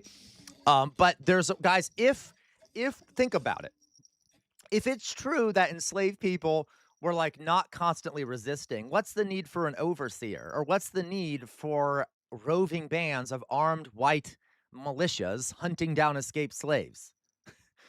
They were there because there was constant resistance. Slavery is only enforced through constant violence, constant violence, constant violence, constant violence. Okay. If you think even going way back when, yeah, Philly cheese, even if you were to go way back when to like ancient Sparta with that kind of slavery, the reason the Spartans had to be good militarily is because they had to keep their slaves in line. So it is just not true that enslaved people were somehow passive in the face of their slavery. All right. And I have even heard some black creators say that, and I'm like, that's not true. Okay. They were constantly resisting. They were constantly resisting. All right. And there were multiple slave uprisings. There's a strange amount of barn fires, mysterious barn fires breaking out, a mysterious number of what is it called? Plantation owners dying of poisoning after eating dinner. Shit like that. Okay. All right. What the fuck are you guys talking about in the chat? I swear to God. All right. I hate all of you. Whatever. Burn in hell. Okay. All of you can burn in hell. I don't care. All right. Except for the ones I like, which is no one. So whatever. Okay. Let's go on here. Let's go on here. I just want to see.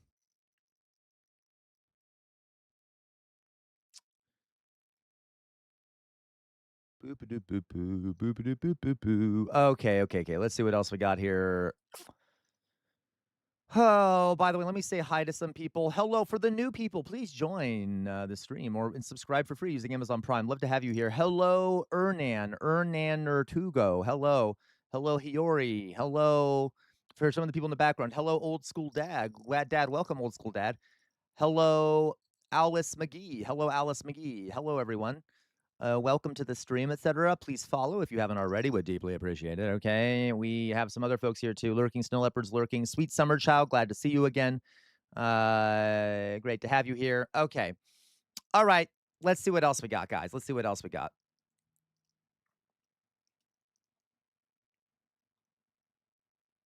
Let's see what else we got here. We have... You know what?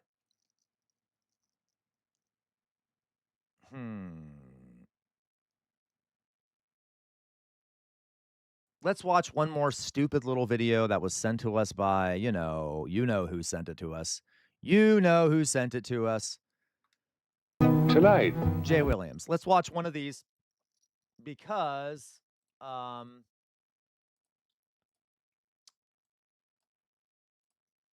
Okay. So let's watch this now, and then after this, I'm probably going to get off, but not sexually. I mean, I'm going to get off the screen, okay? Slave revolts they were really heroic, right? Weird Amorphous Blob, okay? Super heroic, and they don't get enough credit. All right. So let's do this, guys. This is sent to us by Jay Williams. God help us all. Okay, everyone pray. Everyone pray. I will pray, even though I'm an atheist, because I'm so, okay. Let's watch. We're going to show you some film that may change the way you think about life. From a distant star in a system we call the Pleiades, contacts from a civilization called the Pleiadians. Well, look, are you ready? Exactly like... How dare you, Werner, I hate you. We do. What? 500 light years away.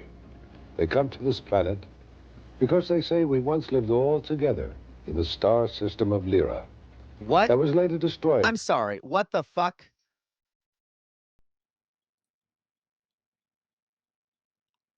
Who is this people? What is this about? By nuclear catastrophe. Some able to escape, settle in the Pleiades. Pleiadians? Thank you, elevator lady. Thank you for that. They deserve it. Thank you for contributing, elevator They're not lady. aliens. They say they are our very long-lost brothers and sisters. Oh, wow. Guys, that video looks like a very, very real image there. That doesn't look altered at all. Gentle. Yay, Weird Amorphous Blob. Weird Amorphous Blob has a 50-stream streak. Amazing, Weird Amorphous Blob. Awakening us into remembering who and what we are. I'm sorry, elevator lady.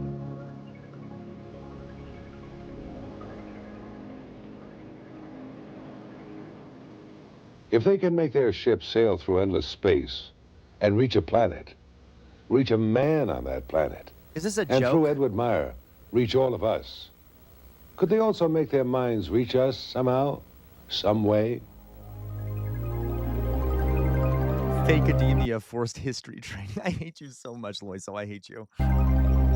Loiso says, CR, stop suppressing real history with your fake academia and forced history training. Oh my God, I hate you so much, Loiso. Tonight we're going to find out what happens when we give our attention to whatever or whoever may be trying to communicate with us. But first, let's look at a few people who are able to be channels for these communications from other realms beyond ours. No. No, Matt Saigai, no. Ain't got no time for food guesser. Ain't got no time for food guesser. I'm from Venus. I don't think anybody's going to believe that you or anybody else could be from Venus. Wait, she literally believes she's from Venus? Could you explain to us how you could be when everybody knows it's uninhabitable? They think it's uninhabitable because it is not inhabitable by physical life forms. We have bodies of light. They are non-physical. What is her accent? What the fuck is that accent? We exist in a dimension that you have not yet encountered, where atoms move so I think she's made up this accent. very rapidly that you So very rapidly. What is this accent? could put your hand directly through, It's an alien accent? I'm sure, a bright love. Okay. let us say, a solid wall. Yeah, Winston. The fuck is this? I'm so confused, Jay Williams. Let us take a look at the fact that there are 3 separate types of extraterrestrial craft. Hey, Dolly Boy. Where the fuck did you go, Dolly Boy? Just kidding. Hello, Dolly Boy. So glad you're here. There are If my those body is non-physical, why can it be touched? That's a hallucination, Weird Amorphous Blob. that come You believe in her, Tater Tot, I'm sure. light form that will pick up on your films, your cameras, I know. that- I know. supposedly are not visible I'm sorry, to the Dolly naked Boy. eye, except there is some sort of light that is different in the air or around a cloud. What? However, they do pick up on your film. Can you? With all of your different ideas, all of your different She races, does, Winston. come together as one planet and one people. Huh? We have dedicated millennia upon millennia to this idea. What? The early I mean, I like that idea. experiments with Pan and Lemuria and Atlantis were not successful. Atlantis? Are we talking? Okay. But this one will be. Are we listening to anyone out there in the distant stars? I'm very confused. Apparently not, since we haven't heard anything that would classify as a message or a coded signal. But does that mean that there's no one out there? Yes. No, I'm kidding. There's probably someone out there, but we're not going to, whatever. Okay, thank you. That was a waste of time, Jay Williams. Thank you. Thank you, everyone. Let's play Food Guesser. Let's play Food Guesser. It's okay, Druzilla. Dolly Boy is used to me being angry at him all the time, okay? I'm always mad at Dolly Boy for something. Okay, so we'll play Food Guesser. That was a waste of time. Thank you, Jay Williams. I hate my life. Okay, let's play Food Guesser, right? Let's play Food Guesser. All right, so guys, we're going to play this together. We're going to play this together, so I'm going to need your help. For those who, yeah, right, Outer Signal, right. Okay, so, right, I'm sure that's true, Outer Signal. All right, everyone check out Outer Signal's channel on YouTube, okay? Do that, do that. Outer Signal is a YouTube channel. We support it. Okay. I did crack. So if I always abuse someone, it's okay. Druzilla, we are not in an abusive relationship, okay? I love you all very much. I just sometimes have to, I show my love in ways that, when I yell at you, I'm just showing you my love, okay? This is not an abusive relationship, okay? I yell at you and I hurt your feelings because I love you, all right? I'm like God. Okay, anyway, I love you. That's why I want to send you to hell, okay, for sinning. I want you to burn for all eternity because I love you. Anyway, so, okay, let's look at this. So we have to guess, guys, where these dishes come from, what country they're from. What country they're from, okay? We got to guess. What? No, Jay Williams, that's a lie, okay? You fell down those stairs, Jay Williams. Okay, we're going to, let's talk about, so I will tell you the ingredients. I will tell you the ingredients in the dish, and then we have to figure out where we think the food comes from, okay? All right, let's go on. So this is masa, banana leaf, or corn husks. Tamales, is that Mexican? Are tamales Mexican? Are tamales Mexican? Is that Mexican? Is that Mexican? Okay, let's try Mexico. I think this is Mexican, right? I think this is Mexican. Let's try Mexico. Oh, it's Mexico. Yay. Okay, it's Mexico, Belize, Nicaragua, Panama, Guatemala. Fantastic. Okay. Fantastic. Guatemala, Costa Rica, Honduras, El Salvador. Okay, fantastic. So that's 100%. Next. Oh my God, this looks horrific. Actually, it could be good. This is fish, tomatoes, onions, kamias. I don't know what that is. Salt, pepper, water, ginger, tamarind. Optional, green chilies, eggplant, mustard leaves. Here are some pictures of it.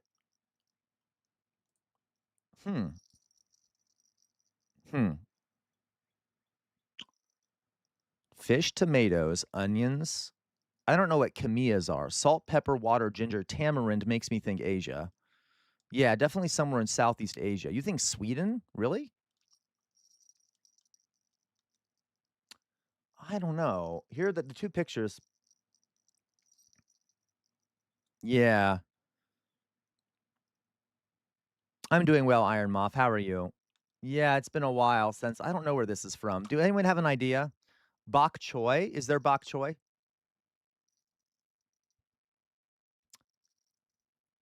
Oh, yeah, bok choy or is it Korea? Do we think it's Korea? Let's try Korea. Okay, let's try Korea. Vietnam or Philippines? Okay. Okay, we could try, let's try Philippines. I'll try Philippines.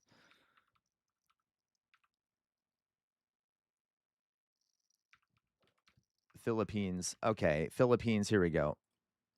Hey, Loiso. Loiso, I love you dearly. Loiso gets the biggest boop I've ever given. Boop. Boop, boop, boop, boop, boop. Thank you, Loiso. You were correct. You were absolutely correct. The rest of you go fuck yourselves. Okay, the rest of you go fuck yourselves. Try harder. Okay, that was embarrassing. Loiso saves the day once again. Okay? Loiso says, don't you dare give me the guillotine. All right, fuck you. The rest of you are suck. Okay, thank you very much, Loiso. All right? Okay, anyway. By the way, Asia is not an answer, Drusilla. Asia is not an answer. Okay, it's a big fucking place, Drusilla. All right? God damn it. Jesus, look at this racist European in here lumping all Asians together. How dare you, Drusilla? I'm just kidding, Drusilla. I'm not saying that. Okay. All right, yes, please join the Discord, folks. Let's go on to the next one. So we have 100% so far. We better not fuck it up. Okay, this looks weird. This is lamb, yellow split peas, tomatoes, onions, garlic, dried lime, turmeric, cinnamon, saffron, tomato paste, oil, water, salt, pepper, potatoes, and eggplant. Interesting. Is this Persian? Lamb, yellow split peas, garlic, onions, dried lime, turmeric, cinnamon, saffron. It just seems kind of Iranian to me. Tomato paste, oil. What chat delay, Lloyd? So what do you mean chat delay? What chat delay? Okay. All right. Do we have any idea what it could be? Could we have any idea what it could be? That's just dismembered lammy. Yeah, but where is it from? Feels somewhere in West Asia. Right, Philly cheese. I forgive you, Drusilla. I forgive you for your sins, okay? I know you're religious, Drusilla, so I know many patris et filii spiritus sancti. Drusilla is a very strong Catholic. Actually, no, Drusilla is a Calvinist. Drusilla is probably the most extremist Calvinist here. We need to get her out of that pipeline. Anyway, okay, too spicy for Iran. That's fair. So, okay, Iran or Syria or Afghanistan or Syria. Okay. It could be Morocco, so how about we try? I'm going to try Syria. That's right in the middle. And then if it's close, warm. It's to the southeast of Syria. Southeast of Syria. I'm going to try Iran because that's what I said before. Yep. I should have listened to myself. Loiso, you get a bonk. Bonk. How dare you correct me? How dare you yell at me? I was the only one here, right? Fuck all of you. This is why you watched me, right? Because I'm the only weird here that has any goddamn brains, okay? Screw you, Loiso. How dare you? Philly cheese, I don't eat your sass. Look, we got one raw. Okay, you know what? Okay, whatever. Yum, that looks good. We'll try it. Never trusting you, Loiso, again. Okay, no, I was the only one outer signal. Anyway. This is American. Okay, this is American. Ground beef, cheese, onion, tomato, lettuce, pickles, ketchup, mustard, mayonnaise, salt, pepper, sesame seeds. This is America, right? This is America. U.S.A. These United States. Yep, America. America. I don't care, Loiso. Look what you did to the stream. How dare you? Okay, I'm just joking, Loiso. I hope you know, okay? You gave a good guess. I actually believed you because I agree that there's not much spicy shit in Iran. Okay, so this was America. And once again, guys, the most glorious country on earth, the freest, fairest land in the world, okay, is America. Okay, and that would be a cheeseburger, right? This originated in the United States in the early 20th century, becoming popularized as a fast food in the post-World War II era. It represents the rise of American fast food industry and the cultural shift towards convenience and mass production. Okay, all right. The cheeseburger embodies the consumer culture and the desire for quick, affordable meals, shaping the modern food landscape and influencing global trends. Okay, let's go on. Next. Ooh. Okay. Water, flour, outer signal. I don't know what you mean, outer signal. Where is he? I'm trying to do the Batman voice. Okay. Flour, water, salt, yeast, sugar, which is optional, eggs, milk, butter, oil, cheese, apples, cabbage, potatoes, sour cream, dill, bacon. Okay, what do we think about this? What do we think about this dish? This dish is a versatile, comforting pastry. I'm here to protect Gotham. I'll protect Gotham. I just sound like I have a goddamn stoma. Anyway, this is not goddamn American Philly cheese. What do we think? This dish is versatile. It's flaky crust contrasts with the soft filling, making it suitable for most main courses and desserts. Do we know? You say hungry, outer signal? Okay, I'll go with what outer signal says. I'll go with hungry. This is so boring looking. Is that just one of these with? Okay, we'll try hungry. Okay, hungry. I wrote hangry, hangry, because that's what I am. Hungry. All right. Boop. Oh, it borders Hungary. We got very close. It's to the northeast south of Hungary. Or do we think Romania maybe? Romania. Could be Romania. I'm going to try Romania. Let's try Romania. Thank you, Dolly Boy. Romania. Yeah, it was Romania. Romania, Ukraine, Moldova. You, Dolly Boy, you get a boop. Boop. The rest of you repulse me. You disgust me. The only one here that deserves any credit is Dolly Boy. Practice your pastries, folks. Practice your pastries. Okay? Practice your fucking pastries. No, Doug, you're such a fucking American. You know what Doug said? Doug goes, that looks like a Crunch Wrap Supreme. Fuck you, Doug. You disgust me, you dirty American. Okay. That is disgusting, Doug. How dare you say that's a Crunch Wrap Supreme, okay? Anyway, I love you, Doug. I'm sorry. Don't yell at me. Uncultured American swine. Exactly. Okay, let's go on. All right. Okay, military plane crashed in California. Oh, wow, what a shame. All right, let's go on. So what's our final score? Everyone stop giving love to Doug, okay? We need to teach him a lesson. Guys, we got gastronomical genius, but I would really like to try for, that's not the highest score you can get.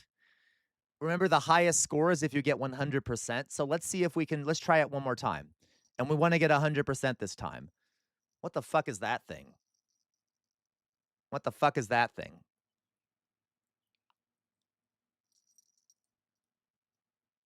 I'm confused. What is that? What is this? Okay. What the fuck is this? Okay, you know what? Outer signal, calm down, okay? Doug doesn't need to be free. Doug needs to be in goddamn timeout, all right? I hate all of you. So, oh my God, this is disgusting. This looks like AI-generated food. It kind of does, Philly cheese, doesn't it? Is this ham? Okay, flour, yeast, milk, butter, egg, sugar, salt, ham, bacon, olives, raisins. What the fuck? Brown sugar? Walnuts. Okay, we have to get 100%. So this is a Christmas looking thing. I don't know what this is. This has some Christmas shit. A modern relic. Beware of Doug, right? Modern relic. What the fuck is this? Seychelles? No, Matt Saigai, it's not Seychelles. What's wrong with you?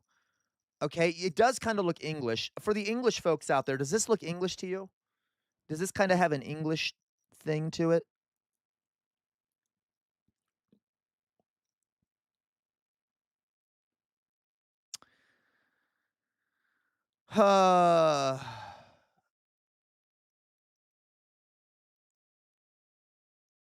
What do we think? German? No? Okay, German. You think Germany? Okay, Modern Relic, we will try German. Because Modern Relic, you're new to the stream. So because I support you, Modern Relic, and if you get it wrong, Modern Relic, I will yell at you until the end of fucking days. You understand me? Okay, so we'll try this. I will try Germany. Because Modern Relic suggested it. And you can all yell at the interloper if the interloper's wrong. By the way, we love you, Modern Relic. We love you. Okay, we love you. I just yell at everyone, so please stay. Okay, you were fucking wrong, Modern Relic. Okay, Jesus Christ. Well, we're not going to get 100% now. God damn it. Anyone have a better guess? We're ice cold, by the way. We're ice cold, and it's southwest of Germany. Is it Brazil? Okay, is it Brazil? Okay, you know what? We might as well start over at this point. Let's try Brazil. We're going to try Brazil.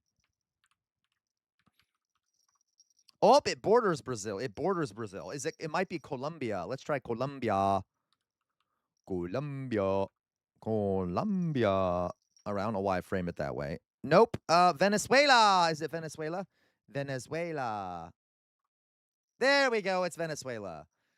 Woo, Venezuela. Okay, we only got that wrong after a long time, okay? Look, I was the one who came up with that. The rest of you were wrong. All of you said Africa because you're ignorant, okay? I got it right.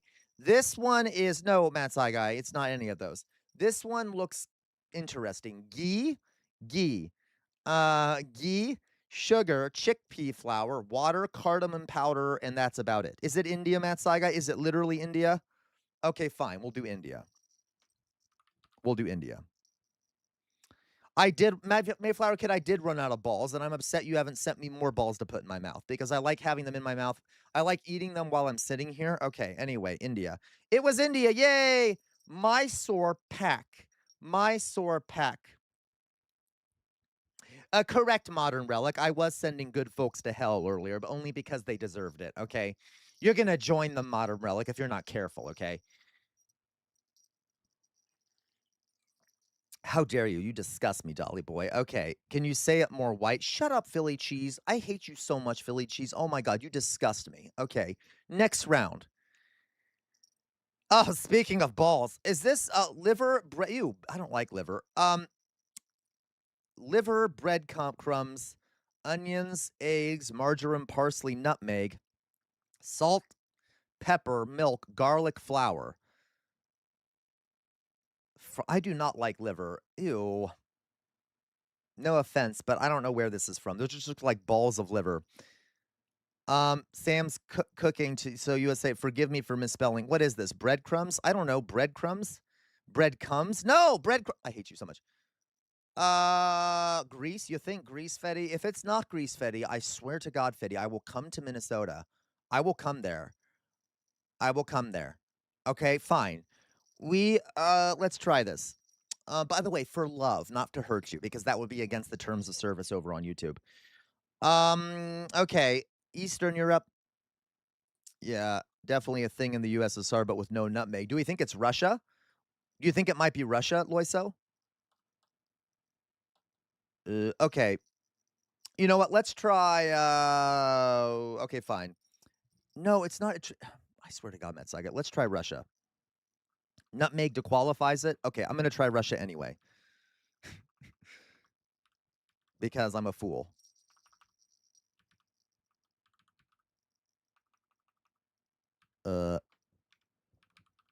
Russia. Nope. Northwest of Russia and we're cold.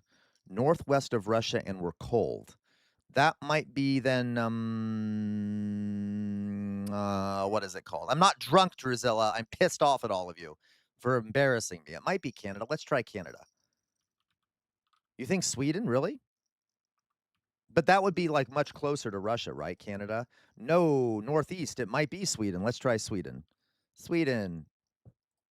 No, it's not Sweden, but it's southwest of Sweden. Southwest of Sweden. Denmark?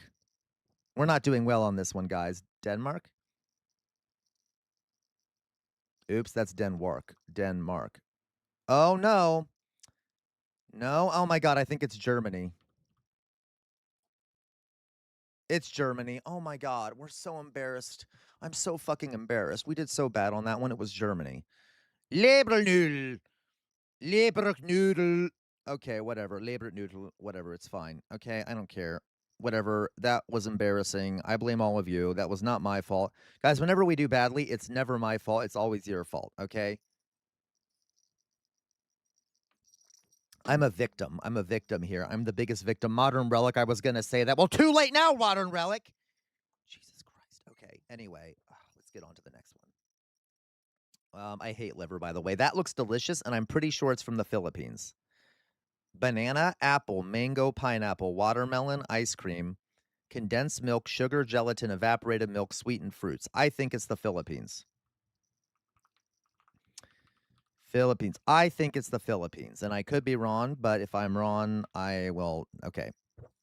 Philippines. Yep, Philippines. Yay! Philippines. I got that one. Thank you. Next round. That was easy and quick and easy. What's this? Ew, what is this? Granola. What? Smoked chili peppers, coriander seeds, salt, oil, cumin. This dish is a smoky, spicy seasoning made from dried smoked red chilies combined with coriander seeds and sea salt. Often ground into a fine or coarse powder, it is used to enhance the flavor of meats, stews, soups, and even cheeses. Its distinctive tastes come from the traditional drying and smoking methods, delivering both heat and depth of flavor. Is it India, Matsai guy? Is it?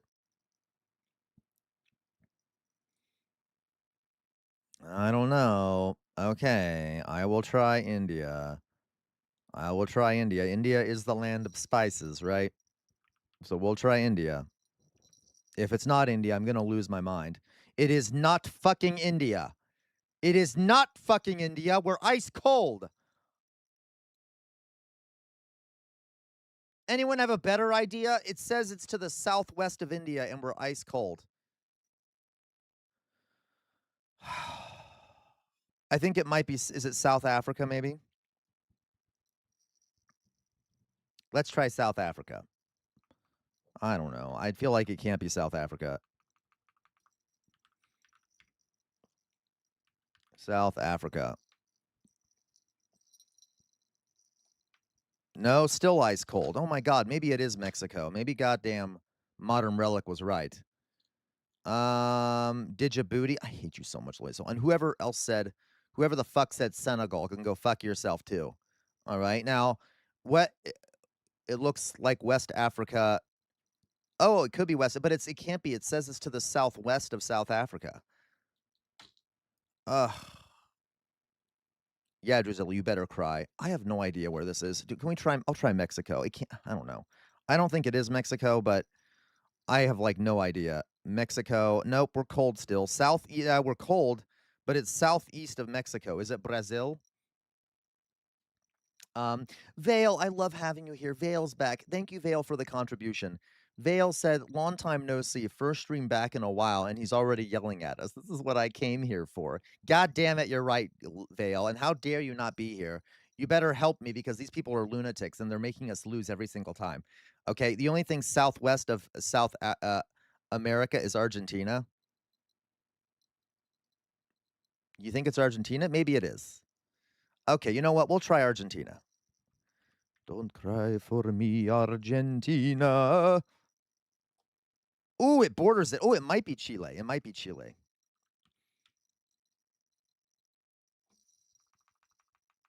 Good job, Vale, for paying the tithe. It was Chile. You all cheated, by the way. You all cheated. I know you looked it up. I knew you looked it up. Thank you. Thank you, old school dad. Thank you. Welcome, old school dad. I saw you lurking in the background. So glad you're here, old school dad. So glad you're here. All right. So glad you're here. God loves you now, Vale. Shut up, Mayflower kid. Shut the fuck up, okay? God. Anyway, casual stalker. Fuck you, Matsai guy. All right. Let's go on here. So the final score, this was embarrassing. Super foodie. Okay, that's it. Last time we're playing. We're going to play one more time because now we have to make sure we at least get gastronomical genius. I refuse to leave on a note where we're not at least a gastronomical genius, okay? God. Okay, what are these things? These look gross. I mean, they actually look delicious. Puff pastry, sugar, butter, cinnamon, chocolate, vanilla. This is a dish made from, it's not India. This is a dish made from, it's not India, Matt Saga. Where is this from, guys? Which European country is this from? Is this German? Is this a Germany thing? It's not India, Matt Saga. Is this a Germany thing? Or is this like a England thing? This is France. You think Philly cheese? Okay, we'll try. We will try. It is not Liechtenstein. Are you crazy, Modern Relic? Okay.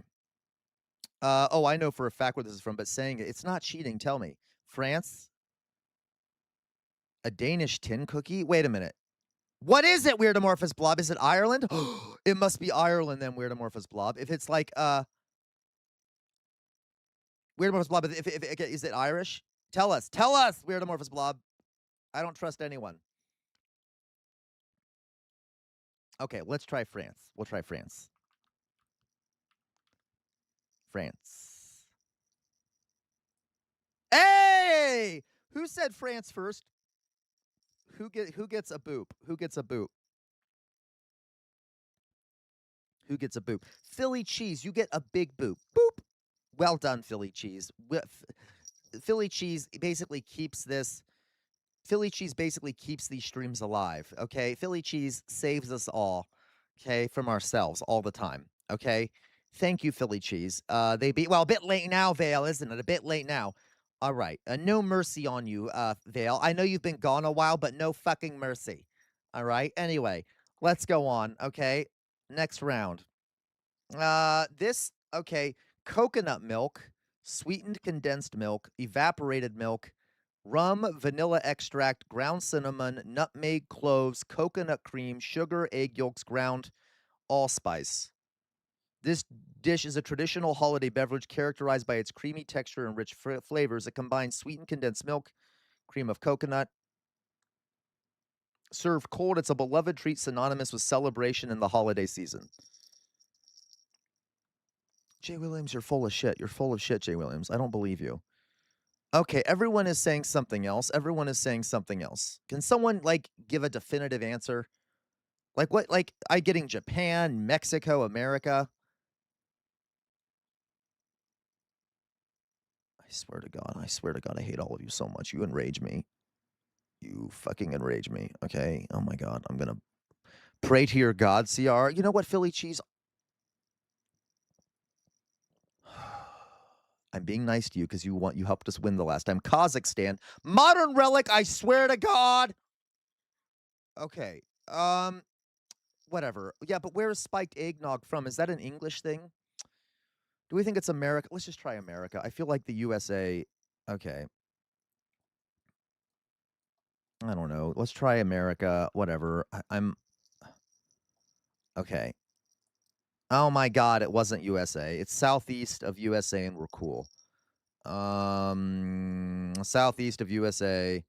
Is it, I don't know, Colombia?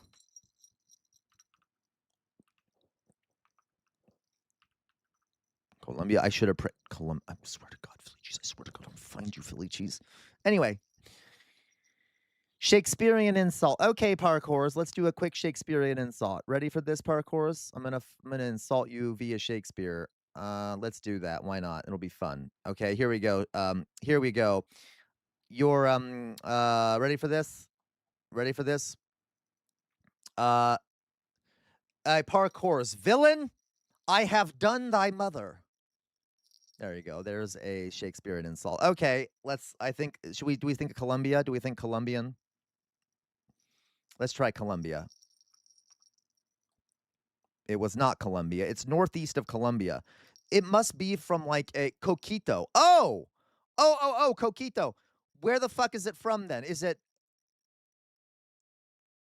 It might be Bahamas. Is it the Bahamas? It is not the God damn it, southeast of the Bahamas. We're never going to get this one right. We're never going to get this one right.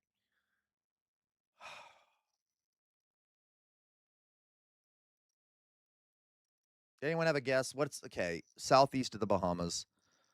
I don't know. What? Okay. Costa Rica. That's not southeast of the Bahamas. Can't be Cuba. That's not southeast of the Bahamas. Is it like? It's not Jakistan. You know what? I don't know. I don't fucking know. Let's try this. Let's try, I don't know, St. Kitts and Nevis. Is that St. Kitts? Is that even an option? It is not. What about can't be Bermuda. What about, I don't know, Dominican Republic? I don't fucking know. Dominican, very hot. Oh, we're very hot. We're very close. Northeast, south. Okay, it actually could be Puerto Rico. Puerto Rico. Okay.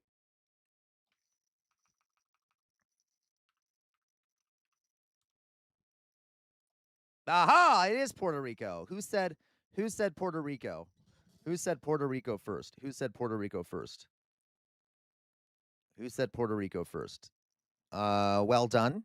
Whoever said Puerto Rico. You get a boop. Boop.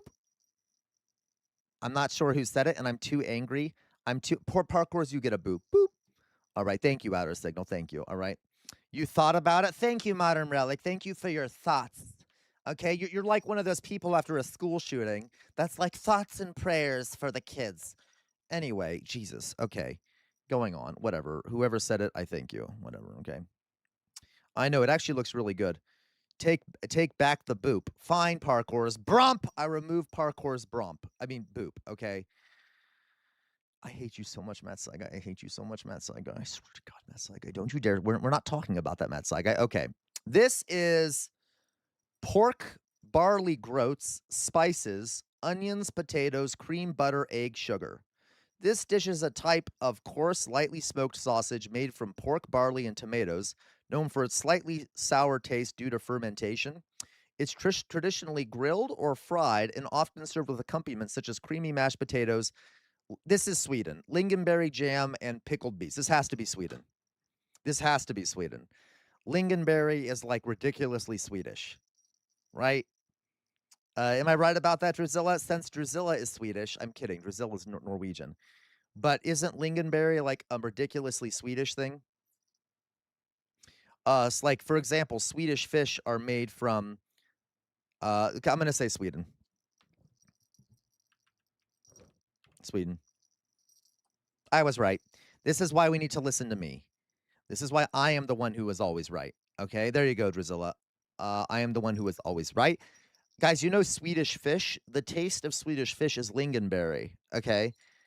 Anyway, this is... These look delicious. I don't know what these are. Green chili peppers, ground pork, outer signal, you say GGWPCR. For some reason, I translated WP as white power. And I'm like, outer signal? What the fuck? What an asshole. Okay, but then I realized that's not what you meant. Okay, anyway. Okay. God.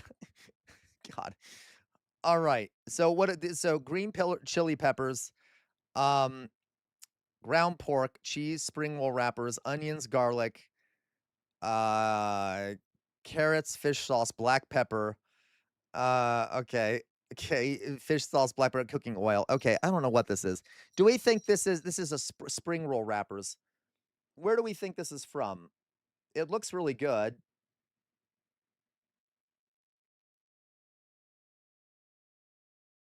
Do we think it's Vietnam? Yeah, this one's making me confused. Do we think it's Vietnam? You think China? A beverage from Laos? Are you crazy, Parkours? Have you lost your goddamn mind? Okay. I'll say Vietnam, since we're having a Vietnam stream today. Oh, goddamn it. Southeast of Vietnam. Southeast of Vietnam. Let's try west southeast of Vietnam.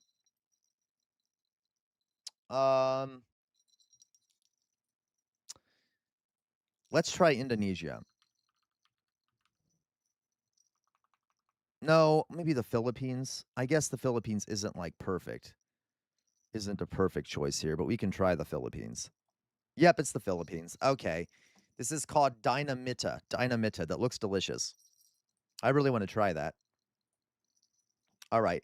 Here we have rice, coconut milk, chicken, beef, tempeh. I don't know what that is. Tempeh, tofu, sambal, fried noodles, fried fish, peanuts, boiled eggs, vegetables, rice. This looks delicious. Oh my God, look at that. Look at that. This looks like it might be like an Indonesia type thing. This dish is a communal meal, typically served on a platter with banana leaves. It consists of fragrant rice surrounded by a variety of flavorful side dishes such as curry chicken, beef rendang, fried noodles, sambal, akar pickles, and fried coconut. It is designed for sharing among a group of people, promoting harmony and togetherness during gatherings and celebrations. I'm going to try Indonesia.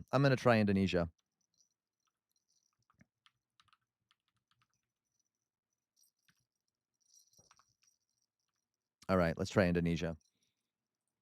Yay! By the way, Inverted Panda gets a boop. Boop. Good job, Inverted Panda. By the way, Inverted Panda, fuck you for not being here earlier in the stream, okay? I noticed you show up late. Okay, thanks. All right? Screw you. All right? I'm just kidding. I love you all. Okay, let's final score is gastronomical genius. That's good enough. Okay, that's good fucking enough for me. I don't care, Inverted Panda. There's no excuse, Inverted Panda. No excuse, okay? You should have failed the exams to come here, okay? All right. I'm gonna get my, okay. So guys, yes, but good luck, Inverted Panda. We're thinking about you, right? Okay. Guys, I'm gonna go eat dinner because I'm hungry. I'm fucking hungry. Sam needs his food. Sam is gonna be hangry very soon. Okay, Sam's already angry. Okay, so let me find someone to send you to. Let me find someone to send you to. Twitch, and of course, guys, I'll be back on tomorrow for the second part of our stream. Sam is hangry. Okay, Sam is hangry, and very tired. Okay. I'm always angry. That's true, Drizella. That's true. Whatever your name is, Jay Williams. I don't fucking know your name. Okay, let's go to find someone. You know, there's no one I want to send you to. I don't know of anyone to send you to. Anyone have any new people I can send you to? Someone tell me someone new I can send you to. Okay, first of all, you all know what I'm about to say, don't you? You all know what I'm about to say. First of all, guys, free Palestine. Thank you, Vale. Free Palestine. Free Sudan. Free the Congo. Free Iran. Free Venezuela. Free Cuba. Free everyone. Free Ukraine. Free everyone, everywhere, all the time. Okay, Vitingale, thank you very much. Thank you very much, Couch Potato. We're living in never stop resisting, guys. The easiest way to resist is to think for yourselves. The easiest way to resist is to think for yourselves. And that includes when you watch me. I'm not perfect. I make mistakes. See what other people are saying. Don't get caught in an information silo, because the easiest way to resist is to think for yourselves.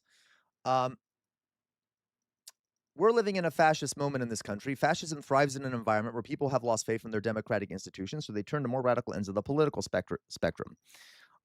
We need major reforms and or revolutionary change in this country. You cannot stand in the center against fascism. If you do, the fascists will walk all over you. Do not be a slug. Do not be a slug in the face of fascism. Fight back, and you're all badass. I know you will, and you can. On the wall behind me is a sword. The name of that sword is Chainbreaker. It is on the wall behind me. It has been passed down in my family since the Civil War, and it is thought to have been responsible for the death of 7 slave owners. Why do I have it back there? To remind everyone that our ancestors have made some major sacrifices for some of the things we have today, some of the rights we have, some of the freedoms. Please do not let their sacrifice go to waste, folks. Please, please, please. Do not let our ancestors' sacrifice go to waste, and always, always, always, always fight for a better future. And on that note, folks, you all have a good rest of your day. I am unlikely to come on later, but I will definitely be back on tomorrow, and hopefully I'll have enough sleep, so I'll have a much better stream tomorrow, okay? Love you all very much, okay? Join our Discord if you haven't already.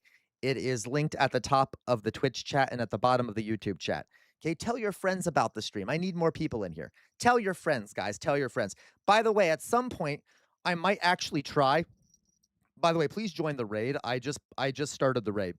Please, at some point, I might try to do a stream later in the day to see if I can get more people in here. If I like change up the time, to